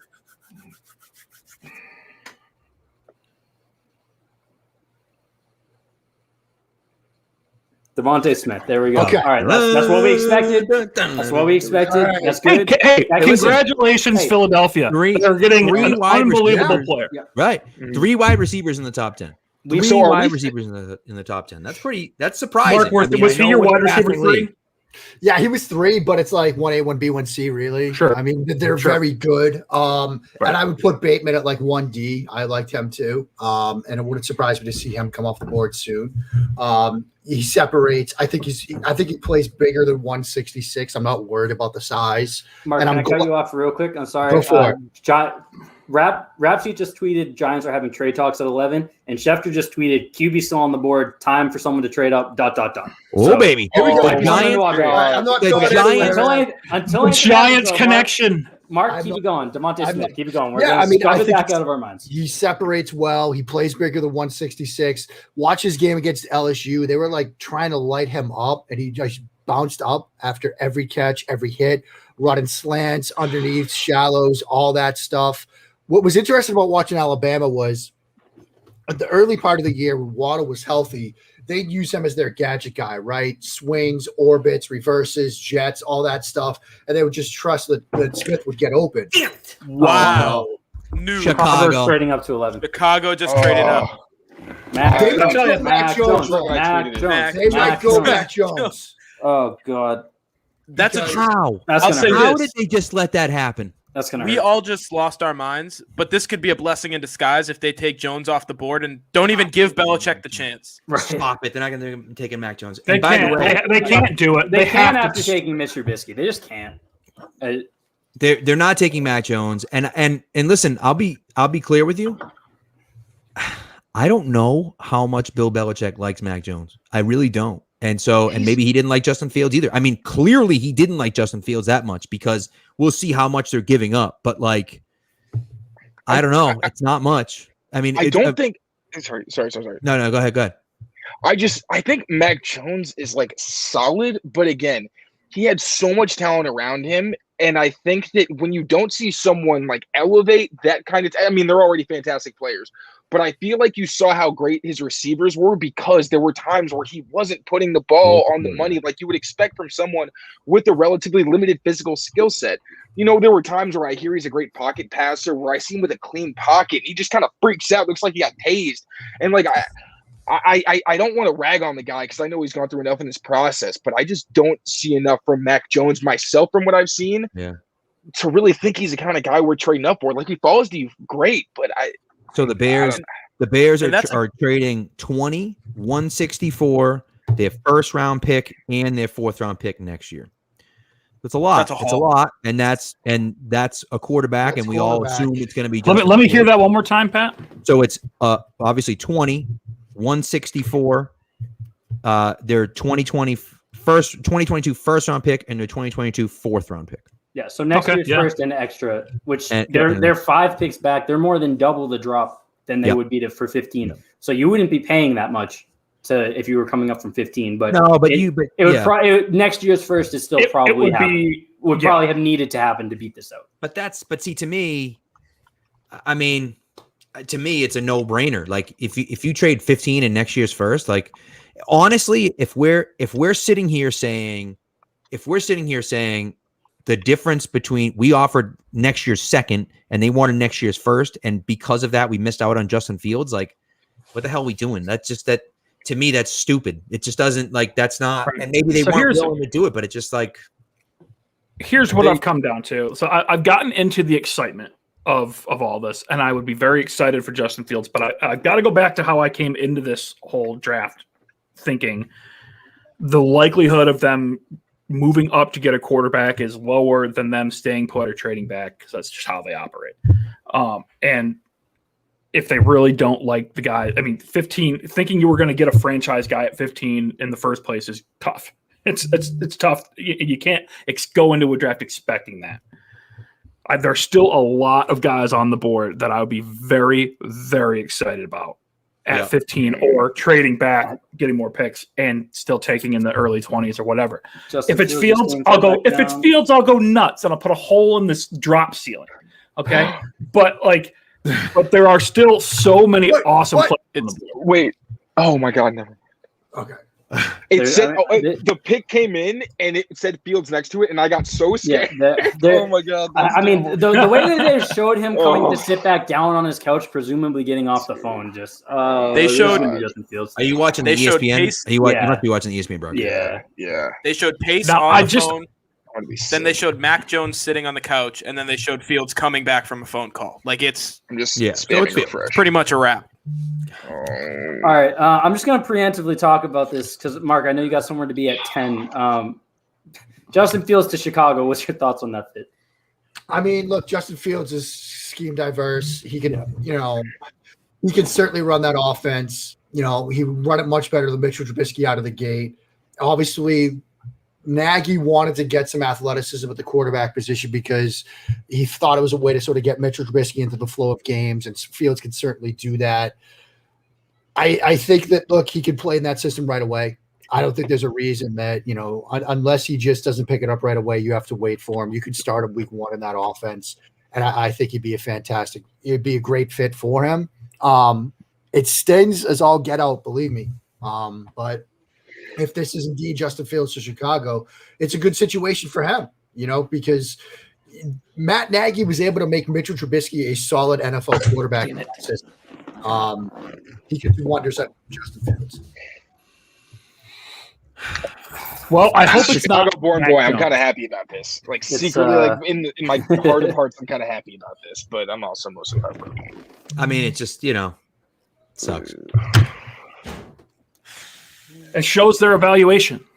Well, of the player. I mean, realistically, that shows that the Patriots weren't as interested as we thought. Obviously, and listen, we kind of expected that, right? When there was talk about them moving up to number 4 to get Justin Fields, when's the last time a report like that was actually right? Right. You know what I mean? So it just seems so plausible. It seemed like something that could very realistically get done. I mean, now the fear that I think is staring all 6 of us in the face is Mac Jones is going to be there at 15. In my heart of hearts, Mark, my heart of hearts, I think they pass on Mac Jones. Yeah. I really honestly do. I think so too, Brian. I think so too. But this is one of those moments where you hope that another team drafts the player so you don't have to make that decision. Yep. And look, Micah Parsons will be there. Like Barmore might be there. They could trade out. Like there are other things that could. But does Washington think that they need to move up and get ahead of New England now to get Mac? Washington. I hope so. That would be very Washington-ish. Yeah. But also with Patriots and Mac Jones, Dan Snyder's on the phone, baby. Yeah, Dan, do something silly for us. Told Belichick that, your first pick, Mac Jones is your guy. Like, they're as tight as anybody. Do we really think that Saban is selling Mac Jones first Taylor, pick? I doubt it. I think you're right. I think you're right that Saban was I like, think we all know. I was going to wait for you, Ryan, but I think we all know, we know. what happened here. So unfortunately, good call here by Mark. The Bears win this draft. I mean giving up a first next year is a lot, but to get listen, that's what we talk. That's what we talk about. You get the QB2. I mean, to go from 20 to 11 and give up only your first round pick next year. That's it. Like that's just heartbreaking to all of us. I mean, the good news is that in 4 years he'll inevitably hate Chicago and he can come rejoin AR in New England, right? Yeah. Maybe they just love Cam. I would say it. I'm waiting. Damn it, Taylor! I've been waiting for Mac to go off the board before I told everybody how inconsolable, how disgusting I'm going to be all offseason on Twitter if it's clear that Cam is the guy and not a quarterback of the future. Because Davis Mills ain't the quarterback of the future. It's not Kellen Mond or Kyle Trask. Those are guys to to compete with Jared Stidham and Cam. Yeah.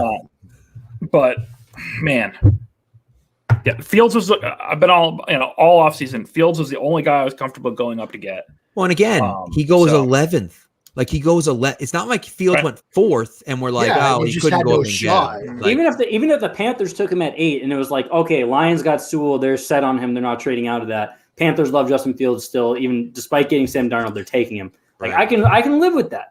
They had their chance, which is saying that either they didn't like this price for Fields or they didn't like Fields, period. Doug Kyed tweeted as this pick was being made that he's been kind of hinting at that the Bill wasn't enamored with Fields and that he would be shocked if he ended up in New England. It's obvious that it turns out that that's how it played out because there's no reason. If he liked Fields, it was set up for him to go get Fields. He clearly didn't like Fields as much as we like Fields. I'm not, we're not going to sit here and doubt Bill Belichick's evaluations, but that feels like a blind spot. We'll call it a blind spot and not a miss for him. Yeah. Hey, I feel very, very happy for. Wait, what's that? Sorry. Evan Lazard tweeted, we all know and love Evan. I had heard earlier today that Mac Jones was the Patriots guy all along and that Fields was smokescreen. We'll see. I will be devastated. I wanted to say congratulations to Allen Robinson for finally having a functioning NFL quarterback. This is by far the best quarterback he's ever had. Yeah, all the way back to Christian Hackenberg. Yeah, all the way. Fields is already the best quarterback he's ever had. Yep. Yeah. But he's so handsome too. God. All right, so now in my opinion, Keegan. Keegan. Hello, Keegan. I'm broken. I'm a broken human being. That got me, man. Yeah. I'm gonna be honest. I'll see you guys in 5 minutes. I'm gonna be honest. I had heard the Doug floating kind of behind the scenes a little bit, so I was mentally preparing myself for this.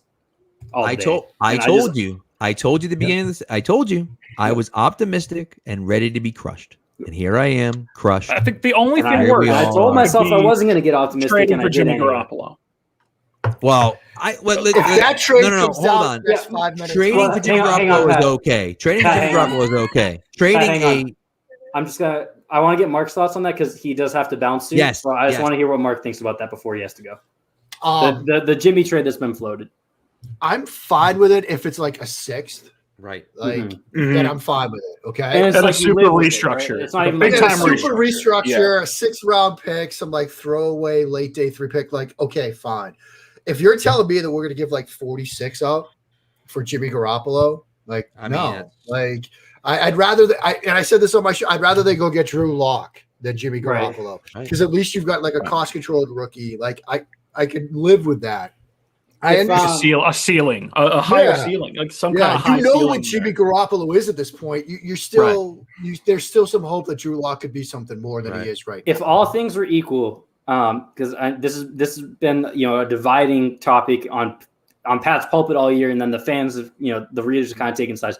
If Jimmy Garoppolo was just already here, just placed on here, had the same contract, would you rather see Cam Newton or Jimmy Garoppolo next year? I'd rather see what Cam has with a sort of healthy, like non-COVID year. he's not going to be signing late. He's already in the system. He's working out with the guys right now. I'd rather see what Cam with his athleticism can do for this offense. I'd rather see that 12 personnel package with Cam and his athletic ability than Jimmy Garoppolo like throwing slants. Like, I hope Jay Suave's in the chat, so he there's no way he can yell at Mark. Bro, you can yell at me anytime. Goodell just walked right by the person sitting in that chair, by the way, just in case anyone. Is it still the lady from the Eagles? No, I don't think so. She's not giving it up for Cowboys, man. He's just like, they brought in a new chair. No, we're good. Don't even talk to me. Don't even look at me, Cowboys lady. So what is guys? What is the best case scenario now, Mark?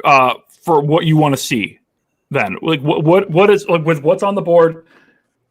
Whether it be trade back and take somebody, pick somebody where they're at. What do you want to see now? I mean, now I'm really interested in trading back. Pick up. You've got the gap from 46 to 96.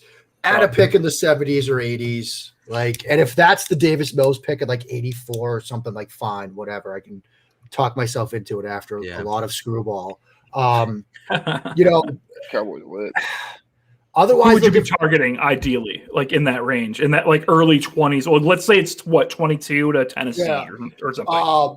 Owosu Kamara, I would like him. Collins, I would like him. One of those guys. If you slide back to like 22 and draft Barmore, like fine, I understand it.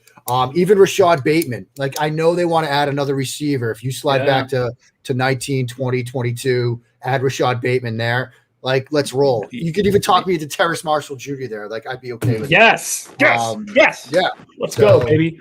I've been doing trade backs for Terrace Marshall all offseason. I can talk myself into that. Like, I really like D.B. Brown. I think he would be great. I don't know if he's going to be there at 46. So, Terrace Marshall at 22 or something, I'd be okay with. So, have you watched much of Trayvon Merrick? I like him. I just don't know if they go safety again. I keep thinking that's with DMAC retiring, the assumption is he's retiring soon. You'd have the Merrick Duggar combo for a decade. So the Cowboys took Micah Parsons. Yeah, that's a very interesting one. Sean Lee just retired. Sean Lee retired. Leighton Van Der Esch is in that Sean Lee vein where he hasn't really been able to stay healthy. Jalen Smith kind of had a slide back year this year. Cowboys fans were really unhappy with him this year. And one of these guys was saying that this was the pick of 10. Right, and they decided to trade back to 12 and got him anyway. So that's solid. By Dallas, and now, their board. If you're looking at outside Sewell, the next group of offensive linemen is Slater, Darisaw, and Elijah Tucker. One of them's guaranteed to be there. Right, two of those are going Slater next to. I'd be shocked, and then the third one is there for New England if they want it. Right.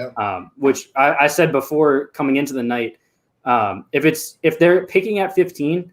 Assuming that J.C. Horn and Patrick Surtain were gone by then, which it turns out they are, going offensive line is the only thing at 15 where I could be like, okay, the value makes sense, the need makes sense. I can live with that at 15. Anything else, it's either you got to trade up or trade back. Yeah, I mean, if Vera Tucker's there at 15, if we see Darisaw at Slater, the next two picks, Vera Tucker, I could live with that. Yeah. Talk about an embarrassment of riches you have now on offensive line. I mean, it doesn't matter who your QB is at that point. Like, it could be me. It could be any one of us. You just move forward as a line.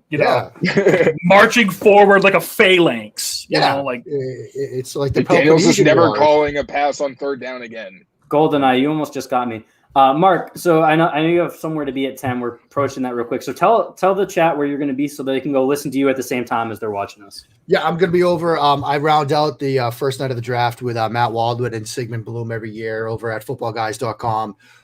It's kind of become a little bit of a tradition, and now they get to make fun of me now. It was a couple years ago when they passed on Lamar Jackson, and that was bittersweet.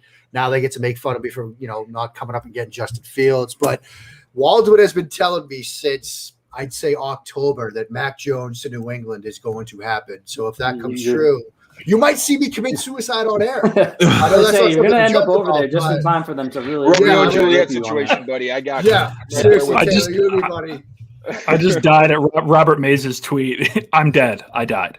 For context, good for Robert, man. Robert Mays is a Chicago fan. He's he's suffered through Trubisky, and he's suffered through potentially Andy Dalton now. He suffered through the Bears. Yeah, he suffered through the Bears. That's exactly right, Brian. Good for Robert, man. Good for Robert. This is the fun. It's the fun part of draft night, like seeing all the people we interact with and follow on Twitter and everything. And, the whole country is divided up into these 32 groups, right, of crazy people. And some people are pumped and some people are pissed. And it's fun stuff. And then, there's us in limbo. Yeah. Oh man! All right, Mark. I'm going to say gotta be goodbye to Slater you. for the Chargers, right? Oh, sorry. I'm going to say goodbye to you, Mark, because I gotta do bedtime with the kids. All right. I'll be back on the stream in a few minutes. I But, I also need to you'll drop be off going. real quick. So Keegan, Brian, and Taylor and Mark for the next couple minutes. We'll take you guys back. I will definitely be back by the Patriots pick. So I'll be right back as well. Mark, thanks for hanging out. It was a ton of fun. We appreciate it as always. You're the go.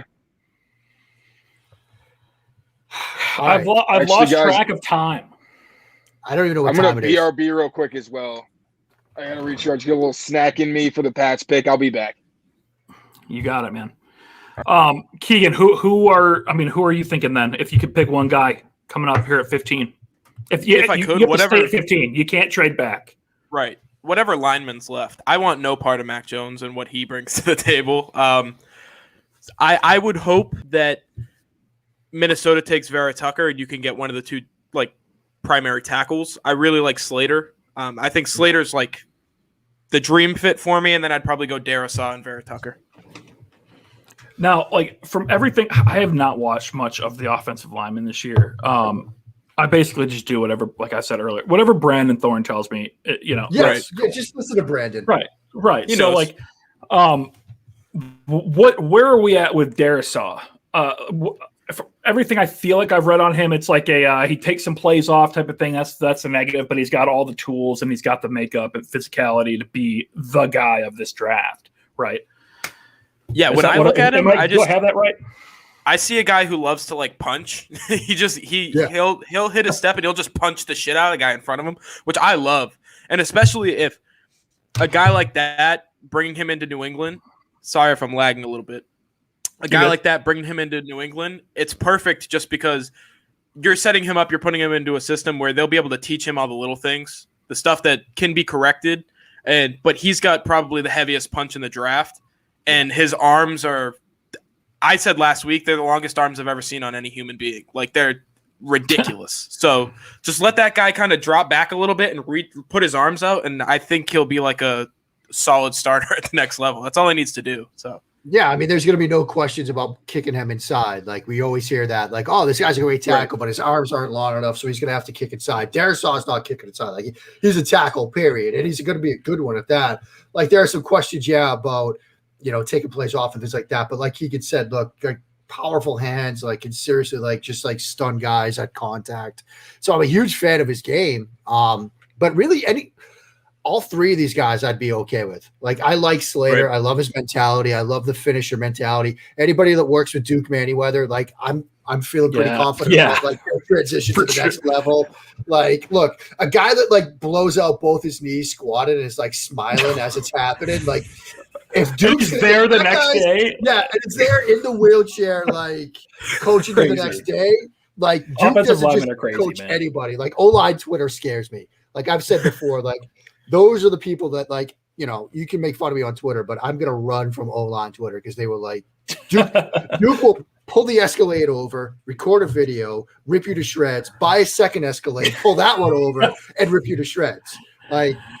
I love what he does. He gets these guys into this room, and it's they're already acclimated to the professional mindset, right?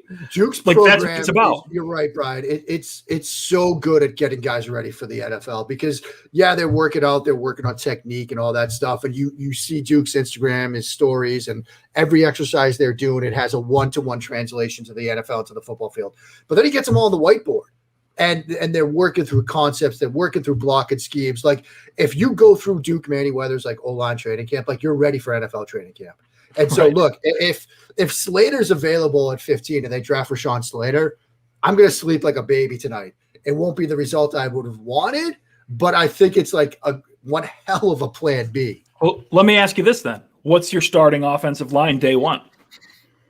If they take Rashawn Slater.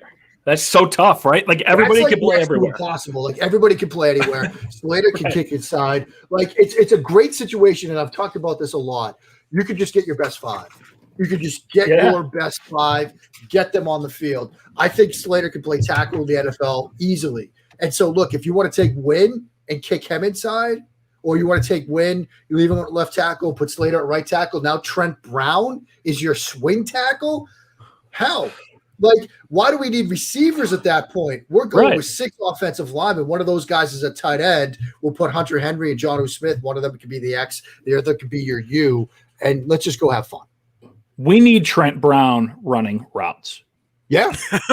I mean, let's not forget a couple of years ago, they opened the season with their 13 personnel with an offensive lineman at tight end. Yep. Run that with Cam. Who cares about the quarterback position? We're going to run the flex bone with these 6 guys up front. Yeah, we're going to have like 1,800 pounds up front. Yeah. And we're just going to run through everybody. I love that plan.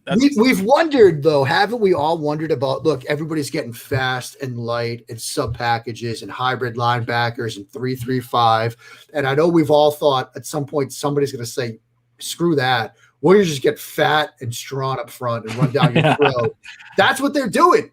They're building it if they draft one of these guys. Now you've got 6 offensive linemen with Jonnu and Hunter Henry and Cam, and you're running like T. Strawn Wright, like high school offensive stuff that we were all running in high school. Like that's what it's going to look like. Tell me Bill doesn't want to run the Navy offense, and I'll call you a liar because you know damn well he does. At least for like he has the Navy flex bone offense in a playbook somewhere in his offense. Yeah. It's in a special box. It's in a special box. It's got a special key, and it comes out at only a certain time. He hasn't opened it since the night before their first Super Bowl victory. Yeah, it's waiting. Break glass in case of emergency, and we're at that point, kids. Okay, we're at that point where they're going to draft Rashawn Slater. They're breaking that playbook out, and Cam Newton's going to be running the flex bone triple option. And Slater to the Chargers. Slater just went to the Chargers. After that, I was listening. That was a beautiful conversation you guys had. That was extremely informative.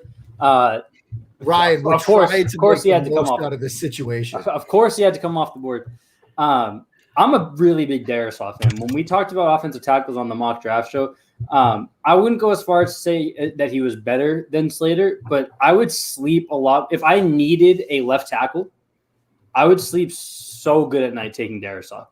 Because I think worst case, you're looking at Darisaw, you're looking at like an Anthony Costanzo, Nate Solder type, where he's not going to be like a superstar, perennial All-Pro Pro Bowler, but you're never worrying about that position until he retires. That's worst case scenario. Rashawn Slater is probably the overall more talented player, especially the versatility. You can kick him into guard. He can play tackle. He could even probably play center if you absolutely needed him to. The man ran a 4.88. Like he can get out and do whatever you need. Darisaw wouldn't be a consolation prize for me. They're kind of like 2A, 2B in my opinion. I'm a huge Darisaw fan. Of course, if Slater going sucks, but if Darisaw was the pick at 15, I'd be really happy. Like Elijah Vera Tucker too, would have no issue there. But see, I'd be super pumped up about Goldeneye's talking about it here about Spencer Brown later. A guy like Spencer Brown, like his rasp was like insane. That's a guy that you can tackle of all time. Right. Like that's a guy like we talk a lot about like don't get super locked into these athletic metrics and all this stuff and can the guy play football? The Patriots have the the luxury of being able to take a guy that maybe doesn't have, and I don't know anything about Spencer Brown's technique, but maybe can go out and get and can get a little coach him up. And use that athletic profile. It's just a loaded draft for these offensive linemen, so we'll see. This woman, the Chargers fan that was sitting in Goodell's chair, just took off her chain and shoved it on Rashawn Slater's neck. She is all about this pick. I've never seen somebody so excited for an offensive lineman. Oh man, well. We're getting close here. I'm trying not to expect Minnesota. I mean, I guess nothing can really, the rug really can't be pulled out from underneath us like last year with Minnesota. But the Vikings are looking to trade out.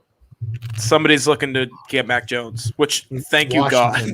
Come on, Washington. Come on, New Orleans. Come on, Pittsburgh. Come on. The Jets are coming up. The Jets are coming up right in front of the Patriots. Please be Mac Jones. Look, we got to make sure we get the quarterback piece right. So we'll take Wilson. Yeah, We'll come take up with both. Do we think? like, Do we think this is an offensive lineman then? If they're jumping the Patriots here, Joe Douglas Gotta be. is smart. That's the Tucker. problem. Yeah, it's got to be. So Unless there's- Vera Tucker, unless there's Mekhi a defensive- Becton. Unless there's a defensive player that like the league knew the Patriots loved that didn't get out, because there's no one defensively Farley? at 15 available that like jumped out to me as a Patriots target here. Like Yeah, Zaven Collins maybe in a trade back, but yeah, those guys are the trade back. Right. The options at 15 that would make sense were all offensive linemen, which is why we've been talking about it. So Yeah. I feel like it's got to be one here. Yeah, And if I'm it all is- for. Sorry, go ahead, Keegan. I'm all for the Jets trading away the bevy of picks that they have. Right. Like, go ahead, get rid of them if you want to take Elijah Vera Tucker. I'm fine with that. What's wrong with it? If it is an what are they offensive doing? lineman, why is Minnesota trading back? They desperately need one. I mean, it is a deep class, so maybe they like some of the later picks Right. a little bit better Yeah, than maybe they consensus. think- But Maybe they think Darisaw or drops maybe a little bit. or maybe the Jets gave a haul here. So we'll see. Kind of see how With this things plays out. with things kind of sometimes breaking out a little more regionally, a Spencer Brown would make a little more sense to Right. them if they're looking to move back and take somebody later.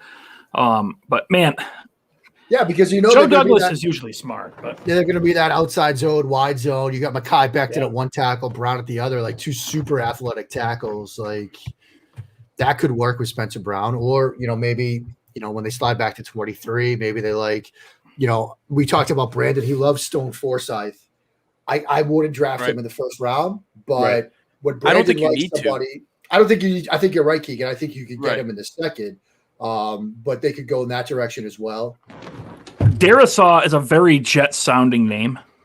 Yeah. Yeah, Maybe because of I DeBrickashaw was gonna say Ferguson, the Brickashaw Ferguson's next of kin. but it just makes But that would be a nice tackle tandem as well. You got to protect your dude that you just drafted at 2, because Lord knows he is used to having very, very large throwing lanes. Large, I mean, sideline to sideline at times. Right. Pockets he was throwing to. Right. Like, man. But, Before yeah. Mark jumps off, Dax Milne, like the third round for the Patriots? Yeah, What do we think? absolutely. Like, just lock it in at 96, right? Can somebody explain to me what a Dax Milne is? Oh, The reason Zach He is Wilson went second overall, that's what it is. That's I, exactly. He's yeah. a white wide receiver. I'm gonna leak this one because I know Mark's got to hop off soon. I want to get his thoughts. It looks like it is going to be Elijah Vera Tucker here. So the versatility that he brings, that makes perfect sense that they might want to make sure they get ahead of the Patriots here, right?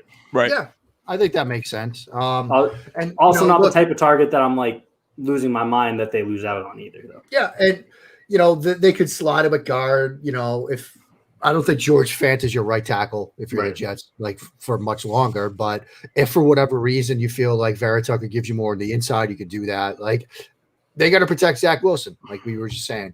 So I understand why they would come up and get him. I think it's a good pick for the Jets. George Fant blocks me on Twitter. I don't know what I did, but Well, he's got one block done. him and Jermaine first O'Connor.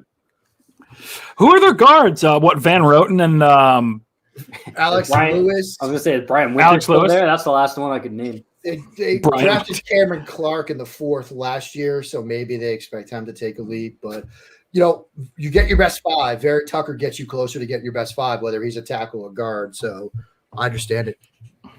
We got Taylor back. I think Pat's gonna be back. so the New England Patriots are going to be on the clock here. Yeah, they're about to be on the clock as soon as this pick or the pick's in, so they are technically currently on the clock. Little venue change for your boy over here. So we've got I a, just we've saw- got I a just- compensation update. Yeah.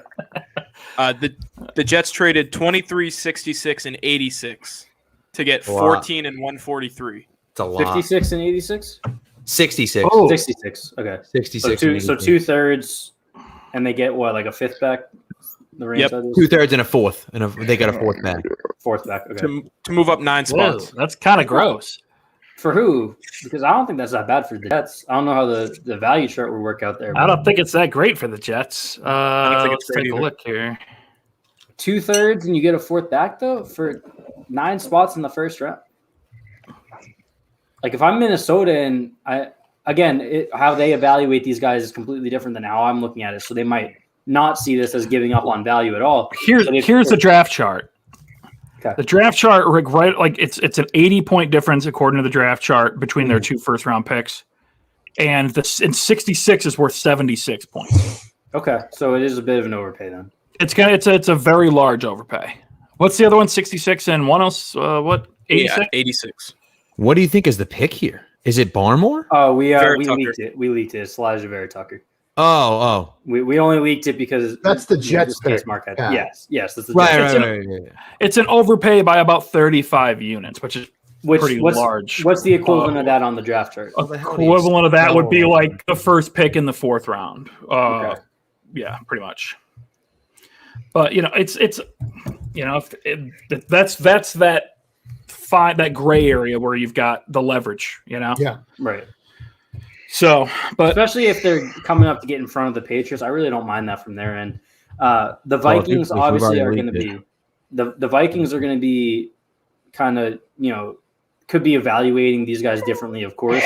But from what we have consensus of, where that next group of guys is Slater, Darisaw, and Elijah Vera Tucker, and they're all probably going to be gone by the time we get to 23. Like, I don't know if that's worth losing out on the biggest position of need that the Vikings have.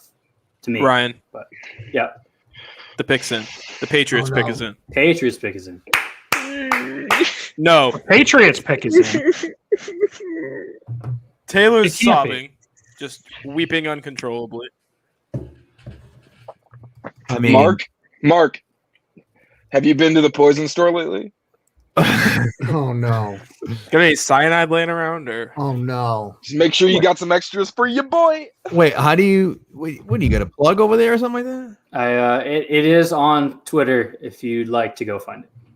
Oh my God! This is. Oh, I feel sick. Where the hell are you? Why are people? I think I gotta have a bottle of wine left.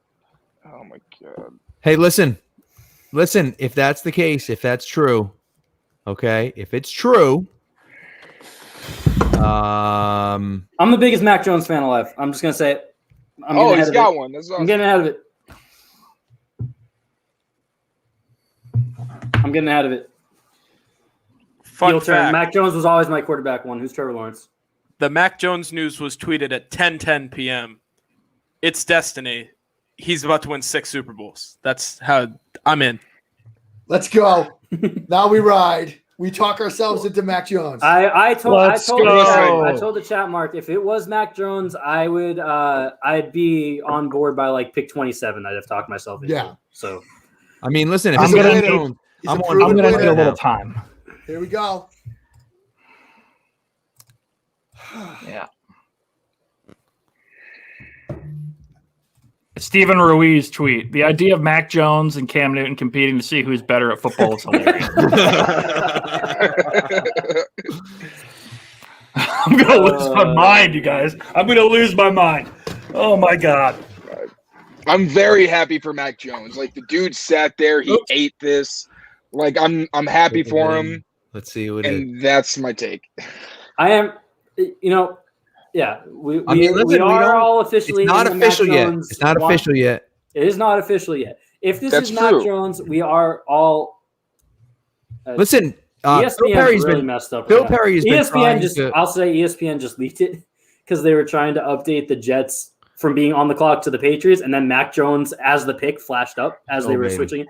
So it is pretty much official now. Roger Goodell just has to announce it. Listen, I will say, Phil Perry, the senator, he has been trying to convince people, trying to talk people into Mac Jones at 15 since the beginning of the offseason. He's been trying to talk.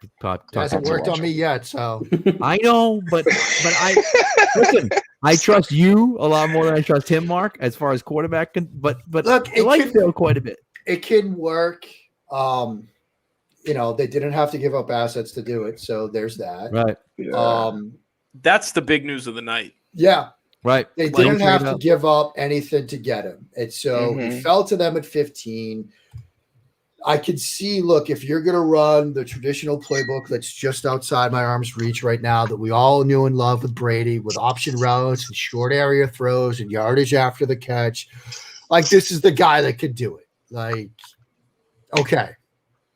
Is it the sexy pick? Is it the guy that's going to transcend offenses? Is it the guy that is the mold of the modern NFL quarterback that's going to be a threat in the run game? Like, absolutely not. Is a defensive end going to worry if they see Mac Jones run a zone read? Absolutely not. He's just selling out to stop the run. But so I will say he is more athletic than people give him credit for. the issue there is that, like, yeah, He he is. Not. Nah, he's not. I think that's really honestly, isn't. like we've got like there's Justin Herbert. Like there's who's, like, athletic one in of the those guys who's, 80s and like, 90s, athletic. Yeah. and there's athletic now. Like I think there's a limit between when we I'm say sorry, like Pat. a guy is more athletic than you think. Like Mac Jones is like as athletic as I think a modern quarterback should be at the baseline. You know what I mean?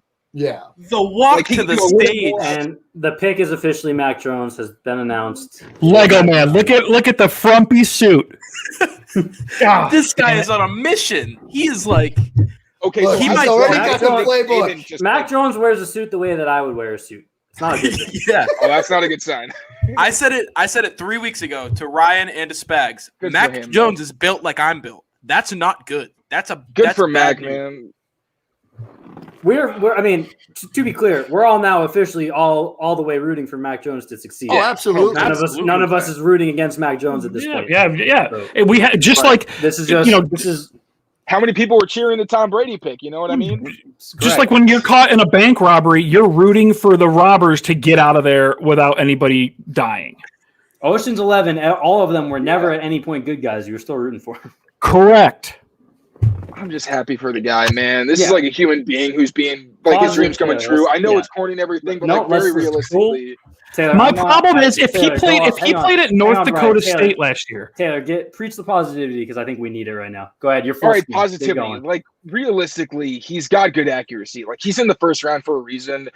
I know that he's not Fields, he's not all these other guys, and frankly, I think Mark is much more, much gonna be able to explain this much better. But I mean, he is athletic enough. He's the kind of quarterback that you'd want in this day and age to be able to extend the play as much as he needs to. He's a smart guy. He's got solid pocket poise. Again, like I'm just happy for him. Like on a human level right now, I'm still processing like anybody else. I wasn't the biggest Mac Jones guy. I was pretty vocal about it. I liked all the quarterbacks that were selected before him more than him, but they were also selected before him. So, I mean, the Patriots, we don't really know what they were thinking yet. We're going to hear the press conferences and everything. But for right now, he's not a bad quarterback. He's in the first round for a reason. And I'm just very happy for him. Dude's dream is coming true. He's going to a great organization. Frankly, I think the Pats right now, the offensive line is stacked. He's got better supporting cast than I think people are giving the Patriots credit for at this stage. But they're also a young team in a lot of ways that still needs to build and grow chemistry. So Cam's a great leader. I think he's going to be able to be a guy who can get a lot out of Mac Jones as a leader and as a veteran. So, you know what? Congrats to Mac Jones. Let's give it up for him. Huh? I'll clap with you there. Hey. Get it going. And that's Taylor. I mean, that's Taylor's whole Twitter brand is, remembering the humanity behind the sport. So it is good to remember. And now analyzing it from the Patriots perspective, Mark, we've been prepping for it all night, but just any now that it's official, extra thoughts you have here. Yeah, I mean, look, there are things that Mac Jones can do that translate well to the next level. The short area accuracy, the pocket movement, the willingness to hand into the pocket when you know that hit's coming and make a throw under duress. Watch his game against Missouri, one of the early touchdowns of Jalen Waddle on a crosser route left to right. He's got Nick Bolton with a free run at him up the middle. And he knows the hit's coming, but he hands it there because he has to give that play time to develop. And so he can do that. One of the things I do like about him, and it's something that he's going to need to continue to develop, is the ability to know where his protections are, where the weaknesses are in those protections, and get ahead of them. Watch his game against Notre Dame. There's a moment where they slide protection to the left, two linebackers blitz on the right. Najee Harris can't block both of them, so he knows that. Spins away early in the down to escape, extend, and make a throw to Miller Forrestall to move the chains on 2nd and 2. There are things that he does that will translate to the next level. Throws with great touch in the vertical passing game. You see that on slot fades, vertical routes along the boundary. And he has a good enough arm. You can see him making vertical throws to the number one receiver on trips, left hash mark to right sideline. When you make a defense cover sideline to sideline, that's important. He doesn't have the best arm of the 5, but it's good enough. It's NFL sufficient. And he won't have to play right away. I mean, that's the other thing to keep in mind. Like, they do have Cam. If they feel like Cam is going to be good enough, he's going to be their starting quarterback, and they can work Mac Jones and they can develop him the right way. There are ways this can work, but he's QB5, and he's QB5 for reasons. He doesn't have the athleticism the other guys have. He doesn't have the dynamic playmaking ability that the other guys have, but he has some things that still matter at the position. And now we're going to learn, can a quarterback of that profile still be good in the NFL? Because we all think, myself included, it's the other four guys that are the modern model of quarterback play. If Mac Jones was going to have a place where it works, San Francisco was probably one offense, New England is probably going to be the other. And here we are. Yeah, I mean, I'm back. Go ahead, Brian. Yeah. If Mac Jones played for North Dakota State and Trey Lance played for Alabama, Trey Lance would be in the conversation for the number 1 pick. And Mac Jones would be drafted when? Day 2, probably. He still has the accuracy. 46, maybe. He still has the accuracy. Like, he is a really accurate quarterback in the short and intermediate game, as Mark was saying. Like, that is a legitimate. We talked. Derek Class and said Justin Fields was the most accurate quarterback he's ever charted. Yeah, correct. He's not the most accurate quarterback in the class, but he does have that going for him. Right. He still has a floor deserving of being taken with the idea of being an eventual starter. But yeah, the pedigree is obviously what boosts him up here. And the need, the unprecedented need for quarterbacks. We're in a situation where the quarterback's deeper in the league than it's been in years, but it's also still a need for a ton of teams. Well, that's where I love what Mark said. Mark said he doesn't have to start right away, and that's obviously going to be critical for him. Right. So if I'm looking at the positives, you take a pick that you're expecting is going to be the highest first-round pick you're going to have in a while because you would revamp this roster through free agency. You're expecting to be successful this season, and you're expecting that this pick can be used on a developmental guy. And worst-case scenario, if in 2 years – like he has a rough, sophomore season as the full-time starter, you can already start to revamp and start thinking about the future. You missed out on the 15th pick, but you didn't try to build your draft through hitting on a number 1 pick. You tried to build your roster. I mean, you tried to build your roster through the previous drafts, free agency, and you took a shot. The analytics say take a shot at the quarterback, right? Like you have to keep trying at quarterback and hopefully you hit one. I trust that this team wouldn't be too attached to him to stop playing him in year 3 if he was bad.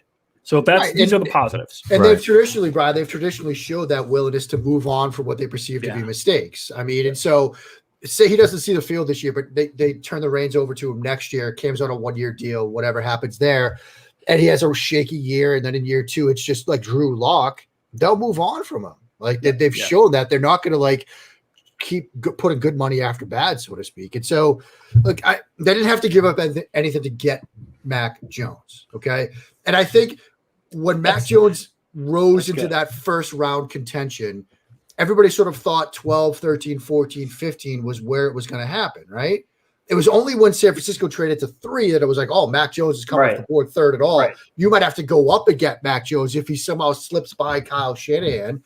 In the end, he was where people thought they might draft Mac Jones 15 without giving up anything. And so maybe this was going to happen all along. We just sort of talked ourselves into better things. So my computer died, so I wasn't able to give my take on this. Look, I think based on conversations that I've had with people that know things, Mac checks a ton of boxes, right?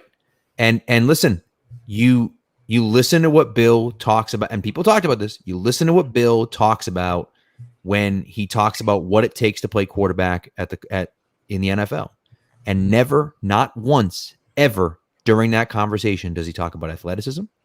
Never does he talk. He doesn't talk about those things, and so they don't need an athletic quarterback now.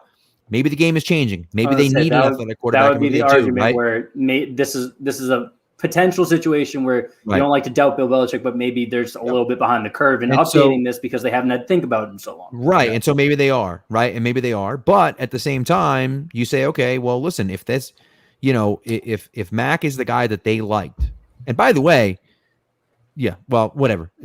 If Mac is the guy that they liked, I just think that for me personally, it's like, hey, we got to trust in them. And I think what Mark said is perfect. Like, he doesn't have to start right away. And not only does he not have to start right away, but you gave up nothing to get him. That's the key. You gave up nothing to get him. If they traded up to 10 and drafted Mac Jones, I would have been furious. I don't care what the quarterbacks went. If he was there, if the other 4 quarterbacks go early and then they trade up to 10 for him, I would have been furious. But you're at 15, and and the guys at PFF, who I love, the guys at 2-for-1 drafts, Austin and Mike do a great job. And Austin just keeps saying, like, you draft the quarterback.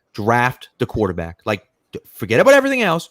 Draft the freaking quarterback, because it's the most important position in football. You have to get it. And at this point, and we talked about this, and we've talked about this the entire offseason, what they did in this offseason, it wouldn't make sense unless they got the guy that they think is the next guy. And if they believe that guy is Mac Jones, then great. If they believe that guy was Justin Fields and they said, we don't really want to give up next year's first-round pick, and so they settled for Mac Jones, then I'd be pissed. Now, of course, we'll never know that. But if that's what they thought and they decided not to go and get Justin Fields and they settled for Mac Jones instead, that would piss me off. But and to that point, Pat, that is kind of what's come out, right? Is that people, now that the pick's been made, some people who know things, Doug Kite, Evan Lazar, has been saying they've been hearing they didn't love Justin Fields. They have liked Mac Jones all along. He's been a target at 15 all along. So to that thinking, of course, we defer to Bill Belichick here, right? He obviously knows more than any of us combined will ever know. And if he wants to hitch his wagons to Mac Jones and that's his target, sure, let's ride it out. Let's see what happens. But it obviously doesn't mean that he's right in that thinking. But of course, I can live with knowing that this is what he wanted and this is what he got. Right. And that's really it, right? We've been saying all along, trust in Bill. Nobody liked Mac Jones, right? And just to update real quick, the Cardinals took Zaven Collins. The Raiders pick is in. We'll hear that in a minute. Keegan, I want to get your thoughts on this, because last night you were preaching that this is what you still fully expect to happen. You said it earlier. How are you feeling right now? Yeah, I 2 thoughts. I've never been more upset to be right in my life. I'm still not I'm not going to act like I'm high on the pick. I don't think Mac Jones will lose the Patriots football games. Right. I don't think he's going to go in there and make mistakes that lose you games. At this point, that's kind of good enough for me. Okay. And then my second point, real quick, Ryan. Well, one sec, Keegan. No, your bold it's on this. Or the Dave's bold. Okay, go ahead. I said last night that the Raiders will do something stupid. Right. They just drafted like the 7th best offensive tackle at number 17 overall. With Christian Darrisaw on the board. Unbelievable. With Christian Darrisaw on the board, they took Alex Leatherwood out of Alabama. Yeah. That's stupid. Were they down at Mobile at the Senior Bowl? They must not have been. They had to have not been. Just couldn't block anybody. And you guys were talking about Brandon Thorne when we were talking about the offensive lineman leading up to the pick.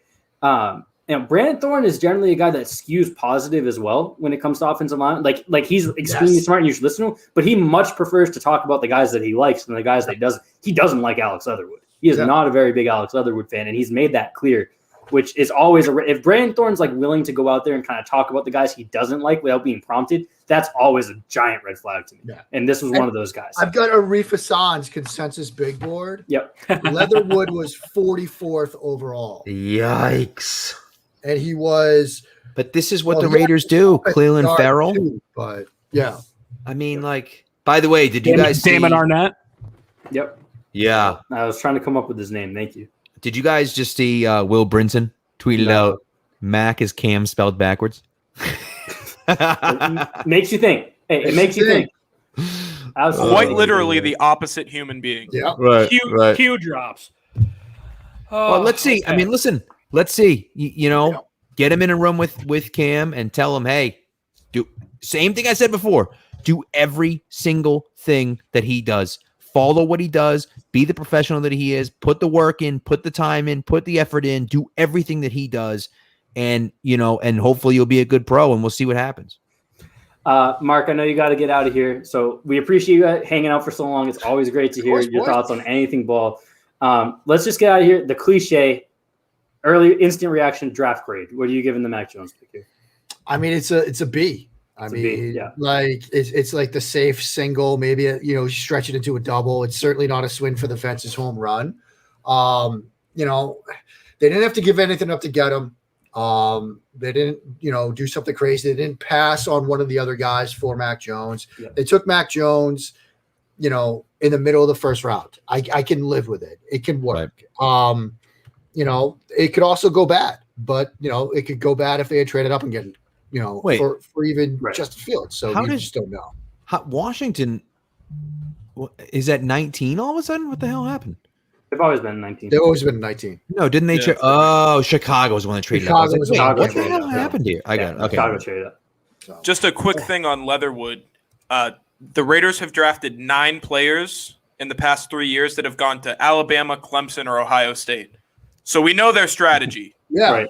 Take the guys that play late into the season. Should have known. Yeah, were they on Saturday night? Was Kirk Herbstreit doing their games? If so, we're probably going to draft them. And to be honest with you, I've got the list here in front of me.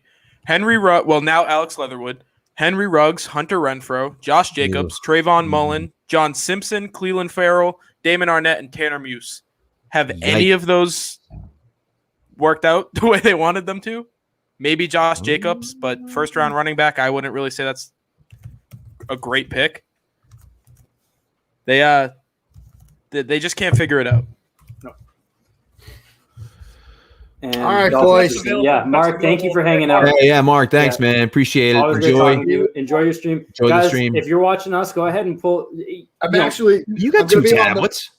I'm going to be on the SB Nation. They're pulling me back in for that. They're pulling you in. Okay. The main SB Nation show. Then football guys, and then I get to write about Mac Jones. There we go. Follow Mark around for the rest of the night. See you, boys. But keep us open as well. Thanks, buddy. Thanks, Mark. All right, guys. Taylor, one second, Brian. Real quick. Taylor's laptop also crapped out on him, so TBD if he comes back or not. But if not, thanks to Taylor. Follow both of them. I cannot imagine you're watching this and you don't follow Taylor and Mark. But if you're not, go follow them, please. So Miami here takes Jalen Phillips. Took Jalen Phillips. Yep. I love it. I love the pick. The problem with Jalen Phillips is that one more hard hit to the head and he might never play football ever again. So that's the concerning part. But I mean, he's a phenomenal edge player. I will say, and I continue to quote the guys from PFF, but I didn't want to be the first guy to take an edge guy, right? They're all very similar. They all have warts. They all have problems. I didn't want to be the first one. Miami's the first one, but they're 18th. It's not bad. It's not like you're taking them super early. I've seen them marked as far up as 10 double or 11. Jalen's for the Dolphins. Double Jalen pick. Yeah, it's spelled differently, but double. That's a nice little haul there. Jalen Waddle, Jalen Phillips. I like that. That's a talent infusion. Yeah. Fun fact: areas of need. The famous "I'm going to put a fist through my laptop" clip comes from Jalen Phillips. Yep. Where I said I would not draft him at any spot because of the injury history. So he was talking me out of Jalen Phillips at 15. He said, "I'm going to put a fist through my laptop." I threatened Ryan with physical violence. Keegan, I want to. Sorry, Ryan. I know you want to get to that. I just want to jump back to a thought Keegan had about Mac Jones, where you said he's not going to win you. He's not going to lose you games, but you don't know if he's going to win you games, right?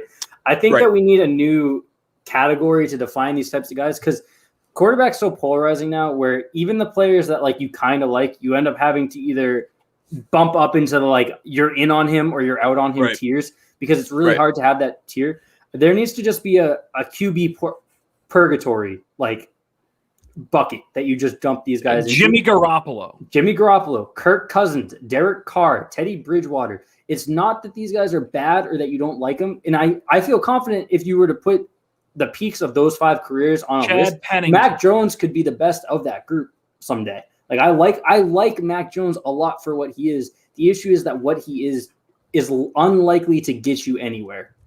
Anywhere further than you would already go. Right, exactly. Right. You take Mac Jones wins you a Super Bowl than any functional starting caliber quarterback would also win you that Super Bowl.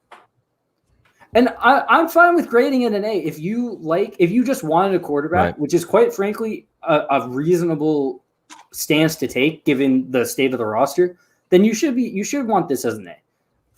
He was the one quarterback that I wouldn't have given an A from tonight, though, personally. I think I agree with Yeah. Mark where it's in that B range because especially coming to this system, he's somewhere like if he went to Jacksonville, he could have completely crapped out. But coming to New England, I feel confident he's going to provide value as a starter at some point to this team. So one thing, one thing I want to address here because I got to run. Jared Goff's a perfect example too. Yeah. So one thing I'm going to run.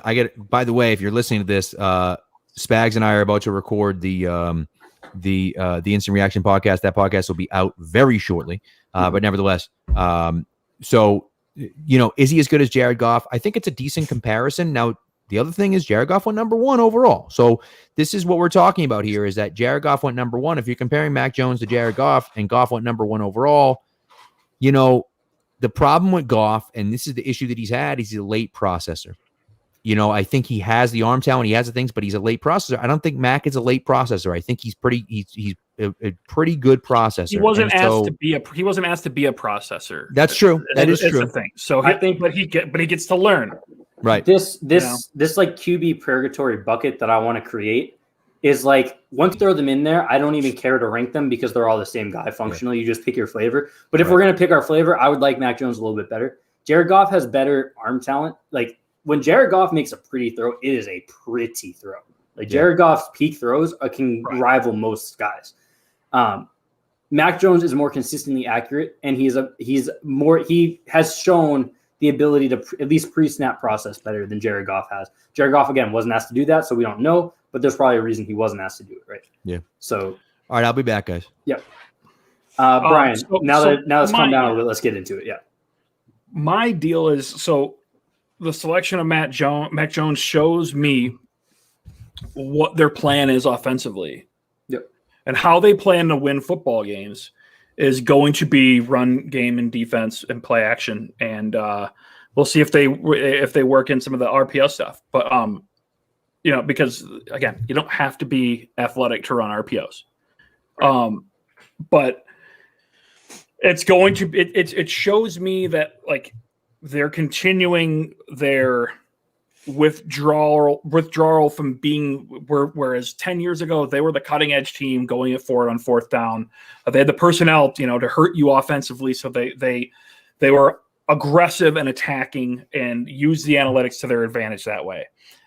Over the last few years, we've seen them completely regress, relying on the defense, keeping games close with a running game centered offense. And you have to play perfect football to win that way. You have to have a defense like they had in 2019 for 99% of the season. You have to consistently move the football on the ground, and you have to play perfect football, and you have to be conservative. You have to have perfect special teams play. It's a lot to ask. You don't have Tom Brady masking problems for you anymore. And I'm sorry, but Mac Jones is not going to be Tom Brady. He just isn't. There will be better quarterbacks than Tom Brady, but there won't be another Tom Brady with the way the Leafs developed. Right. No one's going to win the way that Tom Brady won probably ever again. Right. And I don't mean win as a Super Bowl. I mean win as a player. Like being able to – the way that Tom Brady succeeds as a quarterback. Winning. Right. No one's going to do it the way that – and I mean like literally on the field, the way that Tom Brady manipulates a pocket, stuff like that. There won't be a quarterback that does that because of the way the league is trending. The quarterbacks that eventually surpass Tom Brady as the most talented and like best of all time are going to be the Patrick Mahomes types, right? You're not going to see a Tom Brady archetype elevate to those levels anymore. Let me ask you this, guys. Hypothetical. Let's have some fun. And real quick, the you can see it on the ticker. Washington took Jamin Davis. Was a fan favorite of the Pat's Pulpit mock draft show, but I don't think we ever got him that high. So I don't think anybody rang the bell harder. Shout out one of Trill Withers' baby boys at Kentucky. Keegan, you were huge on him, right? I love Keegan him. was the first person I saw being super high on. September, baby. I got the tweets. Mm-hmm. I got the receipts. Mm-hmm. Just real quick on Davis. We can kind of jump in on him. Yep. In and out, then go back to Jones. Super athletic linebacker. He's going to be able to play in the middle of the Washington defense. That's like the only thing that they don't have in the front seven is a guy who could play. Cole Holcomb, I guess, but a super athlete who can actually cover and you're not going to want him in man-to-man, but he's a great zone coverage player. Super instinctive, strong enough where you're not going to worry about him down towards the goal line, short yardage situations. He can play inside and out. Super versatile player, super athletic player. 9.98 on the RAS scale, so good pick. I think if Washington didn't get their quarterback, this is a really good pick for them, like a consolation. If you can't play behind that defensive line, you can't play. Right. You know? Right. All right, so the hypothetical I want to put out there. We're all expecting a 7-9 team from last year with the roster that they had and the additions they made. We're expecting improvement. Yeah, 11-6. If Cam Newton takes this team to the AFC Championship game and has a borderline Pro Bowl season and is good and everything, you know, what we're expecting of this offense this year. Right. You just let him go? Depends on his market, right? If he's willing to stay, he'll be a year older. I think you do. I think you just do. I think you 33 he'll be at that point. I think at that point you get a third-round comp pick, because even if he doesn't have a huge market, if he has that type of season, even if he doesn't have a huge market still, the market for him is going to pay him the way that a third-round comp pick would get you. And I think that they would let that happen unless Mac Jones is a disaster that they now need to hide. What if they go to the Super Bowl this year? I think they'd still do it. I wouldn't. I wouldn't. But I still think they would. It's the Patriots, so you can't rule it out. But I would be surprised, Decker.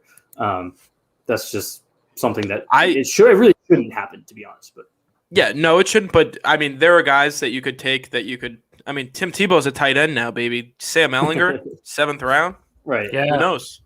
Brian, what would you do in that hypothetical? What do you think they would do? And I know you would keep Cam, because we're on the same page there. But right, what do you think they would do?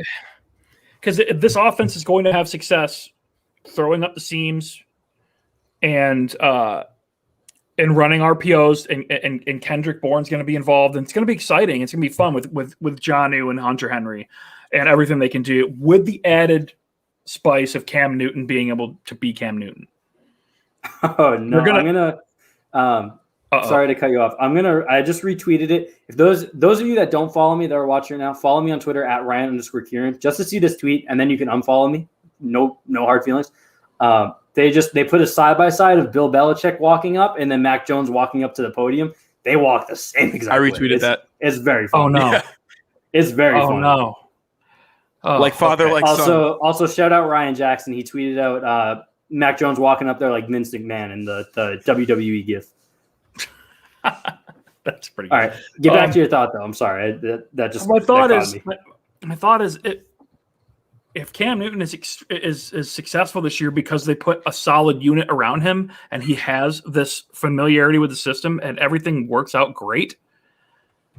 I mean, he should be a Pro Bowl player at that point, and he's going to be responsible for a massive amount of your offense. Make it work. I mean, don't be beholden to this pick. You know, like, make it work for another year. Keep going year by year. If you have that much success, you don't stop the success, because the Mac Jones offense is going to look different than the Cam Newton offense. Am I right? Like you're not running powers. You're not running options. There's the things you do change. The personnel you have can still work though, right? Just to be clear, the things you're doing with that personnel change, but you're not like remaking the personnel that you just built because of 100%. But I keep coming back to the Stephen Ruiz tweet where it's just like the ceiling of like Mac Jones being as good as he can be, the ceiling is so much lower than Cam Newton reaching 75% of the ceiling he still can possibly hit as a healthy Cam Newton in this offense. That's how I feel. Nobody was excited in this stream about the pick when it first happened. So I can't sit here and pretend to be pumped about it. But I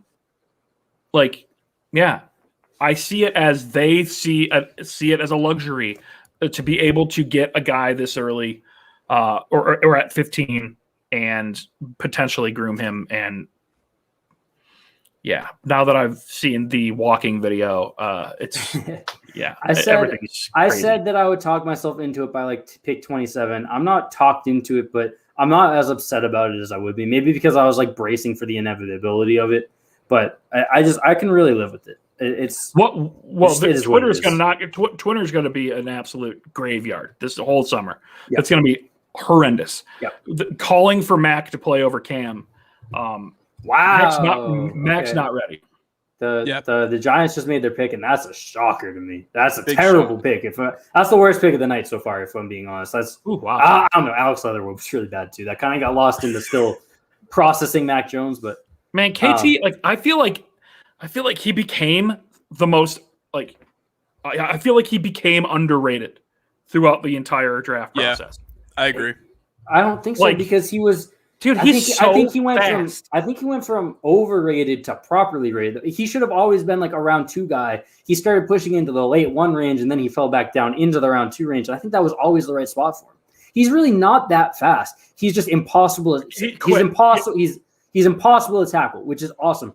He doesn't know what a route is. I think I'm still stealing that line from Keegan like early on in the mock draft show. But he doesn't know what a route is. That's fair. He's going to be really fun. He's a really fun gadget guy, but if you're taking a round 1 guy, you just made him. When I was making my bold prediction at the beginning of the night, Keegan, saying that I think we get an extra wide receiver in the draft. I didn't even mention Kadarius Toney. Like I mentioned 7 names, I didn't even mention Toney. Like there are still plenty of names on the board that I would take all day. And I mean, I was going to bring up resetting the board for like who the best available he compliments is. Though I feel like he compliments Sterling Shepard and Kenny Galladay pretty well. He does. That's a pretty. But there's combo. So many like Elijah Moore compliments them well too. Rashad Bateman compliments anyone well. Right. Yeah. I feel the same way with Terrace Marshall. Right. The comp that I've been giving him is like a tiny version of Cordero Patterson. Does all the same things. Like can play all over the place. Like a really good gadget guy. But we saw how that worked out in the first round for the Vikings. Like, was it worth taking a kick returner in Minnesota? I don't think so. I think that's what who just took him. The Giants are going to be getting out of him. Yeah. I want to reset the board a little bit. I think tease a little bit. I think we're about to have a guest hop on here with us in a minute, but resetting the board, best players available. We don't necessarily need to have like a list off the top of our heads. I just want to throw out Christian Darrisaw and Rashad Bateman. Those would be my top 2, like comfortably at this point. That they wouldn't because they need to fill in the gap between 46 and 96. I think are the 2 picks, right? But I would be looking into trading up for one of the 2. Probably Bateman. Everyone knows my love for Bateman. Bateman's my wide receiver 2 in the class. I would have taken him over Smith and Waddle. I understand how uncommon of a take that is. I have no issues with Smith or Waddle, but I think Bateman is that deal. I'm all in on Bateman. Those are the 2, and Young Jock, of course, are the ones that pop to mind as kind of best available. Keegan, do you have any in mind here? In terms of like, just best available for the rest of the night for anyone. And Greg Newsome. Sorry, I want to throw out Greg Newsome. Yeah, Greg Newsome's number 1 for me. I think this is the spot for him. If I can like call my shot, Indianapolis is the perfect spot for him. And then Brian's guy, Trevon Merrick at Tennessee. That's what I've been thinking the entire time. So, all right, and we got a guest here. Pull him in. We've got Chrissy Freud here of the Draft Network and a couple other spots. Chrissy, where else are you? The Draft Network. I still do a little bit of Pro Football Network. That's been a little while there, and then USA Today Sports Media Group, LSU, and Tennessee Titans. That's the one. Okay, thank you. I knew it was Titans LSU, but I didn't want to get the site wrong. How you doing tonight? We appreciate you hanging out. Yeah, pretty good. Definitely busy, but it's been good. It's been a lot better than last year. I mean, covering LSU, we had, I want to say 16 guys overall after all was said and done with the draft and then free agency. And I can't remember how many in the first round. So this was a whole a lot nicer coverage-wise last year. So we don't have that quite as much now. But we have the Titans pick coming up in a second here. Where are you thinking that they might go here with how the night's gone? I mean, we've seen a lot of surprises, and John Robinson is always full of surprises. But if I had to take a guess, I would say possibly Caleb Farley within the secondary they could add, or somebody like Elijah Moore, the wide receiver out of Ole Miss. They can go either way. I think that Corey Davis, losing a guy like that who had an up year last year, was kind of getting back to himself after kind of living in the shadows of AJ Brown. That's a bigger loss than I think a lot of people on the outside might realize. And Elijah Moore was quietly very good, maybe almost comparable, dare I say, to AJ Brown as far as where his ceiling is. And I think that could be another really good passing target for Ryan Tannehill after they lose. Really, just there's a lot of guys that the Titans have lost this offseason. So this team's going to look quite a pretty bit rough different. year for them. Yeah. Chrissy, let me ask. Oh, sorry, Ryan. I'm going to jump in real quick. Yeah, go ahead. I know you watch all the quarterbacks every year, and you watch a lot of quarterback play. Give us your take on Mac Jones to New England. I really like the fit. I think that a lot of stuff that Bill Belichick does fits really well with that traditional pocket passer, that drop back guy, which is my favorite kind of guy, honestly. So I like the way the Patriots run their offense, and I like the way that I think this was the best landing spot for him. I mean, I hated to watch him fall that far, but I think that with his skill set, that he's in the absolute best place to become the best Mac Jones that he can be. Thank you very much for the positivity. I really we've been semblance. We've been trying to manufacture it all night, so that was talking nice us off the ledge a little bit. Yeah. I know you had Zach Wilson as QB1 ahead of Trevor Lawrence, which obviously was not the popular take, but you do your homework, so it's not coming out of nowhere here. How do you like his fit with the Jets? Obviously, he's going to be facing the Patriots twice a year here coming up for the. Well, I like the fact that they traded up and got an offensive lineman because I think that I don't care which quarterback you take, like you have to get a guy.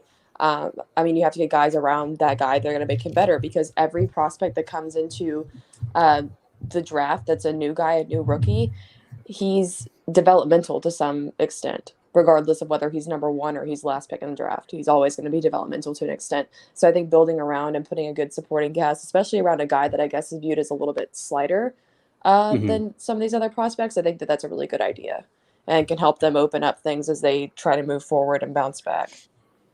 What was it about Wilson that caused you to put him as quarterback one ahead of Trevor Lawrence? Was it something that Wilson did so spectacularly that stood out, or was it being a little bit lower on Trevor Lawrence, or a combination? I think it's having the lower level supporting cast, and your receivers don't have 7 steps on their defender, and so it's harder to do. It's harder to make those throws down the sideline in those tight windows. I thought he did that consistently, throw off platform, pretty much anything you ask him to. And the thing that did it for me was whenever I talked to his dad and he told me that he had, since he was like 7 or 8 years old, had the ability to mimic anything that he saw on tape, whether it be basketball dunks, whether it be football film. And he's continued to do that. And that's why you see these comparisons to guys like Patrick Mahomes and Aaron Rodgers, Joe Burrow, all of them, because he's plucked that out himself, really.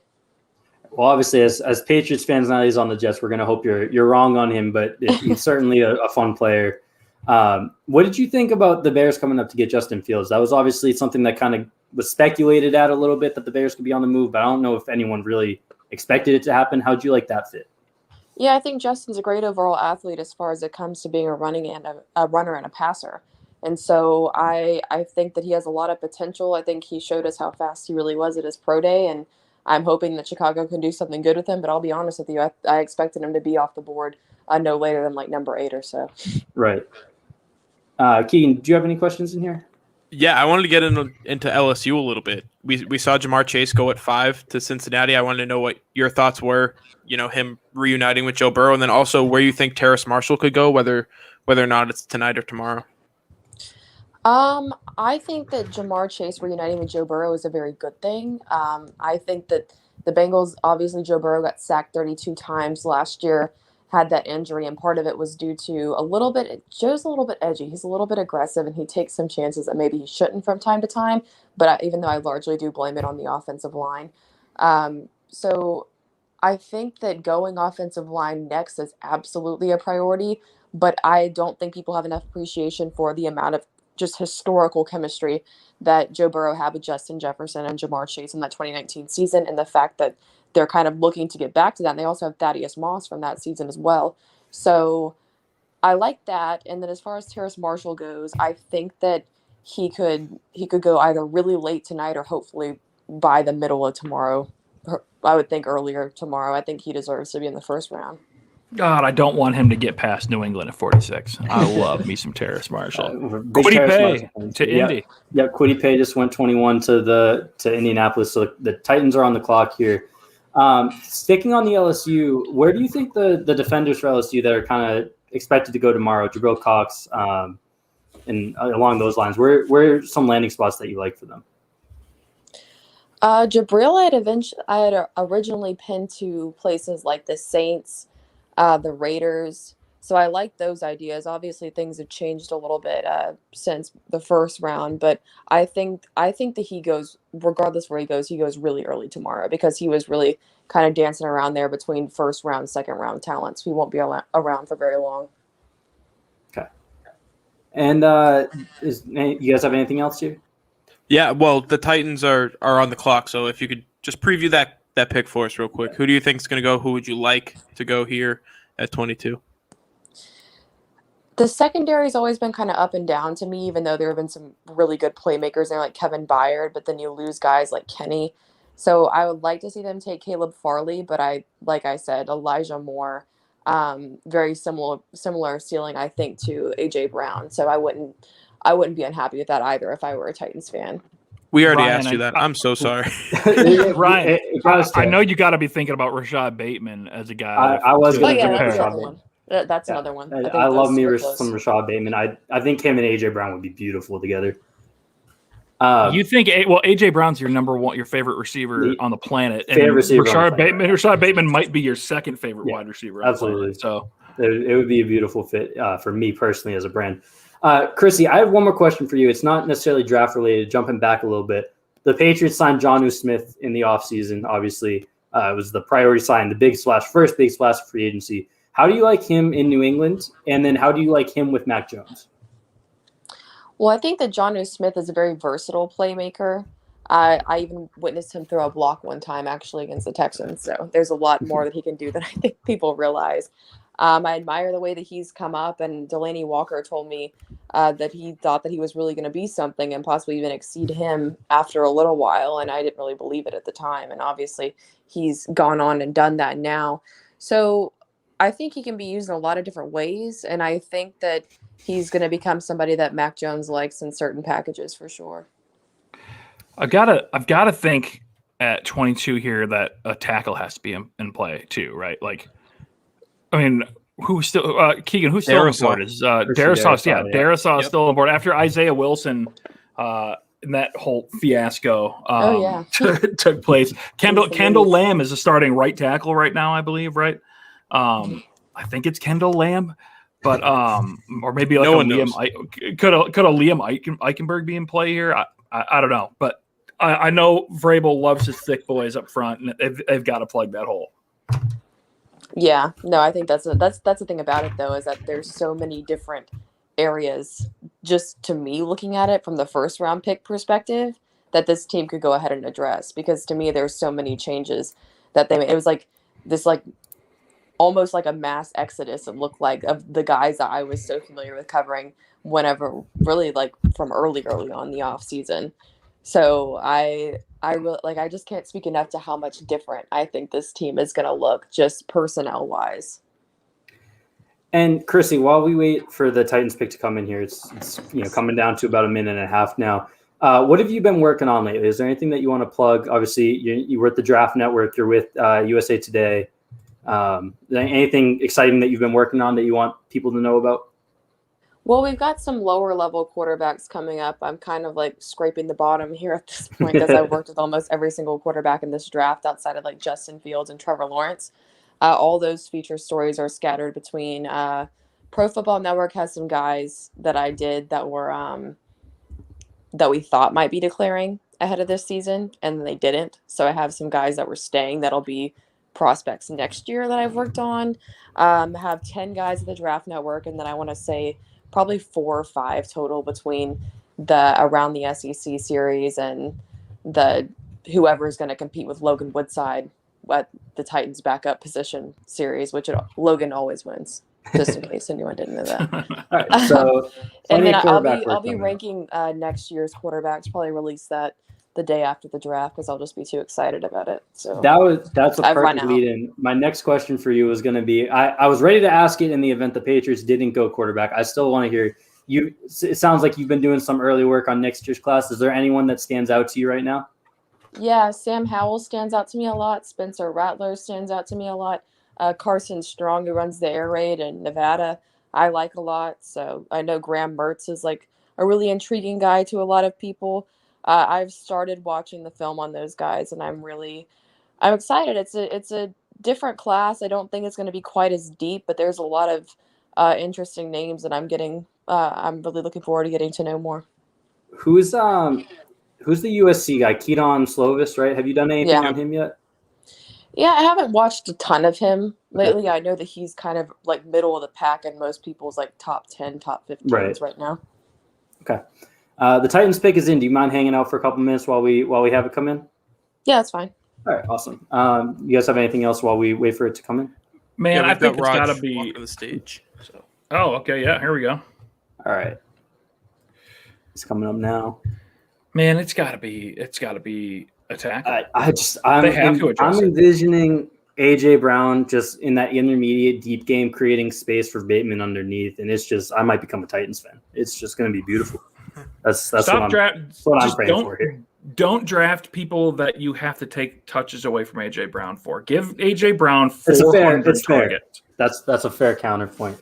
Stop handing the ball off to Derrick Henry. Throw the ball all the time to AJ Brown every play. I like throwing the ball all the time. That's the offense that I'm certified in. Yes, perfect. Let's do it. Yeah, what was that certification you got? I saw you tweet about it. I didn't know too much about it. Do you want to talk about that for a second? Yeah, it's the air raid certification. So Hal Mummy literally runs an online program, and there's I want to say 3 tests in there. You have to be a 93 or higher. They're like between 40 and 60 questions each. If I remember, if I remember correctly. And it's in depth. I mean, you get the whole playbook, everything. But I would say it's probably an easier offense just because it's based on reps and based on execution. I've looked at some other people's playbooks, and it kind of still scares me because I'm used to something a lot more simple. Right. KJ Costello does a good job of describing that because he went from the West Coast to the air raid. Mm-hmm. And the West Coast I've heard him talk about it on podcasts before. I've just heard him talk about it in general to me before, and it's just spins me in circles. I have respect for it, but I want no part of it. Chrissy, you called the pick. You did. Caleb Farley ends up going 22 to the Titans. That's awesome. that's a good pick as long as the injuries check out. I mean, that's a steal for them, right? They did similar with Jeffrey Simmons a couple years ago. Yeah, I mean, obviously Malcolm Butler didn't pan out. There's a lot of guys that we've had come through Tennessee around the secondary that I think people have gotten excited about and have had a good track record at some point throughout the past that kind of just let down. So I'm excited to see them pick somebody within the secondary early on. I'm still excited to see what Christian Fulton does moving forward just because that's my LSU guy. And I was screaming for the Titans to take him last year. So, and they did. They got him in the second round, but I thought for sure they'd lose out on him after the first round. But John Robinson knows more than I do. And then, Dory Jackson didn't really pan out. He showed flashes. He showed promise. Didn't really pan out. It's a lot of inconsistency in that unit. That's what I said. Yeah. Caleb, I love the Chris McAllister. I think I saw a Chris McAllister comp pop up. That makes a lot of sense. That's a throwback. Yeah, Chrissy, sorry for you youngins. Chrissy, I'm gonna throw you on the spot. What would be like an instant grade for this pick that you would give Caleb Farley? No, we'll go B+. I don't B+? like A's. Okay, all right, I respect it. All right, we won't keep too much of your time. We appreciate you hanging out with us. Her Twitter handle is there for any of you who aren't following her. Great quarterback resource, great Titans, great LSU coverage. Doing a ton of work, one of the rising stars of the industry. So we appreciate you hanging out with us tonight. And hopefully that you get a little bit more LSU action on day 2. Yeah, of course. Thank you so much. Yeah, thanks Chrissy. Mm-hmm. Thank you. Right. Keegan, what are your thoughts on the pick? Let's go over the last couple picks here. Yeah, Farley's on the mind. So I was actually team Farley off the draft board just because the medicals. It happened to me with Phillips. If you've got a long medical history, like your rap sheet's long, and then you get COVID on top of it, it's like, this is just bad news. This is bad luck for this guy. He just can't get over it. So He had the scare yesterday with COVID and stuff. I wouldn't say he was off my draft board. I think Rosenhaus came out and said that he tested negative today. Yeah, he did. It was a false positive, but he had the scare yesterday, and I think I wouldn't take him with the first round pick. I think I'd probably wait till day 2, but he was cornerback 1 early on for me. The talent's there, like the skill is there. It's just whether or not he can stay on the field and where he fits. I think he's probably best in zone coverage. I don't love him, man. Like, he's not JC Horn. He's not going to go check somebody at the line and take control. I don't know. This is a weird one for me. I'm very iffy on this pick. It could turn out great for them, but it also could be a huge miss. Ryan, Kwity Paye. I know Zach Hicks over a big draft guy from in Colts Twitter pegged this one. What are your thoughts? You guys, either one of you, have any thoughts on the Kwity Paye pick? I liked Kwity Paye a little bit. There was no star edge rusher in this class, right? But I thought Kwity Paye was edge 1 somewhat comfortably, and then Jalen Phillips is in the conversation just because of athleticism. Azeez Ojulari is kind of in the conversation because of athleticism. But if you're looking, I thought he was a really Patriots type player, where if you're looking for someone who's not going to get 15 sacks a season, but might get you 8 and also provide solid run support and just kind of that all around presence on the edge, that's Kwity Paye to me. I think he's going to be a solid player. I'm sure Colts fans aren't losing their minds over it, and he's not going to be a star. I used Anthony Costanzo and Nate Solder for Christian Darrisaw, and if the edge version of that is kind of Kwity Paye, right? He's just I think he's someone that you don't need to worry about the entirety of the time he's on your roster, but you're also not going to be going to buy Kwity Paye jerseys because he's just a monster. He's the word. He's in that Trey Flowers mold, isn't he? Right. Yep. Trey Flowers. Same body type, same a lot of the same movement. Good edge setter. Don Brown won't have you around if you're not setting that edge at Michigan. That's why we see Bill Belichick going to the well. What's up, Pat? Hey, welcome back. We're back. The Welcome Instant back. Reaction podcast is officially posted on the Apple podcast stream. So for anyone that, I suppose you're listening here. So you don't need to be listening to that. Don't leave, please. Yes. So let's get Pat caught up on what he missed. We had I think Alex Leatherwood was getting taken right as you dropped off, right? Yeah. Terrible pick. Terrible pick. And then Miami took Jalen Phillips. I think that's the one where you officially dropped off, right? Yep. So we were talking about the 2 Jalens. Yep. And then Washington took Jamin Davis at 19, who I'm pretty sure you were a big fan of, right? Jamin. Yes, sir. Yeah. And then at 20, the Giants took Kadarius Toney, which I think is in the competition with Alex Leatherwood for worst pick of the night. What in the hell are they doing? Don't love it. 21 was Kwity Paye, who we were just talking about, and then 22 we had Chrissy Freud on, and she called. Miss Chrissy? Yeah, you missed Chrissy. You just missed her, but she called her shot on the Caleb Farley pick. She said it right when she got on. She said it right before they made the pick, and it was Caleb Farley. So who went? Yeah, she nailed it. Who took Farley?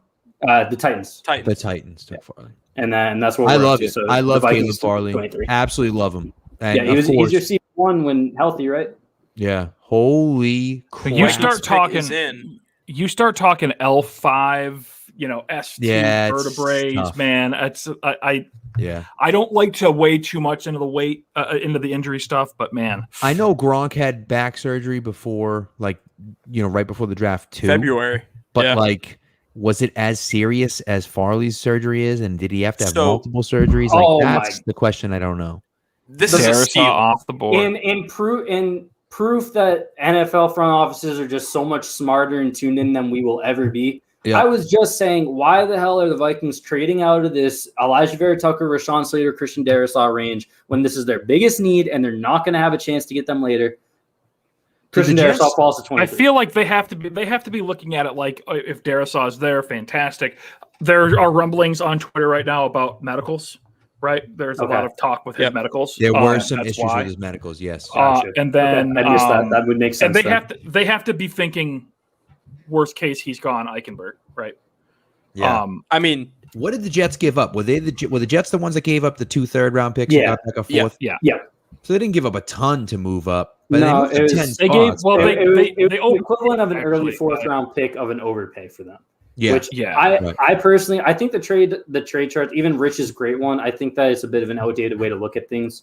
It tends to be a little bit steep. So Well, they always- Well, it's based being- on what but has it being- happened. Right. But They also to always go- overpay. I feel right like. to go right. So I had no issue with them paying that. Now seeing Darisaw fell to their pick, It's unbelievable. The Vikings win that trade. Of course, again, if medicals popped up, I missed that, so I'm not going to comment on it until I find it.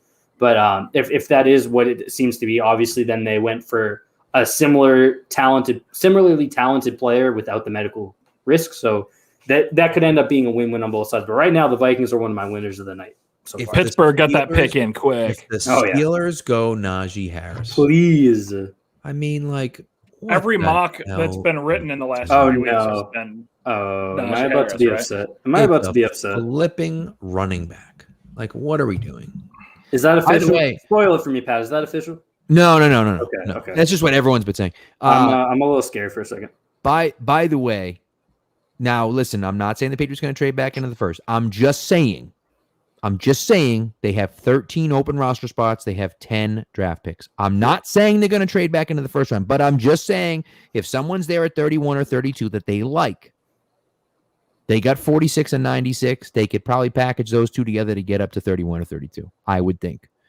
Are they going to do that? I have no idea. Then they won't draft from 31 to 120. They so might while not you're want gone, to I do mentioned that, and that's why I said it wouldn't be realistic. But we were resetting the board for kind of top guys available, and I was mentioning Greg Newsome, Rashad Bateman, Darisaw is off the board now. And I was saying these were guys I'd be looking at getting back into the first round for. And the thing for me is that you're going to have to trade out at some point, right? And so where do you trade out? Do you trade 46 for like a 5th round pick and then something else and like a 2nd round pick next year? But then you're not drafting from 15 until 96. So it's not, it's just not, it's not going to happen either way. So to me, that's what I'd rather do. Like I mean, of course, I'd rather do that, of course, but like, you know, it's gonna be Najee, right? Yeah. Yep. Officially. Yeah. Beautiful. So like, Much for Najee, love it for Patriots fans. Running back in the first round sucks, blah blah blah blah. But Najee Harris is a monster, y'all. Like he's gonna be really good. He's my favorite running back prospect in a little while. Yeah, I love Najee Since Harris. AK? I love me some Najee Harris. The problem Favorite that I since have- AK? Yeah, probably since AK. Not to AK level. I don't think anyone will ever touch AK Right. for me. But Correct. Yeah, probably my favorite since AK. I mean, that was literally the mock. Everyone got that one right. You know what I mean? Like that was like, oh, they're going to take a running back because they're the Steelers and that's what they do. You know, I'm not saying, look. Ooh, look he at how could be- fresh he looks. He could be very good. He looks great. The He does look velvet, great. Ooh, the suede, love it. whatever you call it. I mean, the Alabama. white turtleneck. By the way, Christian Barmore still on the board. Like there are a ton of guys here that are still on the board. I wouldn't be Good surprised players. if Barmore's the pick for Jacksonville. I was going to say, where's Jacksonville go? Barmore makes a lot of sense. Having a tough time finding. JOK makes a lot of sense. It's tough to find a home for him. You know, with these tweener guys. It's I could see him slipping out of the first round. And not going today. That's my issue with Barmore with the Patriots is like, oh, people, Barmore take the Patriots will take Barmore. I'm just like, well, why? Like they're switching to an odd man front. Where does he fit in an odd man front? That's the issue that I have is that he'd have to switch to D end, which again is fine if they think he can play that. But like, does he have the athleticism to play the 3-4 defensive end? You know what I mean? Mm-hmm. So and there's a lot of talk about the Patriots moving to this odd man front, and we talk about how they're making this big drastic switch. I don't see it being that. It's still going to be extremely situational. They're still going to want roles filled. I agree. They're still going to want Adam Butler's role filled, which would be what a Barmore would be. The talk is he's that penetrating 3-tech guy, a guy that I've wanted them to always go after because I hate out front, but. I always love the penetrating 300-pounder. The Quinnen Williams is the guy that they wanted Dominic Easley to be. Yep. Right. The penetrating inside guys, but right now right now, if you can't two gap effectively, I don't know. I didn't watch much of Barmore this year, but he can't. That's his problem. he can't. Okay, all right, there we go. It would be two scheme specific, two role specific, and you could teach a guy like that, an athlete like Barmore to two gap, and you'd have time to do it, but it doesn't make sense to do it early. Yeah, well, with Jacksonville on the clock, do you think they can go double dip at running back? Travis? They should take Bateman. They should take Bateman. They should take Bateman. Just keep loading up, man. Right. Or get your favorite lineman for the love of God. Jacksonville. Jeez. You mentioned earlier with young Jock maybe falling out. I think Cleveland next, just because they lost out on Collins. He went earlier than I think anybody expected. Yeah. That's a good spot for him. That's a chess piece on defense that they wanted in Jabril Peppers, but they didn't really get it. Maybe they try to dip back into that well. I mean, it's interesting. We'll see. We'll see what happens. I mean, it's going to be. I thought Jabril Peppers was going to be a Hall of Famer. Convinced. I liked Jim Harbaugh ruined Jabril Peppers officially. My God, I'm a Michigan fan, so it was the most painful thing to watch him running him out of the Wildcat time after time and just burying his career. A little late night in the chat. Yes, Ryan. So that's the premium. That's the with premium. The Steelers and Najee Harris. I said on one of the mock draft shows either. I think it was last week, not yesterday, but that I thought he had the chance to be the best running back from Alabama of this recent run. Of course, Derrick Henry is the immediate one to come up and put a dent in that. But if he's given the opportunity, I think he could be comparable to Derrick Henry. I think he's better in the passing game right now than Derrick Henry. Yep. And we're gonna get Dolphins guy on here in a second. Pat, I'm gonna let you. Sure, go ahead. So. Justin, welcome to the show, my friend. For those of you that don't know, Justin, obviously you might not, but Justin works for the Finsider, SB Nation guy as well for the Dolphins. And you had a very Jalen night, my friend. How do you feel about it? Yes, you did. I've got mixed feelings. When the Dolphins were on the clock at 6, I was certain that it was going to be Devonta Smith. I'm not upset about Jalen Waddle by any measure. The dude's an absolute stud, and I think he fits into Miami's offense really nicely with Parker on the outside, Fuller on the outside, and then Jalen probably slotting in right away as that third receiver on the inside. So I think you got a lot of weapons for Tua right now. Jalen Phillips, slightly less excited about because that medical history scares me. But I mean, I'm sure they know a hell of a lot more than I do about that. So if they were comfortable and he was a stud last year, I'm a Hurricane and I got to watch him plenty. So him staying in Miami is exciting. That's the one thing I loved Phillips, and I talked about it here too. I loved Phillips. I thought Phillips was the best edge in the class. The problem is that, theoretically he takes one more bad shot to the head and that could be it. And as an edge guy who's going to be rushing the quarterback and playing against offensive linemen, you got to think you're going to take a few shots to the head, right? I mean, that's the tough part, Man, I think you guys have to look at this the ceiling on these two picks. Yes. As a combo, it's the highest possible ceiling I think that was available to you guys. The ceiling is through the roof. You nail if you hit on both of these picks and they are both the guys that we all think they can be, that propels you. This is the kind of draft that can propel a roster to perennial contention every year. If you hit on these two guys. Yeah, you hit the nail on the head. The ceiling is very high. The floor is a little bit so let's say they could have easily gone, let's say, Penei Sewell and Najee Harris, or Devonta Smith and JOK, Jeremiah Owusu-Koramoah. These guys would have been safer picks.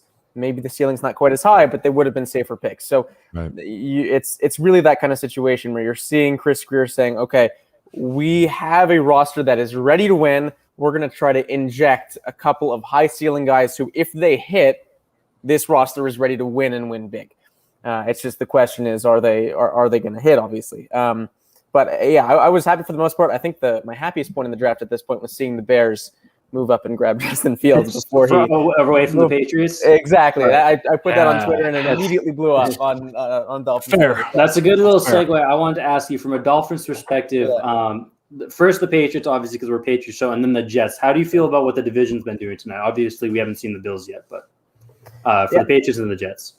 For the Patriots, I think there was no question that if they were able to stick at 15 and still get one of the 5 quarterbacks, that is a win in and of itself.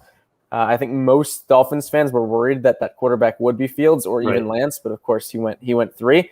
But the fact that they were able to stay put and still get one of those 5 guys, all of which could have been top 10 picks, I think is still a win for New England. I certainly feel a little more comfortable that I feel as though Mac Jones' ceiling is significantly lower. That was going to be my next question. As a Dolphins fan, is this like oh crap, they got Mac Jones? It's not that. It's just, okay, there's another quarterback to think about, right? Exactly. There's another rookie quarterback who could something hit. That terrifies you, right? Exactly.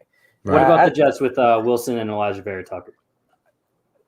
I thought it was a home run set of moves. I mean, they didn't give up too much, I don't think, to go up and get Vera Tucker, who is going to start on that line for a long time.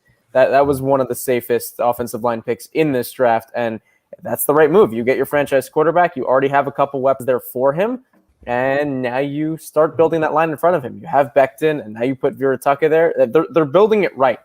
It was further than I thought anyone would move up for someone like Vera Tucker, who's interior lineman. But it was probably the right move. What did you guys think about the Jets moves and the Dolphins moves? And just real quick, the Jaguars just took Travis Etienne, the running back out of Clemson, with the 25th pick. So that's fun. So it's another running back off the board for Miami. Damn it. Yep. My prediction was correct from before the show. The 2 running backs. Yep. Good job, Keegan. Yep.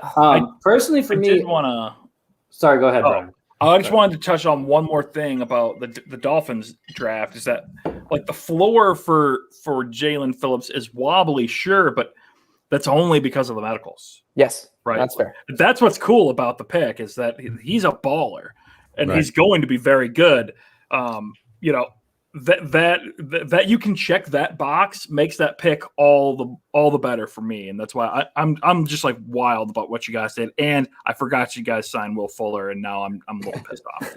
Brian and I were big Will Fuller guys. And Tua, like now at this point with Tua, you look at it and say, this is it, right? This is like. If Tua doesn't perform now, there's for sure. And I think I have faith in Tua, but like now for sure what you have in Tua because there's no question as to what's around him. Now maybe you say, oh well, they don't have a running back still, but like those pass catchers, with Gesicki and Fuller and Parker and Waddle, I mean, my goodness, that offense is going to be tough to stop. Do you have any concerns left about the offensive line, Justin? No, he's frozen. Yeah, I was going to say, I think he might have froze here. While we wait to see if we can get him back, he had asked a question about what we thought the Jets had done. And I liked what they had done a lot. Obviously, none of us were big fans of Zach Wilson. So that they messed up there. But then when we're talking at 14, I liked the move up to get Vera Tucker until it turned out that, let's see if we can get back here. Justin, you back? Yeah, my internet went on. I apologize. Yeah, you're good. I was just answering your question about what we thought the Jets did. I don't think any of us were too high on Zach Wilson. I think we all thought that Trey Lance or Justin Fields, other way around, really, Justin Fields and Trey Lance would have been better picks there. A lot scarier too in the division. Obviously, the ceiling is still there with Wilson too, but I'm more willing to bet against Zach Wilson than I am the other two personally. And I liked what they did trading up for Vera Tucker a lot in a vacuum until Christian Darrisaw ended up falling right to their pick anyway. Yeah. And that turned into more of a home run for the Vikings than a win for the Jets. But I still like what they did overall on the night. That's two players that unquestionably improved their team. And I had guys I was texting you in the draft saying, okay, well, Miami could have waited at 12 and then did what the Eagles did and moved up to 10 and took Devonta Smith, which is kind of in the same vein as, the Jets could have waited and took Darrisaw. But my response to that is, I mean, how was anyone supposed to know who was going to fall where? And so when you have your guy, you just get your guy. That's I think the safest thing to do is as a GM. And before I got kicked off from Wi-Fi, I heard what Pat was saying about Tua. I think that this is I like the idea of taking your pass catcher right away and taking Fuller in free agency and moving around your offensive line because you're right. Now you'll know, and you still have that ammunition from San Francisco next year and in 2023, where if Tua doesn't pan out with this new supporting cast, which I believe will still improve from pick 36 and pick 50, I'm sure they'll grab either a running back or O lineman with one of those picks.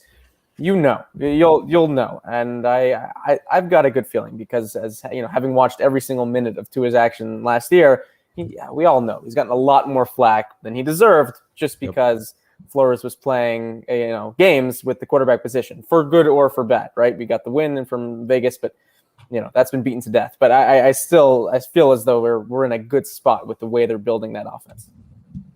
Agreed. Yeah. I mean, Dolphins gonna be tough to. It's a tough division. All of a sudden, the AFC isn't so ezy anymore. It's gonna be a fun division. You got a new quarterback in New York. You got a new quarterback in New England. You still, you have pretty much a new quarterback in Tua. It's gonna be one of the hardest predict divisions this year in terms of who's gonna land where. The big bad Buffalo Bills. That's right. Standing at the top. What do you guys think they're going at 30? It's tough, right? Because linebacker was a popular spot there. I could see them being like the trade out of the first round team for someone who wants to get aggressive here. The way that's kind of going, because a lot of the targets that I would think like the linebackers, the running backs have kind of fallen. Maybe wide receiver. Like I feel like that consistent second wide receiver is still a sneaky need. Like maybe Rashad Bateman or Tyrese Marshall, which I know at least for the past guys here would upset us pretty greatly. We're pretty big fans of them here. Mm-hmm. What do you think that they're going to do?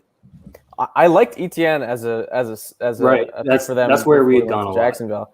I was shocked when it was Jacksonville. That's an interesting combo now with James Robinson. They could go Javonte Williams. I would not be surprised if he was a first round pick. I'm kind of hoping he'll still be there for Miami at 36. Right. But I think Javonte Williams is a good pick. And has JOK still not gone yet? No, he's still on the board. That's true. They're announcing the Browns pick right now, so it's possible that he won't be in a minute, but we'll see. Hey, Justin, where are you guys at? So where are you guys at with like Myles Gaskin's future? Is he are we just looking to phase him out, or were there things that you liked about him? No, he's a great complimentary back. He can catch the pass out of the backfield, and he's a decent pass blocker. He is not an every down guy. He's not a grind between the tackles kind of guy. He's just a little too small to be a every down guy. So I don't want to phase him out by any means, but they need depth at that position. By the end of the year, they were throwing out practice squad guys at both receiver and running back. So the whole idea here is to get some other skill position players who can pair with the top guys we had last year who just didn't make it through the whole season, like Myles Gaskin, like a Preston Williams or Devontae Parker. So I don't want to phase him out, but he's definitely not going to be your every down guy. He's just too small. Yeah. I watched, especially after the second matchup against New England, Salvin Ahmed. Yeah, I loved. So what's the deal? Is he just a guy? Like, there's no real future there? I mean, he was effective, man, and he like played with incredible like veteran vision. I felt like yes, that was my favorite thing about him is that when the offensive line wasn't able to create large enough holes where you would have sort of your hammer get between the tackles, he was finding the small ones. He was he's like that kind of scat back who's able to make some plays when the O-line isn't making the plays for him. He kind of reminds me a little bit of the way Myles Gaskin plays. He was sort of just the replacement when Gaskin went down. So he's also not your every down guy. He's just too small. But as a depth piece, I'm thrilled to have him there. Yeah. I picked him up in my dynasty league, and I was like, you know what, this can be maybe a pick to stash for later. I think the Browns took Greg Newsome. Newsome. Yeah, just took Newsome. Justin, we don't want to keep you too long tonight. Sure. I want a quick grade, instant reaction grade on the Dolphins night, and then anything that you want to plug that you've been working on here. I'll go. I'm gonna go B. B. I think you can make an argument for an A, and friends who I was talking to were making an argument for a C. But I'm going B. I think you have, like we said, high ceiling picks that if they hit, these are going to be the stars you inject into your roster to turn a solid roster into a deep playoff run type roster in Jalen Waddle and Jalen Phillips.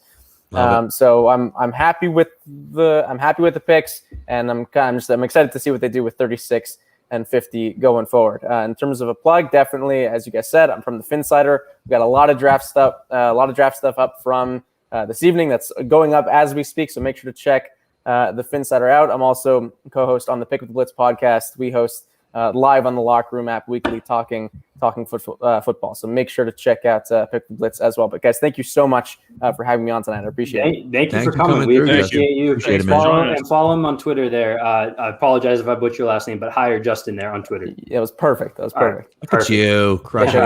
All right. Take care, Justin. Same to you. Thanks. By the way, I'd like to say that's the second person Good sports talk on Locker Room. Got to get on there. I'm on there as well. I host. Are you a shareholder or? Well, I've been on there. I've been on the Locker Room app since it was in beta. And so yeah, I've been plugging along since like August on there. So I do a superhero podcast on Monday nights there. We're always doing sports talk. So it's fun. It's fun. Perfect. So Greg Newsome, what do we think about that? I called Greg Newsome like it wasn't like a top 3 cornerbacks. I said it was a top 4 because Greg Newsome belongs in there. I think this is a slam dunk for Cleveland. Yeah. I agree. Yeah, crushed it. Sorry, I'm absolutely dying at this. It's one of my favorite for of the draft so far. I absolutely love it. And that's it. I mean, it's like what are you laughing at over there? I'm sorry. It's so good. I'll just share my screen. This Browns tweet's my favorite of the night so far. This is easily the best tweet of the night. When your insurance won't spring for the good therapist.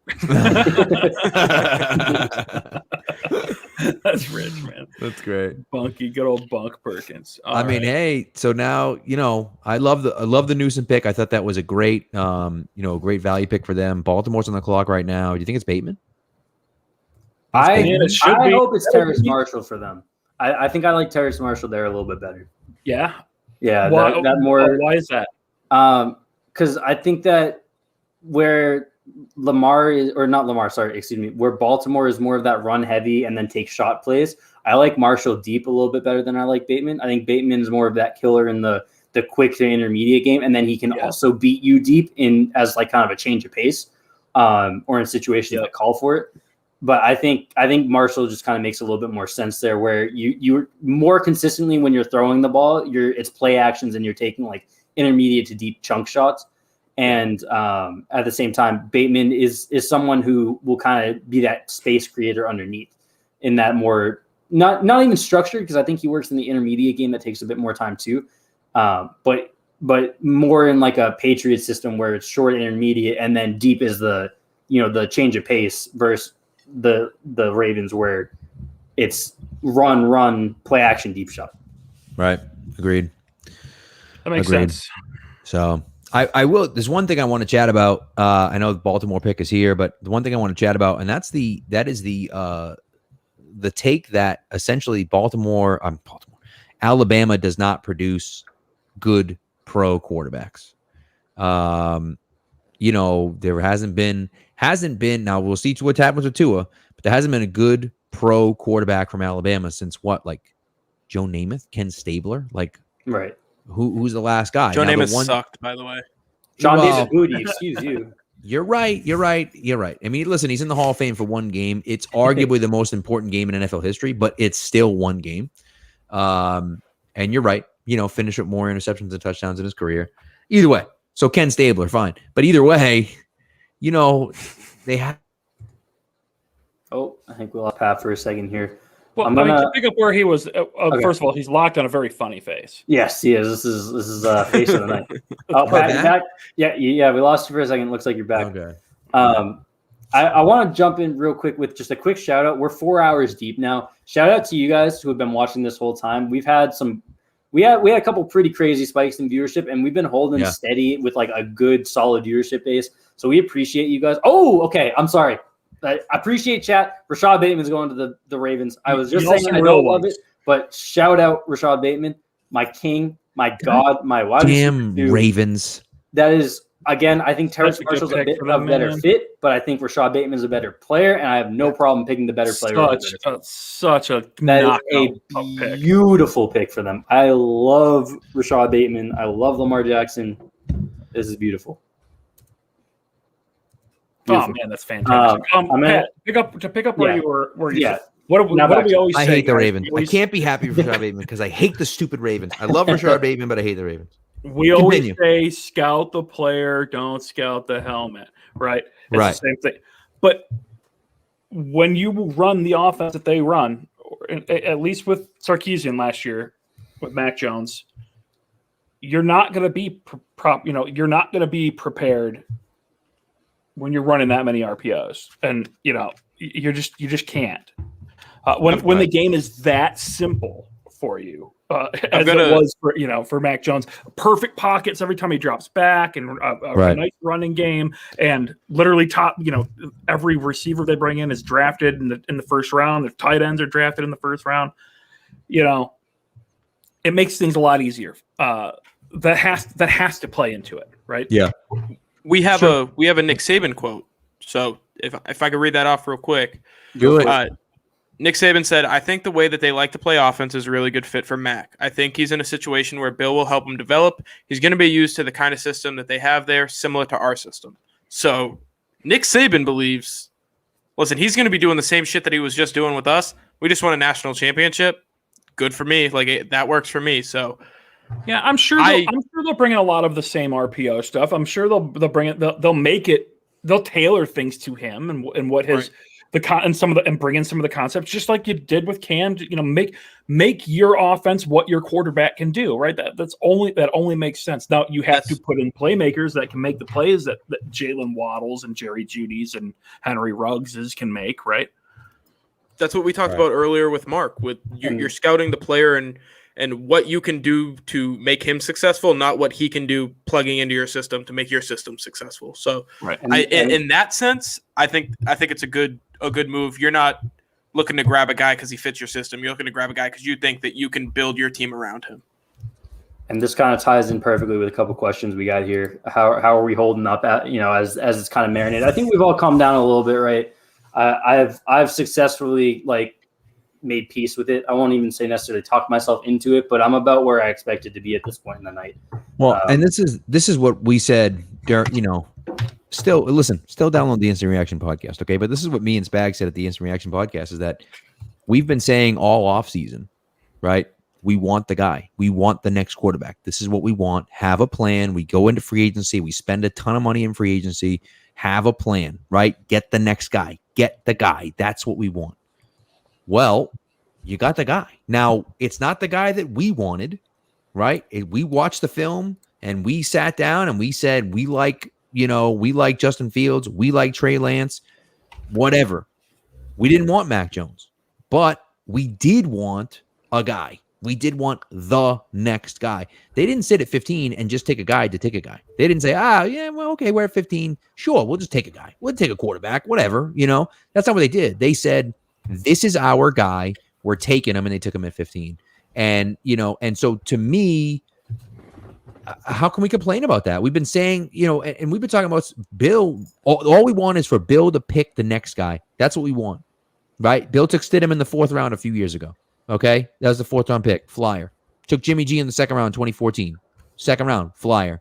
Took, Jacoby Brissett in the 3rd round, flyer. I'll tell you what, Jimmy G and Jacoby Brissett, pretty good players, right? But the answer to your question though would be, then take a guy next year, take somebody better. Under the assumption, of course, we assume that they're going to be better and you're going to be picking later, but and so yeah, you can pick a guy now, right. But it's not. But my point. But it doesn't have to be. You don't have to pick a guy this year. You can pick a guy next year. Why waste a pick on a guy this year? Now, I feel a lot better about Mac Jones at 15 than Davis Mills at 46, or Kyle Trask or Kellen Mond at 46 or 96 or wherever it was going to be. And clearly they have a plan. There are tools Mac Jones has that I like better than the other guys. Sure, but he doesn't. He's not a prototype. He's not a 1st round pick to me. He's not. He's a day 2 guy. Right. And you took him at 15. Sure, it's better than taking a day 2 guy in day 2 and never expecting him to do anything. But that's the answer. That's the other side of the coin. If this pick was, say, Christian Darrisaw or Rashad Bateman, and they got Mac Jones at 46, I would call it a slam dunk draft.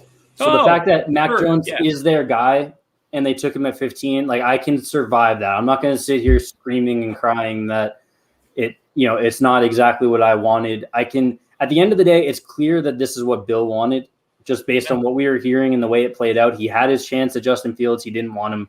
Maybe he liked one of the guys that went 1, 2, 3 better and didn't get the chance there, but we'll never know. We know that he liked Mac Jones better than Justin Fields.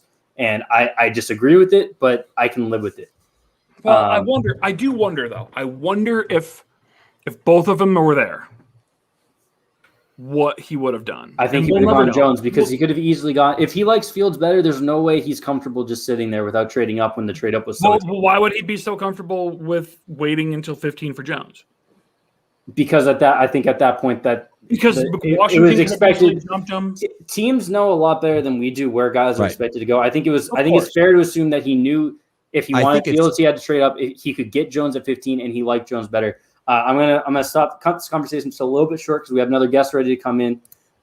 This is Zach Goodall of SI All Bucks and SI Gators. What's up, man? Also, a longtime tortured Jaguars fan. So first of all, congrats on Trevor Lawrence. Oh, thank you. It's been a long time coming. Yes. So let's talk Jags first. First and foremost, they went with Trevor Lawrence at 1, followed up with his college running back Travis Etienne at 25. Obviously, Lawrence is send on. We don't need to talk about that too much. What do you think about the Etienne pick? I think it's really bad. Yeah. It seems like a very Urban Meyer thing to do, I guess. He must be all in on the idea of pairing guys up with guys that played together in college, some sort of chemistry thing. It just seems like the Urban Meyer type of pick. And I get it, like they want to add a ton of speed, explosion, and weapons to the offense for Trevor, but they could have done like just about anything else after what James Robinson did last year with 25 when it comes to running back. They could have done day 2. I like Kylan Hill, Kenneth Gainwell, guys like that. It just doesn't make much sense to me. That's the other part of it is you have a guy who had a phenomenal year last year already on your roster. Yep. And you go out and spend a first round. And look, I mean, theoretically, they can play together in the same backfield. I mean, because they're two different types of backs, but like still, it's just bizarre. It just and Urban just came out and said that he's going to be the third down guy and that James Robinson and Carlos Hyde are the 1-2 punch. I mean, that's I forgot about Carlos Hyde. Oh my god, the Jags just like wide receivers. Were you looking at? You were hoping for a wide receiver there, obviously, right? Like, who are you looking at for an offensive weapon to add next? I mean, it could have been an offensive weapon. If it's a receiver, then I really like Elijah Moore. Guy, an offensive lineman would have also still been pretty nice at that point. Defensive line edge, like I truly think they could have done a lot of different things there. Chase on, what's that? Like anything else, they could have gone. They could have done anything, literally anything else. I think they literally could have done anything else. Like we saw the signings they had in free agency, right? Like they added a lot of guys that should be valuable, maybe to the defensive line rotation, but it's not like they went out and signed like some star. It's not like they really solidified or added star power to the defensive line. It's just going to be a dependably average unit by the looks of it. I think they could have added a lot more upside there, opposite of Josh Allen. Just anything other than a running back. Brian knows how I feel about running backs in the first round anyway. Etienne's obviously a talented guy. He should complement Robinson well, but the value, especially for a team that's still kind of building up their roster, it is a bit questionable. Let's look forward to the Bucs here. Again, you cover the Bucs for SI. What do you think they're going to do here? Obviously, there's a lot of interest in the Bucs in New England, given the Brady connection. That guy, Tom Brady. What do you think that they're going to do here at 32? Well, that's the thing is everyone's talking about they've brought back all 22 starters from the Super Bowl, right? What is their true need at this point? And I've kind of identified it as defensive line and edge depth, a third edge rusher, a replacement for Ndamukong Suh, William Golston down the line. They're both in the last year of their deals at this point. I don't think Golston's really that good anyway, but he's just a guy that's been around for forever, a guy they trust starting. Cornerback could also use some help. They don't really have any depth outside. I think their only depth guy is Herb Miller. He was an undrafted free agent last year. That's really it. Those are the two positions that I think need to be addressed before day 2 is over. And then otherwise, even after they signed Gio Bernard, people were talking about maybe a running back for them at 32, maybe an offensive lineman to groom behind Ryan Jensen, behind Donovan Smith, even though he signed his extension. Just future starters. You know what I mean? Like looking into the future because they've pushed a lot of money down the line. They're going to have to make cuts at some point within the next 2 years because it's not going to be a sustainable roster at that point. Right. So edge rusher and corner is probably the top 2 for me. And then jumping to the Florida guys that I got to roll, guys. Okay, thanks, Brian, Hi, for hanging out. Shout out Brian Phillips. Follow him on Twitter. Zach, looking at the Gators guys, I think Kadarius Toney is one of the shocks of the first round so far, going 20 to the Giants, right? And then we had Kyle Pitts go 4, and then we're looking at Kyle Trask potentially going tomorrow. How would you like the fits for Toney and Pitts? And then what are you thinking about Trask tomorrow? It came to my understanding after the fact that Pitts was pretty much the pick for Atlanta since Arthur Smith got hired. From the research they were doing, it was dating back to January. It really seemed to be all about Pitts for them. So it made sense. Everyone wanted to see what was going to happen with the third pick, especially with the Aaron Rodgers stuff that came out today. So the person that I talked to, they were kind of skeptical about it for a second, because who knows at that point if somehow San Francisco gets Aaron Rodgers, does someone move up to 3? Is it the Packers? Do they get Kyle Pitts? It's just all shaken up. But besides that, it was always going to be Atlanta. Toney, it's interesting to me. I had him kind of slotted in that early 20s range, and I got that there are people that are skeptical about exactly where his game can go from here. Is he going to do much more than separate underneath as a route runner? But at the same time, I was totally blown away by his pro day results.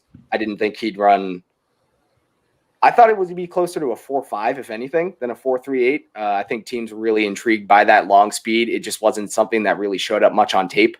But when you look at his numbers and you compared him even to Rashad Bateman, you put him close with Elijah Moore, like they were all pretty comparable. I can see why teams bought in on the upside, but it is something that you go back and you look on tape and it's like, I never really saw him consistently break away from guys. Right. Just why are the Packers? Just why? What the hell are they doing? So right as that came on, Peyton Turner went 28 to the Saints, and then Eric Stokes, the corner out of Georgia, just went 29 to the Packers. A couple surprises for sure. These are guys that we heard buzz on making it into the first round. Those not complete shocks, but definitely a bit of a question mark. Both of them there. Stokes because of that speed. Elijah Moore's sitting there, man. I mean, Zach, I know you're gonna have to go prep for the Bucs pick in a second, so we won't keep you too long. I mentioned where you work. Is there anything you're working on that you want to plug? Just constantly grinding this stuff, man. I've been telling my guys, like, even though during the COVID year, like there was a couple of months where we had no idea what was going on with football, I don't think I've stopped working since the day that sports shut down, because our company wants us to have content every day. So as soon as we get through the draft, I'm just looking forward to a vacation. If people want to follow along on Twitter for pictures of wherever I go, you can do that. Also, I appreciate you matching me with the UCLA Red Sox hat. It's big fire. I've been getting a lot of compliments, even around here in Gainesville, for this thing. It's elite. Zach, we appreciate you hanging out. You see it on the screen. Follow @Zach_Goodall on Twitter. A great source for pretty much all stuff Florida football and football in general. Zach, thank you so much for coming on. Thank you guys for having me. Thanks, Zach. Thanks, man. Appreciate it. All right, and we're gonna turn that right into Steffi Smalls. How you doing tonight? Great. How are you guys? we're having a great time here. Sorry, I'm a little bit late to the party. Things got dramatic as usual. Nothing this is the normal for the New York Giants. So it's a little bit more shocking than my standard crying and being upset. But it's just like, what are you doing, kind of thing. Yeah, so we just talked with Zach Goodall, who covers the Gators, so he's very familiar with Kadarius Toney. We were talking about that pick already. What's your thoughts on the trade back into Kadarius Toney here? I love the trade back. Very awesome. I think that's like you're preparing yourself for a good future. If Daniel Jones doesn't work out, if all these weapons and everything that you've done doesn't produce what you want to. But to trade back to get Kadarius Toney, I love Kadarius Toney. He's one of the guys that I looked at, but he's very much like an early second round pick. Right. Like that's it. I mean, like he has the potential, but he also his floor is to be a wide receiver 3. All I see here is you replacing Slayton. That's what I see right now. Can he be more than that? Absolutely. But I'm not fully understanding it. It's just shocking at this point. It feels I think this was a judge decision, which is more upsetting. I don't think that Gettleman made this pick. I think that Judge made this pick. So I think that's maybe what upsets me more. But we'll see. Maybe this will be I don't know. Maybe he'll be the shocker of this draft. I just don't think was the move. They did pick up the future first round pick, so they got that going for them, right? because they from the trade back to 20. I agree with you with the Tony thing. I didn't see it. I just didn't. I like Elijah Moore better than like Kadarius Toney, and I like Rashad Bateman better than. And they both, I mean, Elijah Moore's still on the board, so like, and Bateman went obviously 27 to Baltimore, so it was a little bit of a head scratcher. I mean, I was shocked when Gettleman traded back in the first place. Like for him to move back, I was like, wait, what? What are you So talking? I did call that. I knew it was coming. Like it's like Gettleman has never addressed the media and like said I've never traded back, and he was laughing, and I was like, this dude's gonna trade back 100%. Like Right. there's no way. And then they essentially handed Fields to the Bears. Like how do you prepare a better situation for Gettleman to trade back? Like you asked for it, there it is. But like Tony, come on, bro. Like you could have waited and gotten one of these guys. They're gonna end up falling to the second round. So I don't fully. The one thing I will like. I don't know if I'm talking myself into it, but like I would never reach for an O lineman there. Right. Is Tony the guy that I would have picked? Because I want an O lineman or a wide receiver. Is Tony the guy that I'm picking right there? Maybe not, but like I'm also definitely not reaching for an O lineman. I would rather reach for a wide receiver than I would reach for an O lineman, because I think that the depth in this class, there is the ability for whatever. He makes it to the second round, and then he still maybe would have produced the way he will making it to the first round. So I'm hoping that it's not as bad as I imagine. I like him, but I just don't. It's just not the move for a first round. Yeah. And with Okay, wide receiver and offensive linemen being as deep as they are in this class, it's certainly something where if you like, again, Kadarius Toney at that spot, you can feel good knowing that someone's going to be at your pick on the offensive line in round 2 as well. Right. And you're going to see everyone tomorrow, too. It's so funny. Everyone's going to delete their Tony threads. Right. They all were standing them, but because he went to the Giants, now we're going to delete them. Which will be the first thing everyone runs and does. But I don't, Tony has the capability to reach a very high level, but do you take him in the first round? Like, come on, bro. What are you doing? Yeah. And I know you're big into fantasy football as well. How do you like that fit from a fantasy perspective? So I've been saying all week, Galladay, you take someone like Smith or Waddle, then we can talk about Galladay's value. Tony, right.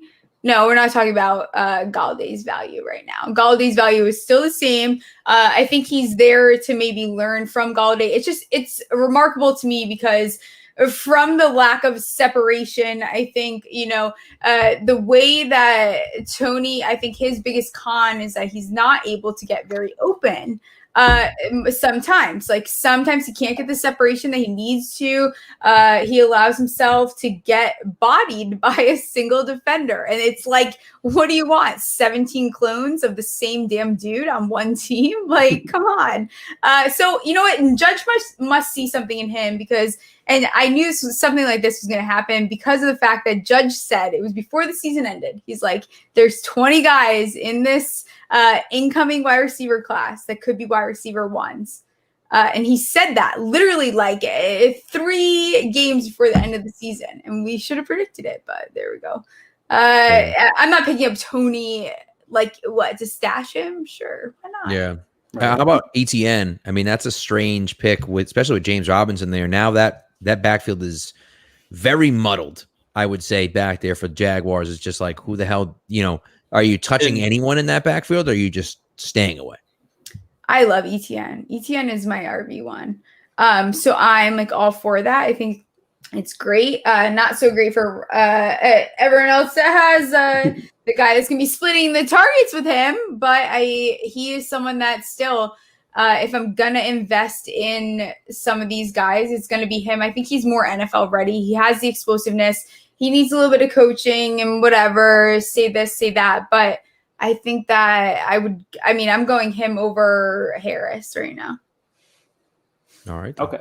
And the Harris pick, we are, or at least I am a big Najee Harris fan. In terms of just pure talent, I like Najee a little bit better than ETN, but going to the Steelers without any semblance of an offensive line, really, the passing game struggled because Ben is probably completely washed at this point. Even in that split backfield, you still like ETN a little bit better, just given how tough the Steelers situation is going to be for a running back.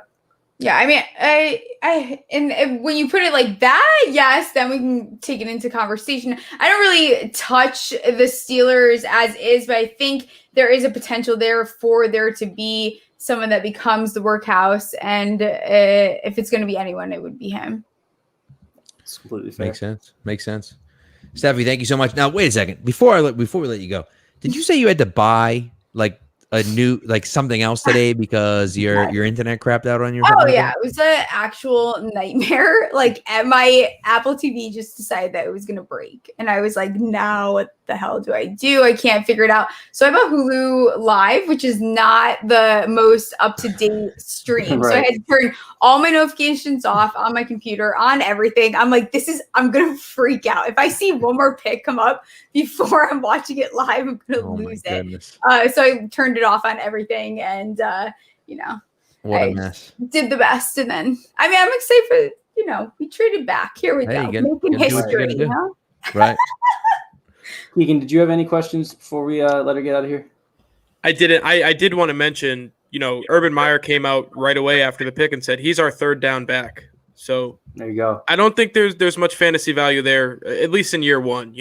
Who's picking a first? Yeah, not in year back? one. Oh no, I agree on that for sure. Yeah. But I'm a big stash girl, right? Like right. I'm going to be the person to pick up all these guys that have the potential. Trey McKitty, tight end, that maybe he won't get taken until the third round, but he has the value there, and the raw talent is there. But I love a good stash. I love a guy that not everyone's gassing.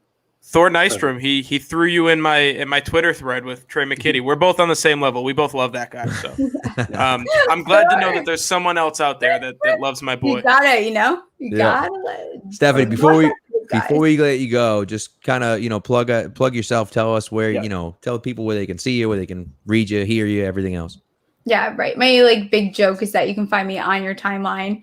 But if you want to find me on Twitter, it's at Steffi Smalls with 3 L's, and everything I'm doing is on there. I'm with Fade the Noise, Brad Evans, Jeff Radcliffe, all those guys over there. Have a new show. 3rd episode dropped, Wednesday. Today's Thursday, so yesterday. And yeah, a bunch of stuff coming for the new season. That's it. That's great. Good stuff. Thanks for coming on. We appreciate it. Glad we were able to figure it out. Yes. Thanks for coming. Thanks for coming through. Thanks so much, Steffi. Thanks. Take care. All right, so I think that's going to do it for our guest lineup tonight. So shout out to Mark Schofield, Dave Latham, Taylor Kyles, Maxwell. I don't know how to pronounce the last name. Millington. Oh, okay. I must have misread it then. Justin Heyer, Chrissy Freud, Zach Goodall, and Steffi Smalls. Brian Phillips hung out with us a ton. Spags was on at the beginning. We're coming up on the end here, folks. We've almost made it. We're 4.5 hours deep. We've got 2 picks left. The Ravens' second pick should be in at any minute now. By the way, I love that Bills pick. Loved. You love it? Oh, I love it. I was really happy with it as a Patriots fan. Yeah. Yeah. I'm not a big Russo guy. So, and his chesting was awful. Was really bad. Really bad. And that was what was propping up. Was just supposed to be this crazy athlete that's learning the position, and he wasn't a very good athlete. And he dominated last year. I'm all the way out on him. I'm gonna be completely honest. Hey, I think we'll see. Let's hope you're right. Correct. It's very interesting seeing them take him right after. I mean, last year they took a defensive lineman out of Iowa, in the top of the 2nd round. So who was that? What the heck's his name? Dude? I'm blanking on the name. I know who it is. Blanking on the name. Yeah. I'm sorry. Say that again. Who was defensive end out of Iowa last year? They took AJ Epinesa. AJ Epinesa. So you're taking they're not the same player at all, but you're taking a guy at the same position in back-to-back years. You don't think you can upgrade at any other spot? Maybe offensive line or running back or something Right. I think there were better picks to be made. I would have traded back. Young Jock's still here, right? Yeah. I mean, that alone. Yeah. Him or Trevon Merrick, I think those are the picks right now. So here's Baltimore. Yeah, I would love Morrig. We talked about that during defensive backs. We started to cut you off, Pat. Where I'm really torn on Morrig, where it's completely landing spot dependent. But in Baltimore, I think he'd be like an all-pro caliber safety. Yeah, that's the perfect landing spot for him, in my opinion. Yeah, and their pick is already in, so we'll see. I was going to say that's not leaking the pick or anything. Just since his name came up, I love that for them. I wonder if Tampa trades out here, if someone wants their Kellen Mond. I mean, again, I predicted before that 6 quarterbacks would go, and maybe that's not the case. I mean, right? hell, maybe they take one, right? I mean, it might be a year early, but you do still need to prepare for life after Brady. Right. Eventually, he's got was it 2 years and then it voids, so you might be a year early on it. And at 32, obviously, you know that worst case you're picking in the same spot for the situation next year. But so it wouldn't be the most shocking thing ever, though. I also think too, like I think so the thing with Tampa is that I wonder if Brady was like, listen to me. And first of all, if you're Tampa, you're thinking about right now, right? You're not thinking about tomorrow. You're thinking about right now, right? So like, I'm not drafting the next quarterback unless it's like the 6th round, the 4th, 5th, and that's round. completely fair. You bring everyone back, you should be looking to bolster it. Right, exactly. So I want to take a guy that I think can impact the team this year, not next year, not in 3 years, like right now. So that's my only argument for not taking a quarterback anytime soon. I would be shocked if it's not Christian Barmore here. I really would. Like for the Ravens? No, for Tampa Bay. For Tampa Bay. Okay. Got it. Fun fact: the Ravens pick is in. We know who it is, and I've got to take. For the boys. Okay, I don't know who it is yet. It's coming up right now. Now I see it. About to announce it. All right, I see it. Yes. I see it. This is also a spot where, for that type of guy, I know you're going to be going in here, Keegan, but I'll just say this is another spot where, for that type of guy, this is a team that I'm willing to bet on with. But I love this pick. Oh, complete heel turn from what I expected. Okay. Yeah. If you're going to pick up a second first-round pick, take a home run swing. Right. Like, it's a free pick. What are you doing? Orlando Brown is a freak. A freak. Does not know how to rush the passer, but he's a freak athlete. And shout out the boy Dark Blue Gold. We appreciate you hanging out all night. Yes. And the Bucks are on the clock here. It looks like their pick's actually already in, so we might be wrapping up here real quick. I want to give a quick shout out to you guys that have been hanging out all night. This is we've been holding. We got up to like 700 at we were creeping towards 1,000. I was like, if we were like holding at 50 the entire night, I was gonna be happy with that. We were consistently around like 100, 200 plus, and again, we peaked around 700. Shout out to you guys. A lot of you guys hung out all night. Michael was in here all night. Dark Blue Gold was in here all night. Golden Eye was in here till the night. We appreciate you all. You guys are the reason that we're doing this. So absolutely, shout out you. Real quick before the Bucks come in, and I want to circle back to your OA thoughts, Keegan. But just kind of recap, because we had to run a guest there. At 28, it was Peyton Turner, the edge out of Houston. At 29, it was Eric Stokes, the corner out of Georgia. At 30, it was Gregory Rousseau, the edge out of Miami. And at 31 now, it's Jason Owe, the edge out of Penn State.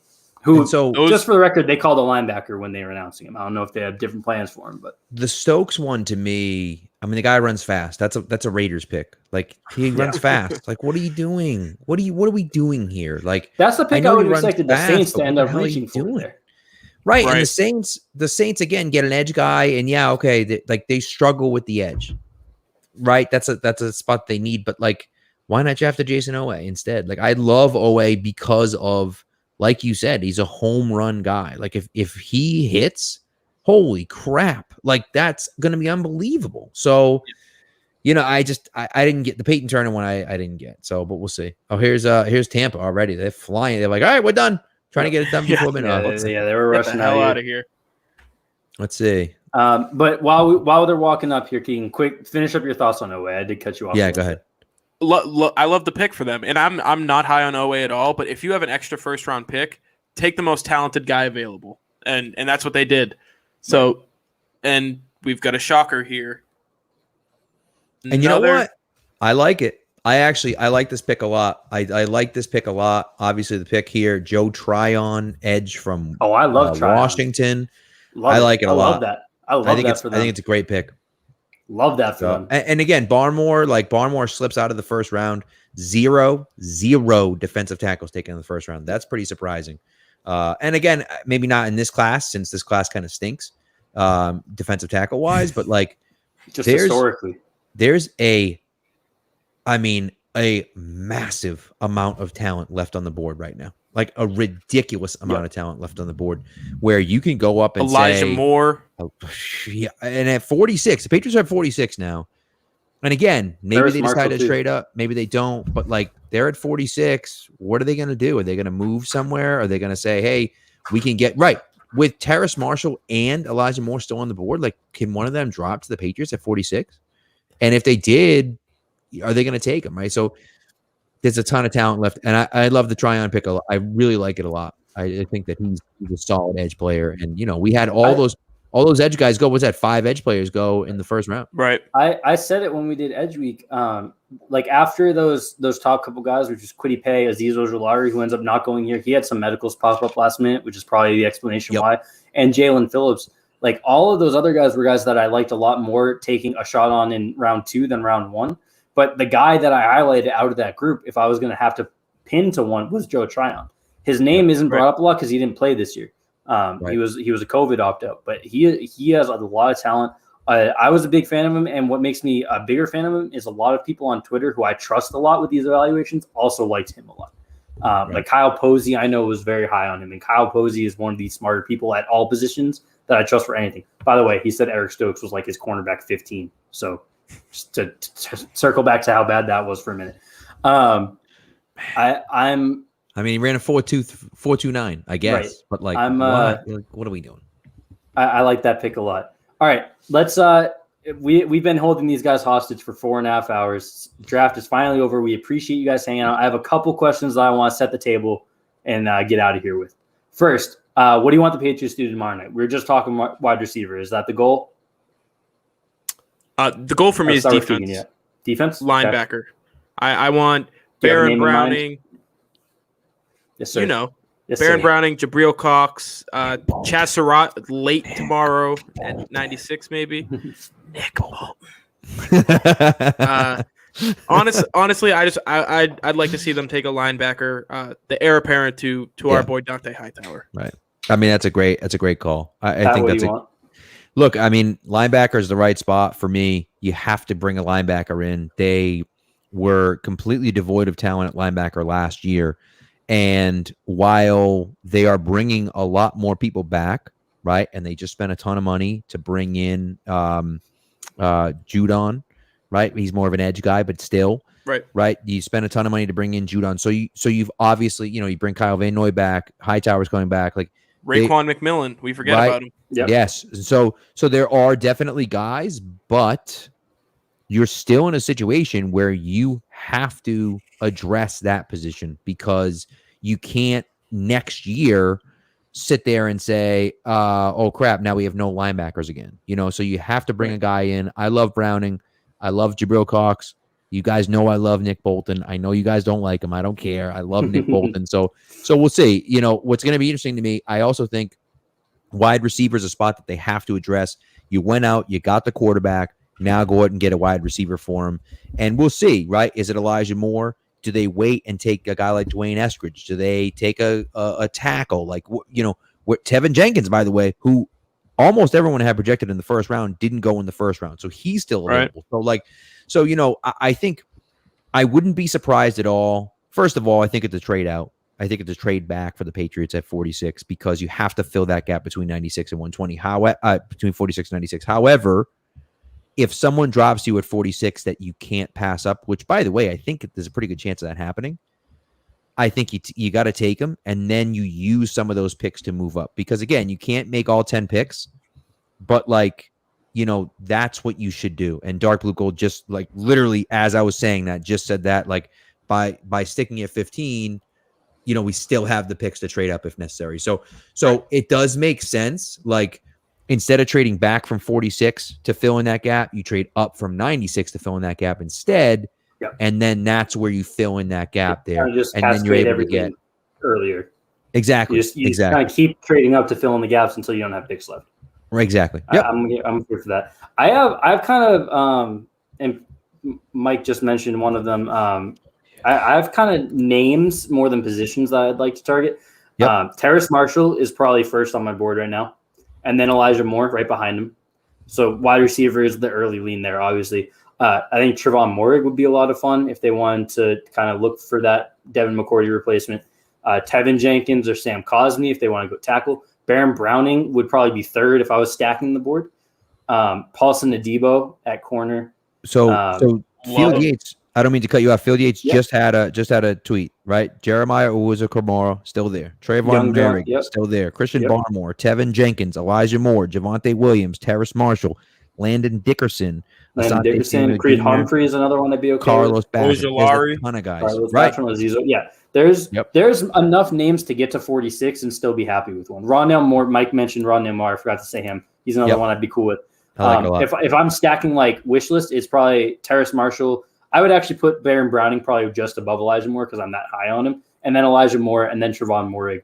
And then Christian Barmore. I think in the second round, Barmore is a good pick. That would be my top 5 entering tomorrow. That correct, Mike. We've been saying that all mock draft season. We all love Young Jock. He just doesn't make any sense in New England. He shouldn't be on their board at all. Correct. But he is a great player that should have already gone by now. Yeah. I mean, it's shocking. I mean, there's a lot of guys. I mean, those guys. I think everybody that I saw had JOK in the first round. The majority of people I saw had Tevin Jenkins in the first round. Yep. Right. The majority of people I saw had Tevin Jenkins in the first round. A ton of people had Elijah Moore in the first. And look, maybe Elijah Moore. Okay, I can see some people, a lot of people had him dropping out of the first round, I guess. But like, still, there's a ton. I mean, Merrick is a guy that almost everyone had in the first round. Barmore is a guy that almost everyone had in the first round. So there's a lot of guys that people thought would go in the first round that didn't. And so I think that, it's going to be really fascinating to see, what happens at that spot. So this is kind of the benefit to being in that top half of each draft this year, because after like the first 13 to 17 ish picks, it really kind of fell off where a lot of the guys that you're taking at 20 are guys that you'd be fine taking at 45. And the guys you're taking at 45, you could have justified to take at 20. So this is where like being in that top half of the second round is a benefit here, because you're getting players that people wouldn't have blinked at if they went in the 20s. So this is where the value is going to come, and they can really kind of hammer home this draft where we're all kind of, lukewarm at best on the Mac Jones pick. This is where they can kind of turn that overall draft around and be like, all right, look, this is a solid weekend. Yep. Yes. Safeties, linebackers, defensive tackles, they've all slipped. Those are all needs. So it's really fallen perfectly for kind of the middle part of the draft for the Patriots. They can really load up on those positions in the middle part of the draft. And Bill Belichick's about to go to a press conference, so I would suggest you guys go watch that. So we'll wrap up here, so you can go watch that. Yes. I have 2 final questions. And we can just do quick hitters here. We don't have to do big conversation. Draft grade for the night for the Patriots, the Mac Jones pick. Just reiterate it one more time. Pat, you go first. All right. Here's the deal with the Mac Jones pick. Again, he's not the guy that we wanted. Okay. He's not the guy that almost anyone wanted except for Murph, who's long gone into bed right now. But he's not the guy that we wanted. But we asked Bill Belichick to draft the next quarterback. The next starting quarterback for the Patriots. We said, please draft that guy in the first round, and he did. And so as far as I'm concerned, the one thing we have to do is sit there and say, we have to trust that he is taking the guy that he wants, right? That's the guy that he wants at 15. It's the guy he wanted all along at 15. It's the guy the scouting department wanted. And by the way, and I don't know anything, right? But I wonder if the scouting department was remember he said he was going to take more, he was going to listen to the scouting department more. I wonder if the scouting department was super high on Mac Jones and said, hey, he did unbelievable in the interview process. We love what he can bring to the table. We think he can play really well in our system. And Bill kind of came around on it and said, okay, let's pull the trigger and let's do it. And if that's the case, I trust the scouts and I trust Bill. But there's nothing else I can do about it, right? That's the way I look at it, is that Bill did what he thought was best and drafted the next guy. And so, listen, he wasn't the guy I wanted. I would have loved to see him trade up to 11 and draft Justin Fields instead. That would have made my night. Yeah. But like I said, I asked Bill to draft the next guy, and he did. And so at the end of the day, although it wasn't the guy I wanted, I can't be that upset at him. Yeah. All right. So give me the final grade there. Final grade. I'm sorry, you asked for a grade. I like the explanation. The final grade for me is a B+. Okay. It's B+. Keegan, what are we thinking here? B. Yeah, I'll go B-. I can't get around. I can get on board with understanding that this was Bill Belichick's guy. The whole Patriots front office, this was their guy. And because I wanted them to go get their guy, that's why it's not lower. Right. I just can't get there with Mac Jones' ceiling, and I obviously am praying I'm wrong. Yeah. But I also think this is a beautiful spot for him. If we weren't Patriots fans and I didn't have like a personal stake in it, I would say the Patriots are probably the best place for him. Right. So listen here. It's something I'm not going to complain about. It's not something I'm going to go scream and be super happy about either, though. Here's what I said. Here's what I said about Mac Jones on the Instant Reaction podcast. On paper, which you should still go listen to, by the way. Yes, please do. On paper, there's not, and I think Mac Jones is Kirk Cousins, in my opinion. On paper now, there's not a huge difference between Kirk Cousins and Tom Brady. On paper. Now, off the paper, I mean, there's a massive difference between Kirk Cousins and Tom Brady, obviously, right? But on paper, looking at them without ever seeing them, I know. But my point is that I'm just messing with you. No, I know. But I mean, Cousins is, in my opinion, a top 10 to 12, maybe 15 quarterback in the NFL. He's a pretty good player. And I think you get a guy who can be at that level. And if he can excel in some of the things that Cousins doesn't excel in, like playing big in big games, not making stupid mistakes at bad times. If he can do those things, right, consistent accuracy. If he can do those things that Cousins doesn't do great, now all of a sudden he's better than Kirk Cousins, and he's not Tom Brady. No one's Tom Brady. He's not going to be a top 2, maybe even a top 5, probably never a top 5 quarterback in the NFL.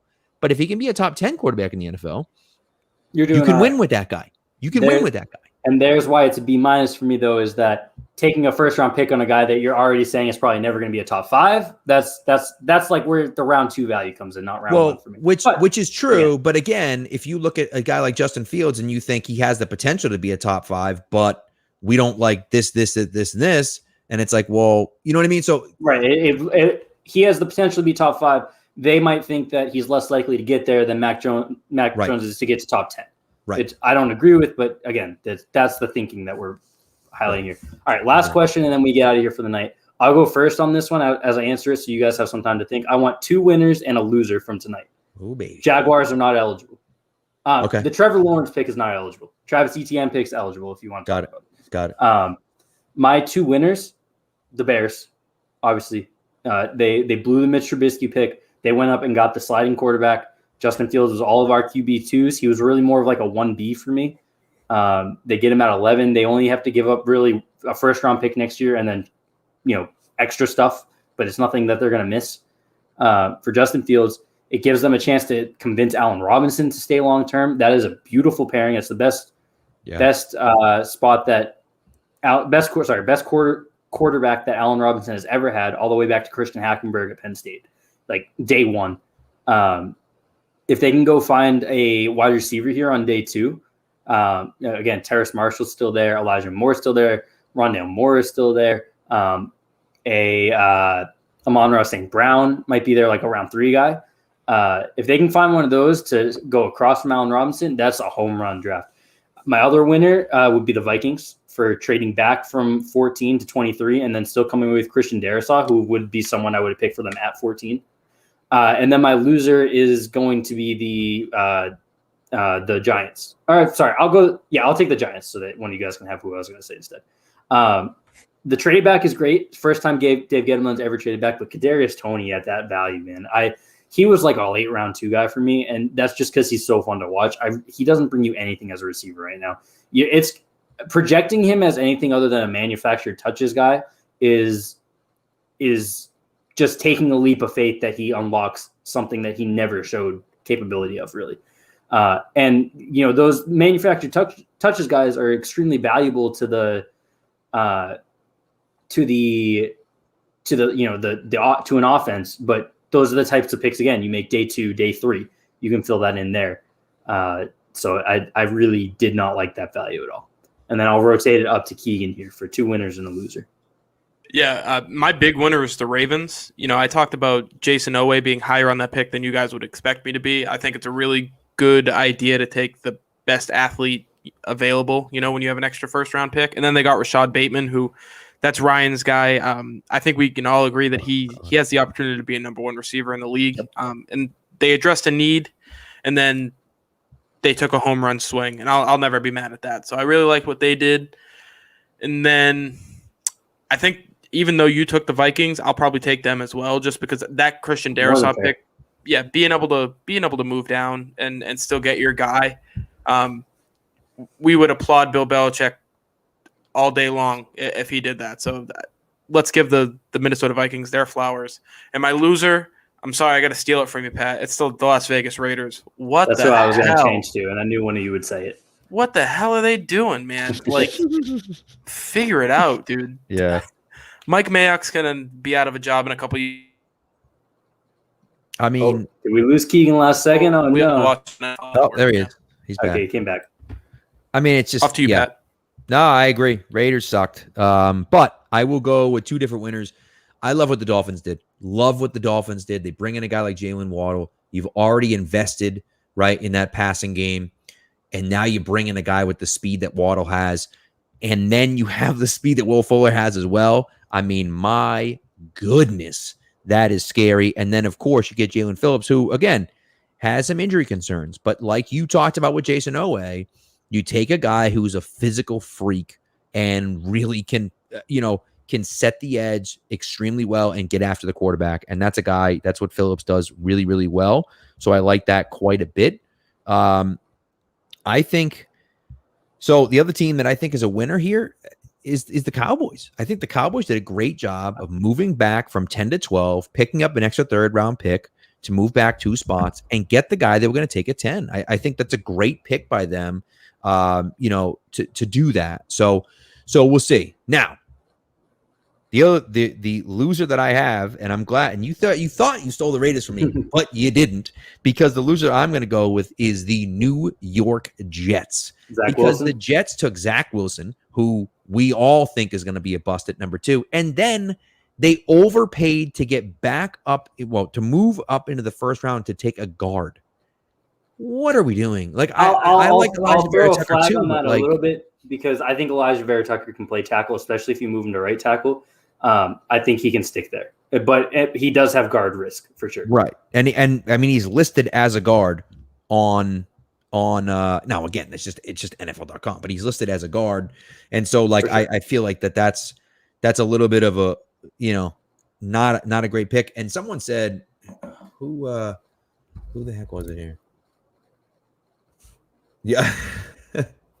So Dark Blue Gold actually had another one that I wanted to point out. Genuinely think the Bengals might be a loser. Honestly, I mean, I kind of look. I know you guys love Jamar Chase, but man, we'll see though. But see, here's the thing: if they get Tevin Jenkins in the second round, all of a sudden that Jamar Chase pick looks pretty damn good. You know what I mean? So that's a situation where they might be able to get Tevin Jenkins in the second round, and now all of a sudden you're looking at it saying, "Oh my goodness!" Like that's why I didn't really care about the Sewell versus Chase debates that were happening mostly in Bengals Twitter, which is just an absolute crap hole.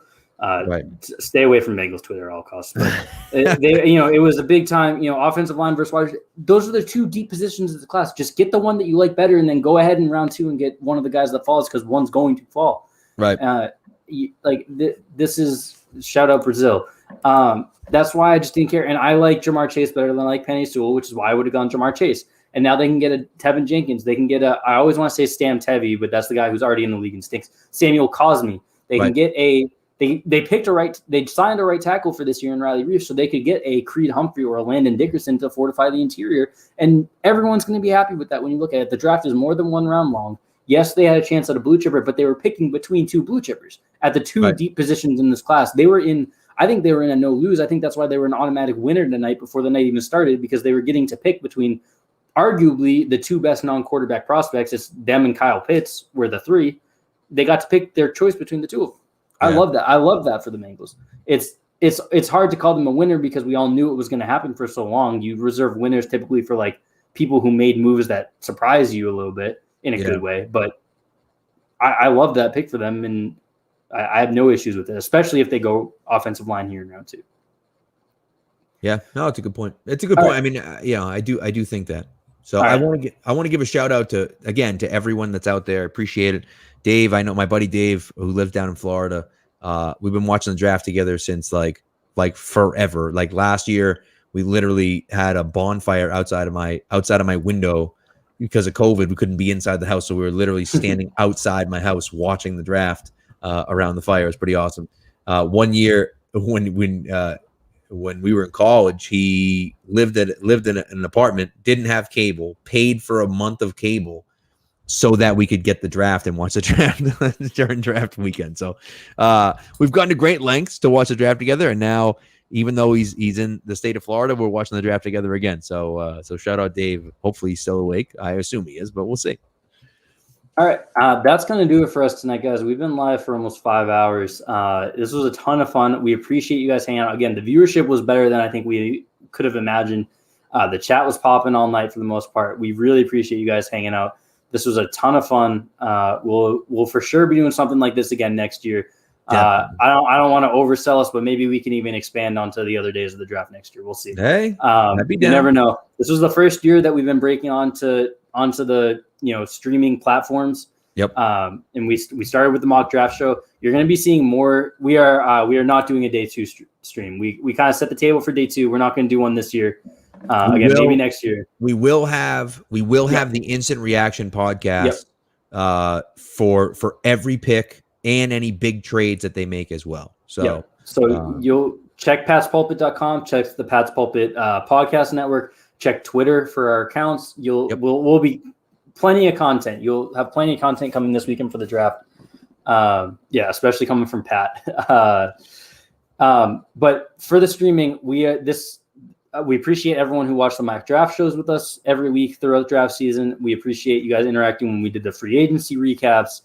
This show tonight, this is just the start for our streaming. We have big plans coming for the season. Obviously, might be a little bit of a lull as we get to the dead point of the offseason.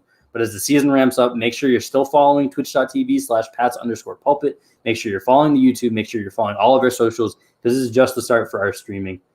We really appreciate you guys hanging out. We are almost at 5 hours here, so let's get off before we have to hit that absurd milestone. Have a good night, you guys. Hopefully day 2 and day 3 work out as well as possible for the Patriots. Go Pats. Bill is live. If you want to check that out, go ahead. Yes. Thanks for coming through, guys. We appreciate it. We'll see you next year. Thanks, guys.